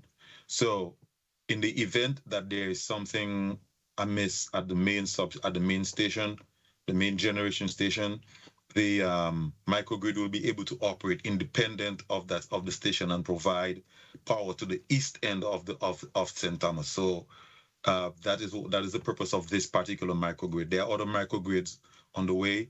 There will be one in the west of the island as well. There's one planned for St. Croix as well. So the purpose of microgrids is to allow other areas, localized areas, to operate independent of the main generation station. Mr. Chair, just one question, please. Just 5 seconds. Proceed. So, okay, how many megawatts would this microgrid generate? 9.9 megawatts. And how many megawatts does the eastern end of this island use? I do not know it off the top of my head, but I know it will be able to support the east end from the eastern substation and St. John as well. Okay, thank you, Mr. Chair, for the time. Thank you, Senator Sarro. Before I go to Senator James, I think Senator Carla Joseph is there. Senator Joseph. Thank you so much, Mr. Chairman. I'm back on the rock. And a pleasant good afternoon to everyone. As well as a testifier, I ran upstairs because I wanted to ask a question of Deputy Commissioner Mr. Richards. I wanted to inquire regarding 41 Subbase LLC. Now, this was property based on your testimony that was damaged, or actual Mr. Enrique and Brian Smith, their testimony that this property was damaged. Do you know if the government had received insurance monies to repair this property, or is it also on the listing of properties damaged and submitted to FEMA to be repaired? Good question, Senator. In 2017, I believe the storms were in September. September, the both storms hit us in September. Back to back. September. Ironically, the leases expired in October of that same year. So, later at the end of the year, the landlord came to give us back the keys for the building, and then at the end of that, and this, just to interrupt you, that was a previous landlord? There was a previous lessee of the building. Okay. So the previous lessee came to give us back the building at the end of the lease, and then we inquired about the insurance proceeds, and at that point we demanded the insurance proceeds for the building, and we did receive a check for around $350,000 for the damages to that building caused by the hurricane. But in the ensuing years, those funds went into got mixed into the general funds, and we couldn't necessarily reinvest that money back into the same building. So 1 minute. The building was damaged. It was insured. We did get a settlement for the damages to the building. Okay, and the government did not make any repairs. And they did not use the money from the insurance proceeds to make any repairs to this building. Is that what you're representing today? No, the government did not, because the government got, I believe we settled for $120 million from our insurance proceeds, and then we're faced with, billions of dollars of my damages. other question, because that just raising some red flags for me. Do you know, or do you have any information relative to whether or not these buildings are part of the FEMA monies that we are anticipating being obligated to fix some of our properties for the Virgin Islands government? Property and procurement did, with our PW, try to get all of our buildings that we own or have interest in added to PWs. Some were accepted. Was this one of them? This one was not, Senator. No. This was not accepted. No, because it was insured at the time, and it was in the possession of a private entity at the time. Okay, and so this was rejected by FEMA. Mr. Chairman, I did have one other, go ahead, several other Senator. questions. I just wanted to get understanding. Go ahead. Because I know. Go ahead. Thank you kindly, Mr. Chairman. Thank you. Now, I wanted to also ask relative to the two properties in Bovoni. I'm not clear on where they're located. The properties, the subject properties that WAPA is looking to lease, they're over by the landfill. They're out on the bluff. So I believe there was a question asked about, are they close to residences? Are they by? Okay, so use, if you can, I'm so sorry to interrupt you. Use, if you can, the landmark of the landfill. They're all south of the landfill. So you have to pass the landfill to actually where these turbines are going to be. So there's really no residence. Okay, so they're more so closer. Are you familiar with the shooting range? They're closer to the shooting range. That's correct. Okay, yes. Good. Now I got you. They're a little over the hill, so they shouldn't pose any issue. And the one for A9 is also over the hill, or where is that now going to be located? The one for A9 is close to the landfill as well. What proximity, is those turbines going to be to A9's new location? I believe several hundred, if not 1,000 feet. Okay. Thank you so much, Mr. Chairman, for the leeway, and so I could get a really good grasp of the two leases. I'm not a member of the Committee on Finance, but I thought it would be vital to come up here and have a discussion. I do have some more follow-up questions, but I think those may be answered by our good Senator over there. Thank you, Senator. Senator Cyril, point of inquiry. Point of inquiry? Go ahead. Yes.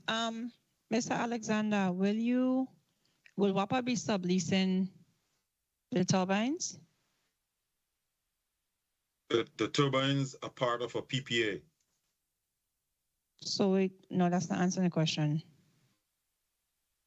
They are part of a PPA. A contractor is designing, engineering, procure.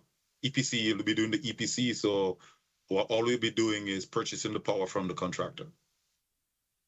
Okay, because as an it's important for you to be on the record, because as an ex-officio member of the PSC, Advanced Power would be leasing from WAPA, would be subleasing from WAPA when those turbines go up. Correct? That's the company. Yeah, Advanced Power will be the contractor who is doing the project. We are the ones leasing the property, and they will be utilizing the property to build the farm. I guess the check could drill on some more on that, because we WAPA are a little sketchy sometimes, so we really need to ensure that this is a really, really good thing. As far as the negotiations, not the microgrid, the subleasing is concerned. Thank you, Mr. Chair. Thank you, Senator Cyril. So, Mr. Alexander, who is the agreement with for the windmills? What's the name of the company? Advanced Power LLC and Bovoni Wind LLC. Bovoni Wind LLC, and what's the next name? Advanced Power LLC. And what's the rationale as to why they didn't go to property and procurement and lease the land from the government of the Virgin Islands? As part of the PPA, that was WAPA's responsibility to provide the property. And that's the PPA means what? The purchase agreement? What? The power purchase agreement, yes. The power purchase agreement. And what else does it say in the PPA in reference to ownership of do we acquire ownership of the turbines, the wind turbines, after a certain period of time? The term of the lease is a 25-year lease with an option to extend for 5 years, I believe. Not I believe, but that's how it's listed. So again, the term of the lease is 20 years, I'm sorry, with an option to extend for 5 years. So after you get this lease, are you subleasing the land to Bovoni Wind and Advanced Power LLC? To the best of my knowledge, no, sir. We will be paying the lease for that. We're making the payments for that lease. WAPA will be making the payment for that lease. There's a condition in our agreement with PNP that if that does happen, then the cost that the lessee will pay, who is the other person, whoever that third party is, will be, I believe, doubled.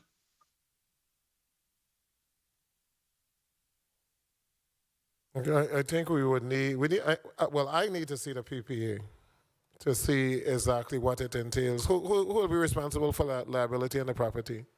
The government of the Virgin Islands?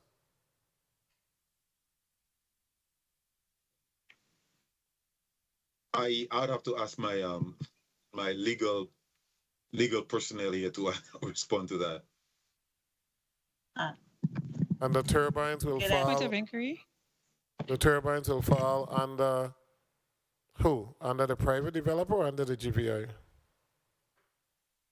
In the event of a storm, are they going to have insurance on the turbines, or is it going to fall under the government of the Virgin Islands? Is this a public-private partnership?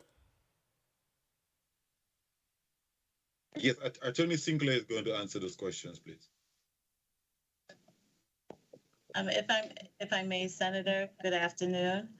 Dion Sinclair, General Counsel on behalf of the Virgin Islands Water and Power Authority.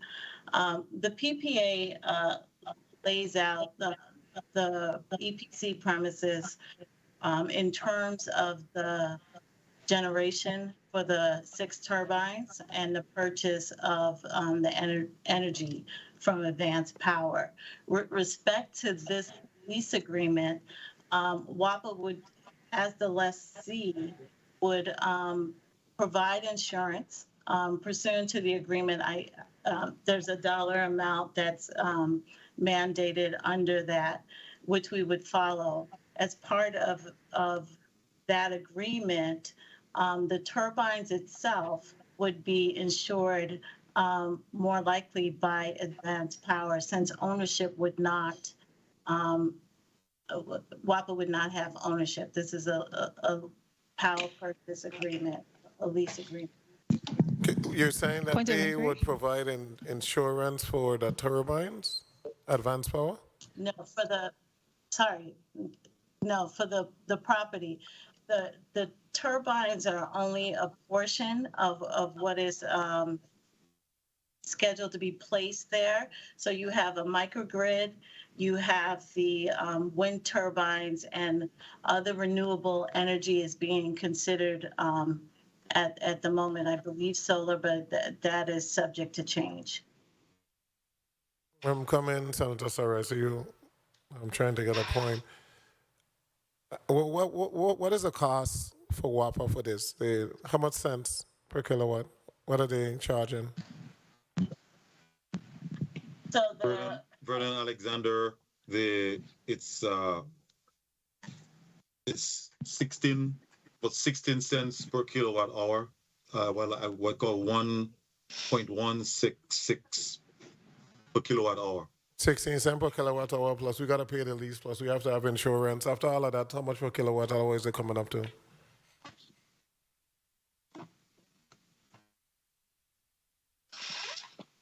That financial analysis wasn't performed for this meeting. And that's the same thing that I don't even know what I'm going to do with this particular agreement, But when you lock in something at 16 cents and then you factor in insurance, you factor in this, and they come to 20 cents per kilowatt hour, it's like we saving the money. I mean, what other part of the world is 16 cents for solar or wind? Well, what other part of the region is it that cost? You're like locking in a 20 cent. What is the cost now per kilowatt hour generating the propane?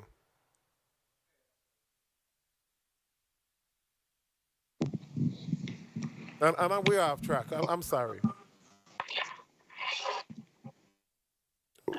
If I may, Senator, I don't have information for how much per kilowatt hour it costs to generate propane. I do know that it's significantly higher than the current LEAC rate.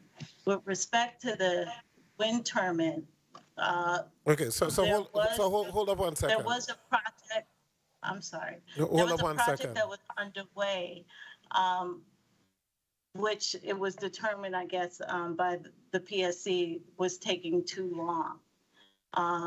In an effort, I guess, to expedite that wind generation, a qualified facility was determined and a PPA was put in place. And because of that, as I mentioned, we would not own the turbines, but we would be leasing this generation. This is something that was done basically to try and secure faster generation because there was some faster. I guess, Okay, hold up a minute. I'm sorry, as to how long it would take utilizing federal partners. Just hold up 1 second. And I am not speaking about WAPA in reference to what is being charged right now, because this is a result of the world market, of the situation in Russia, Ukraine, as to why the price of oil has skyrocketed. But that is not going to last forever. So if you go prior the invasion, which is when this agreement was signed, the price per kilowatt hour was 42 cents. If you back out the base rate is about 23, 24 cents. So we were generating, the LEAC was really 18 cents. Are you going to sign an agreement for 16 cents, 2 cents less? And then you have to pay insurance, you have to pay everything else. You're paying the same. I mean, now you're doing the environment a favor, but there's not no cost reduction. And then you're locking yourself into a 20-year agreement. So even if we're able to reduce the cost, it becomes like an ex-vital, where you have this long-term agreement and you're locked in, and no matter what you do, you can't get out. I don't know about this one. Senator, sorry, you had a point, and then Senator James.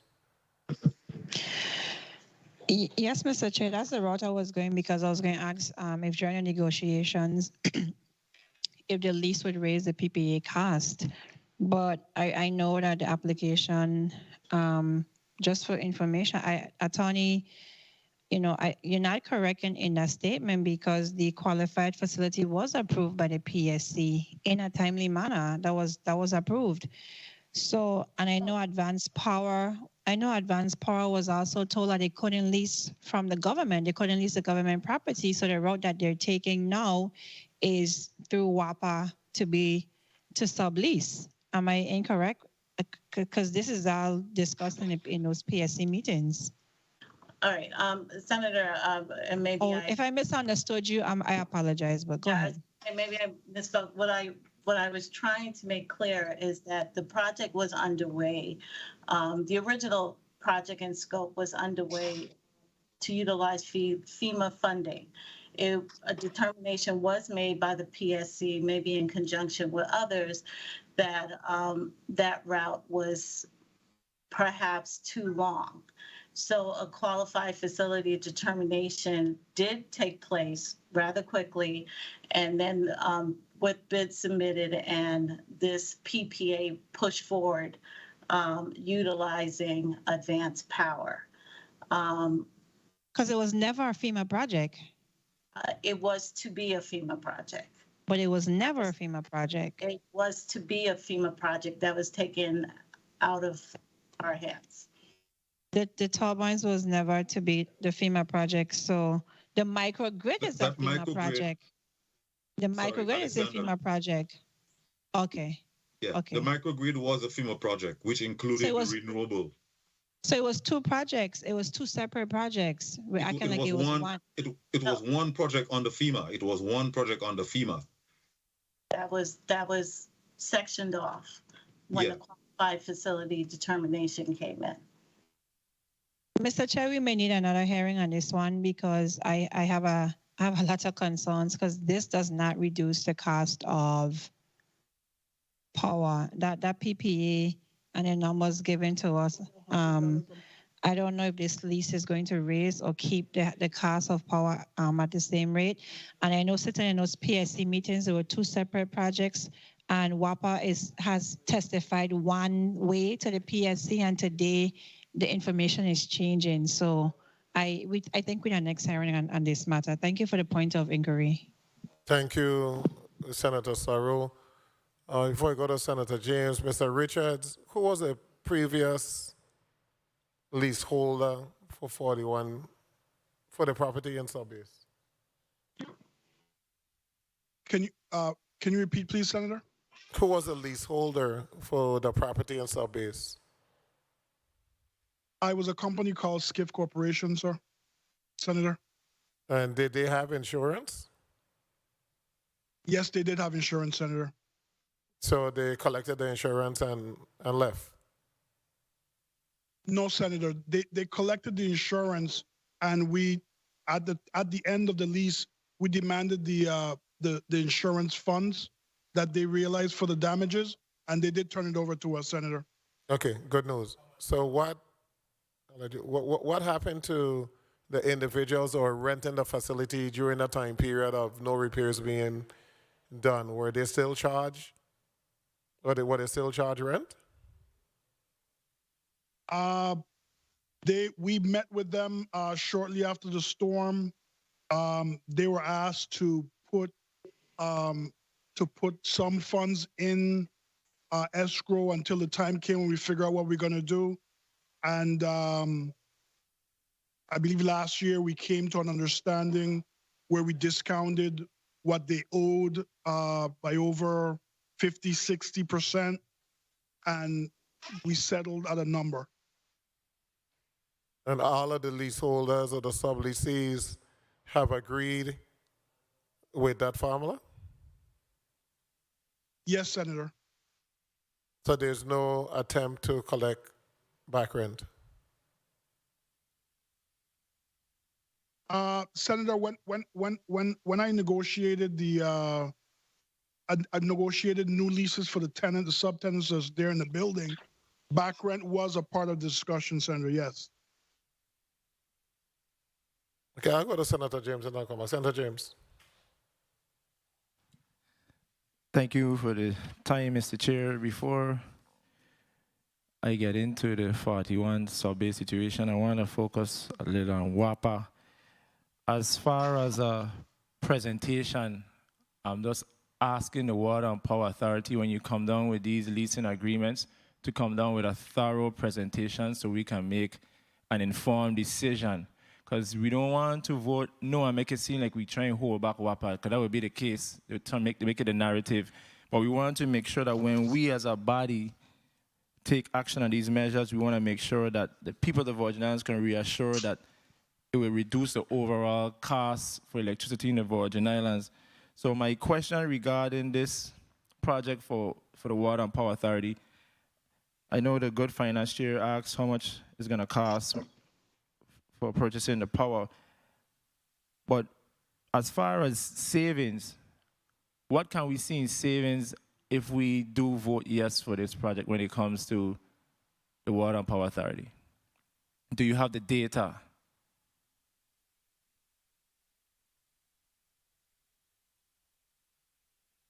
There's a lot of information that we can give you. As Senator Sarro said, we would definitely need to have another meeting to discuss this thoroughly. At this point, the intent was to come in support of the bill for the lease agreement. However, as I said before, the PPA is very thorough, is detailed, all the information is in there. And I'd very much prefer that we defer that level of detailed information to another committee meeting or some other subsequent meeting where all the details can be presented. Or we could provide you with the PPA so you could review it yourself. Please do so, because if we vote on this measure and then it goes forward, we basically kind of give up our power initially. Whereas we could already had it in place where we can make an informed decision instead of waiting for a later time is what I'm getting at. But it didn't answer the question. The question was a yes or no question, and I asked if you have data and assessment in place where we can read these documents and find out what would be the overall savings to the people of the U.S. Virgin Islands once implemented. So you have that data readily available is what you're saying? The data is available, but not readily available for this meeting.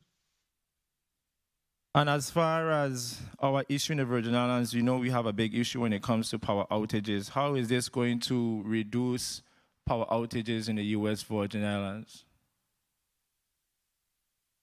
As I answered to Senator Sarro, it will help with the reliability, especially for areas which would be on that particular microgrid. The microgrid will be serving the east end of St. Thomas, and when there are power interruptions from the main generation station, then the east end of St. Thomas and St. John will be able to be sustained by that microgrid. Time. Mr. Chair, with your indulgence. I know the Biden administration is pushing for renewable energy. I'm hoping and praying that when we take these measures into consideration as a body, we're looking long term, and that is why I look forward to that upcoming meeting or that next meeting where we can discuss this in detail as far as what will be the long-term impacts once we move forward in this direction. Well, my last question would be to Property and Procurement regarding 41 sub-base. As far as the situation with back rent, the government of the Virgin Islands did not collect rent after Hurricanes Irma Maria. Is that so? Pardon me, Senator, can you repeat your question? After Hurricanes Irma Maria, did the individual who was leasing out the property, the company who was leasing out the property, did they collect rent? I believe there was only like a month or two left on their lease after the hurricane.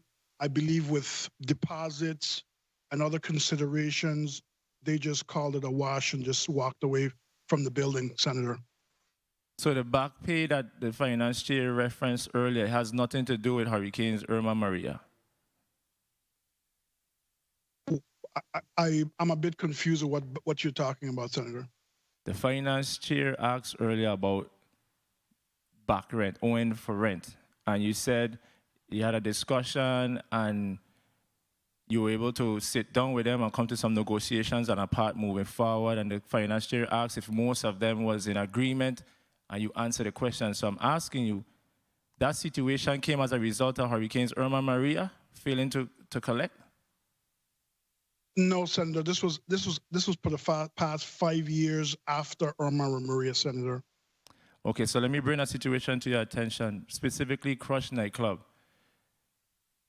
When Hurricanes Irma Maria came, it was badly destroyed.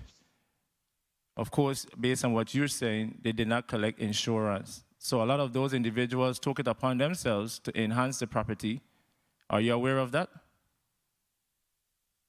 Senator, all tenants in the building before the government reassumed control of the building were required by their lease to have insurance for their internal fixtures in the building as well as liability on the building.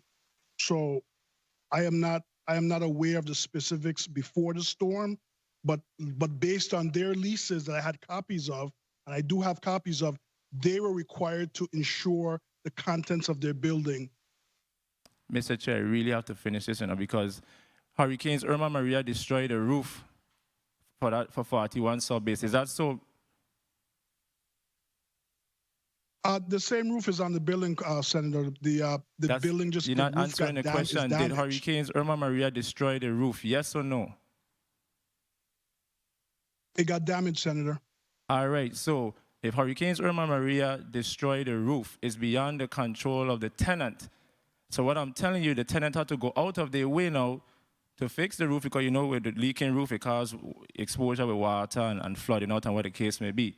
So it was beyond their control. So because of that situation, they had to go out of pocket, fix the roof, and fix all those internal damages as a result of the roof. Is it the roof the responsibility of the tenant, or that the individual who was leasing it? Senator, I can tell you factually that when we sat down several years after, in the last several years after the storm, and we everybody put their numbers on the table, the tenants made the offer that we accepted. No one was forced to make any offers. They made an offer that was acceptable to them, and the government accepted. We made no demands whatsoever. So whatever they offered, we accepted, and we moved on from there. I'm not going to abuse my time, but a later time. Let me clarify. Most of the tenants did what they had, made an offer, and accepted, and we accepted, and we moved on. We had one tenant in particular, which is that did not want to pay a single red cent, and that was an issue. The same tenant you're speaking about. All the other tenants in the building put an offer on the table that they thought was fair to them, and we accepted and moved forward. One tenant said they ain't paying a red dime. I'm not going to abuse my time, but at a later time, hopefully you'll pick up my phone call when I call you about that issue. But that issue needs to be addressed when it comes to those individuals. But thank you, Mr. Chair, for the time. I stand in support of most of the measures that we have before us. Thank you, Senator James. I think we have exhausted our questions. Point of what? Personal privilege?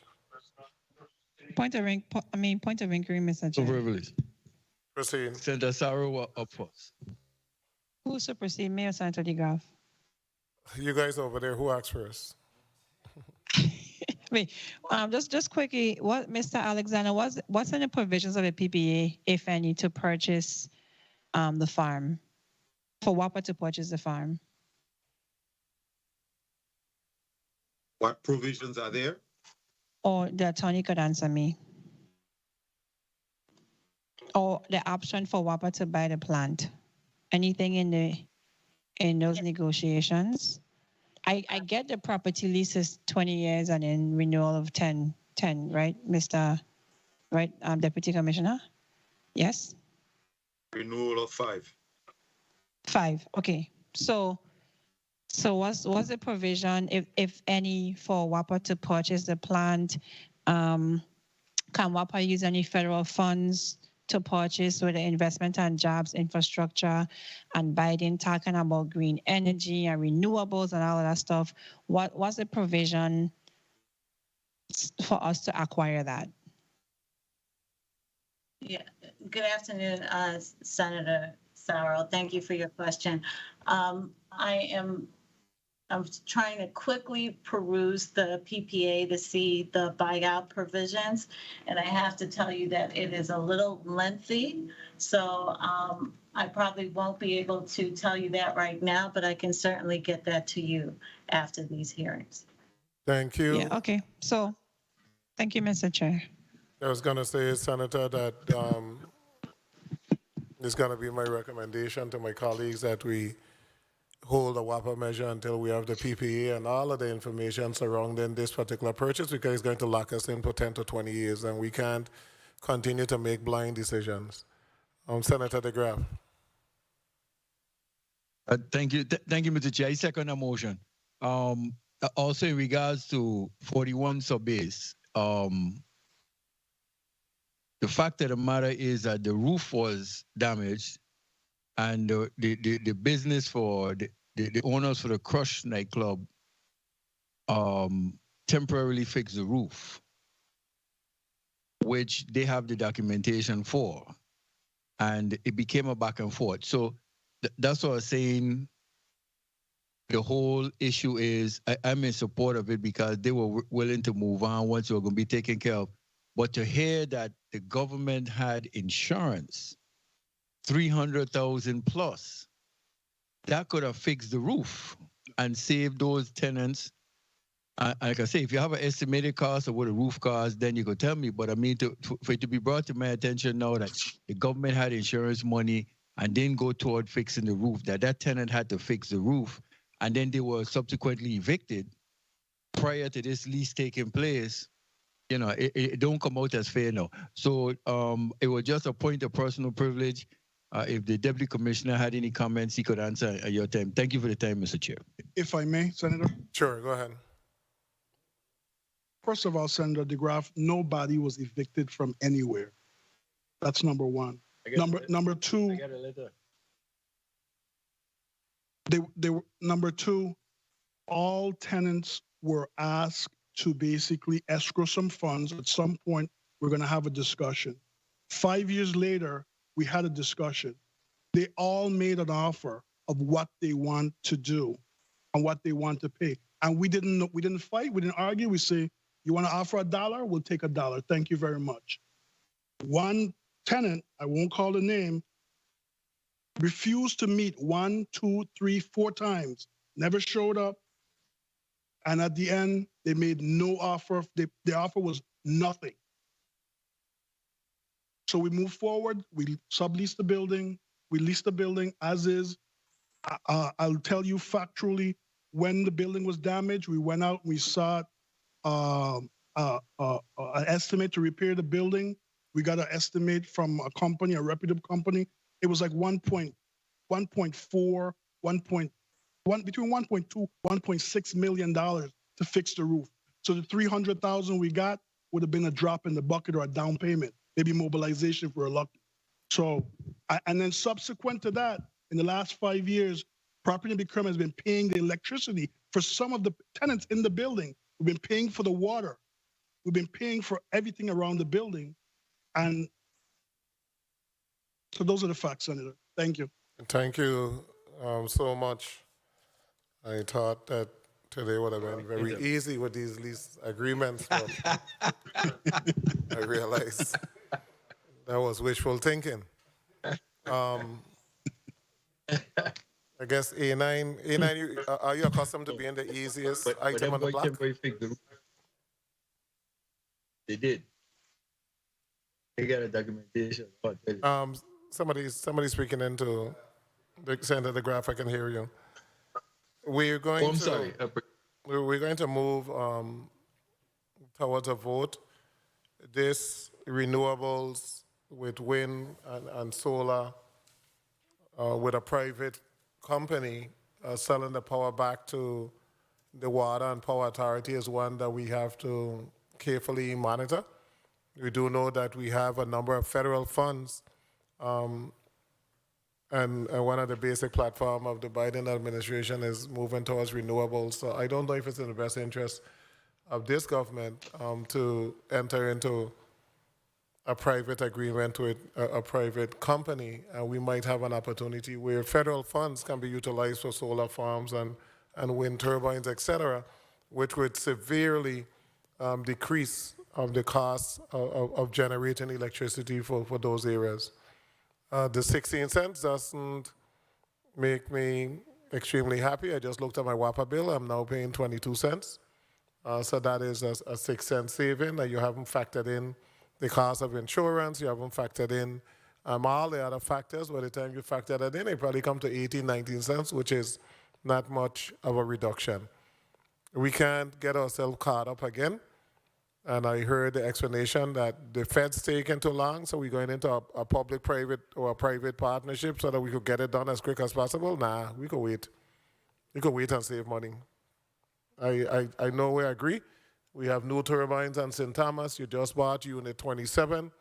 That is going to decrease the cost. We have a number of factors that we need to look at, but anything to do with WAPA, we need to have a real extensive hearing. I didn't realize that this was an agreement for some private entities to own, and they very wisely put in the PPA that we have to lease the land and we have to do this and we have to do that. And the other entities that are here before us today, they're leasing the land from the government of the Virgin Islands. So we know who has the liability. They're directly leasing the property. I will be supporting 2 of these measures. Colleagues, I'm going to ask if you will be willing to offer a motion to remove, the first motion to remove the WAPA lease agreement from, not to remove, to hold it in committee. Motion, Senator Blyden. I move that Bill number 34-0277, an act approving a lease agreement between the government of the Virgin Islands, acting through its commissioner of the Department of Property and Procurement, and the Virgin Islands Water Power Authority for multiple plots of land in Estate Bovoni, number 1 and 2 Frenchman Bay Quarter, St. Thomas, Virgin Islands, including 2 portions of remainder of parcel number 1A, 2 portions of parcel number 1A-8, a portion of parcel number 1A-7, a portion of parcel number 1-21, and parcel number 17A-7 for the purpose of constructing, operating, and maintaining wind turbine generators and needed maintenance sheds, access roads, and also constructing, operating, and maintaining an electrical utility substation, and for other purposes be held in this committee for further vetting and consideration. I so move. Motion made by Senator Blyden, seconded by Senator Carrion. Roll call. Senator Marvin A. Blyden. Yea. Senator Blyden, yay. Senator Samuel Carrion. Senator Carrion, yay. Senator Dwayne M. DeGraff. Yes. Senator DeGraff, yay. Senator Donna A. Fred Gregory. Senator Fred Gregory, absent. Senator Javon E. James Sr. Senator James Sr., yay. Senator Janelle K. Saru. Yes. Senator Saru, yay. Senator Kurt A. Vialet. Yes. Senator Vialet, yay. Mr. Chair, you have 6 yays, 1 absent. Thank you, Madam Clerk. Bill number 34-0277, an act approving a lease agreement between the government of the Virgin Islands, acting through its commissioner of the Department of Property and Procurement and the Virgin Islands Water and Power Authority for multiple plots of land in the Estate Bovonis, number 1 and 2 Frenchman Bay Quarter, St. Thomas, Virgin Islands, including 2 portions of remainder of parcel number 1A, 2 portions of parcel number 1A-8, a portion of parcel number 1A-7, a portion of parcel number 1-21, and parcel number 17A-7 for the purpose of constructing, operating, and maintaining wind turbine generators, any needed maintenance sheds, access road, and also constructing, operating, and maintaining an electrical utility substation, and for other purposes, will be held in this committee at the call of the chair. Motion, Senator Blyden.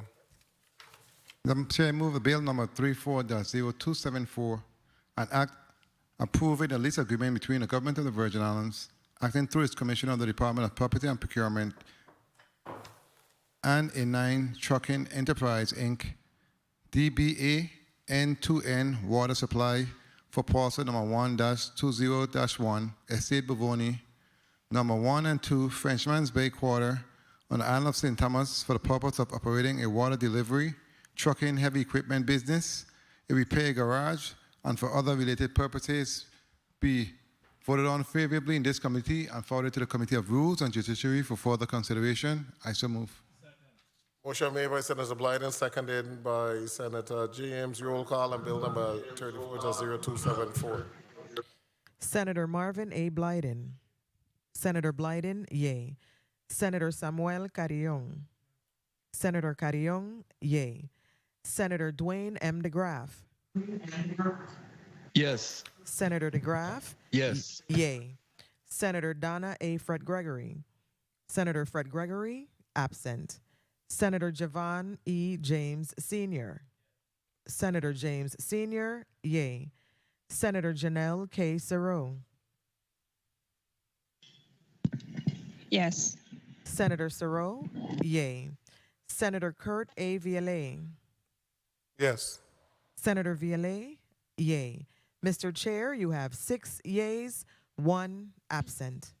Thank you, Madam Clerk. Bill number 34-0274, an act approving a lease agreement between the government of the Virgin Islands, acting through the Commissioner of the Department of Property and Procurement and A9 Trucking Enterprises, and better known as N2N Water Supply for parcel number 1-20-1, Estate Bovoni, numbers 1 and 2, French Bay Quarter, on the island of St. Thomas, for the purpose of operating a water delivery, trucking, heavy equipment business, a repair garage, and for other related purposes, has received a favorable vote in this committee and will be sent to the Committee of Rules and Judiciary for further consideration. Motion, Senator Blyden. I move that bill number 34-0273, an act approving a lease agreement between the government of the Virgin Islands, acting through the Commission of the Department of Property and Procurement and 41 Sub-A's LLC for the leasing of parcel number 41 Sub-A's Southside Quarter, St. Thomas, Virgin Islands, be voted on favorably in this committee and forwarded to the Committee of Rules and Judiciary for further consideration. I so move.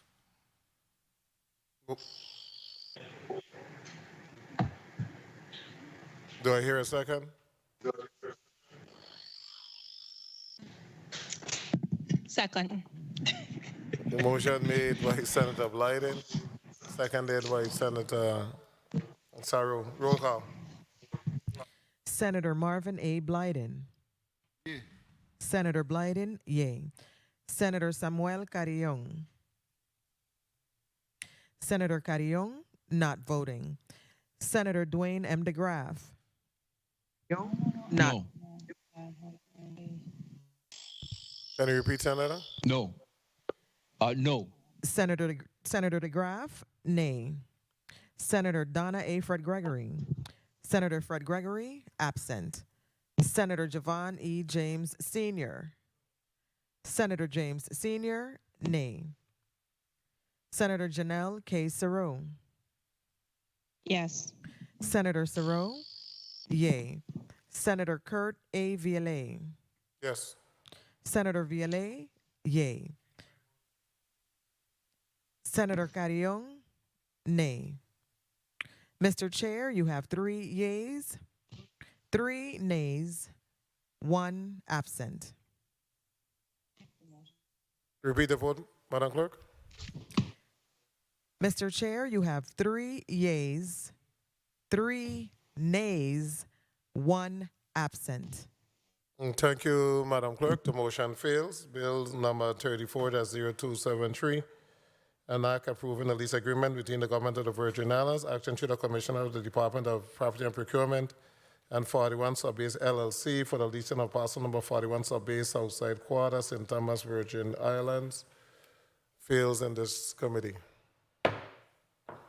Our colleagues and all those who testified before us today, I want to thank you for your testimony, the departments that came before us earlier, and those who represented the various lease agreements, media, central staff, and especially of all my staff. I thank you for your service post-audit and all the individuals who work in the post-audit department. I think this is the last finance meeting for this week. The Committee of Finance is hereby adjourned.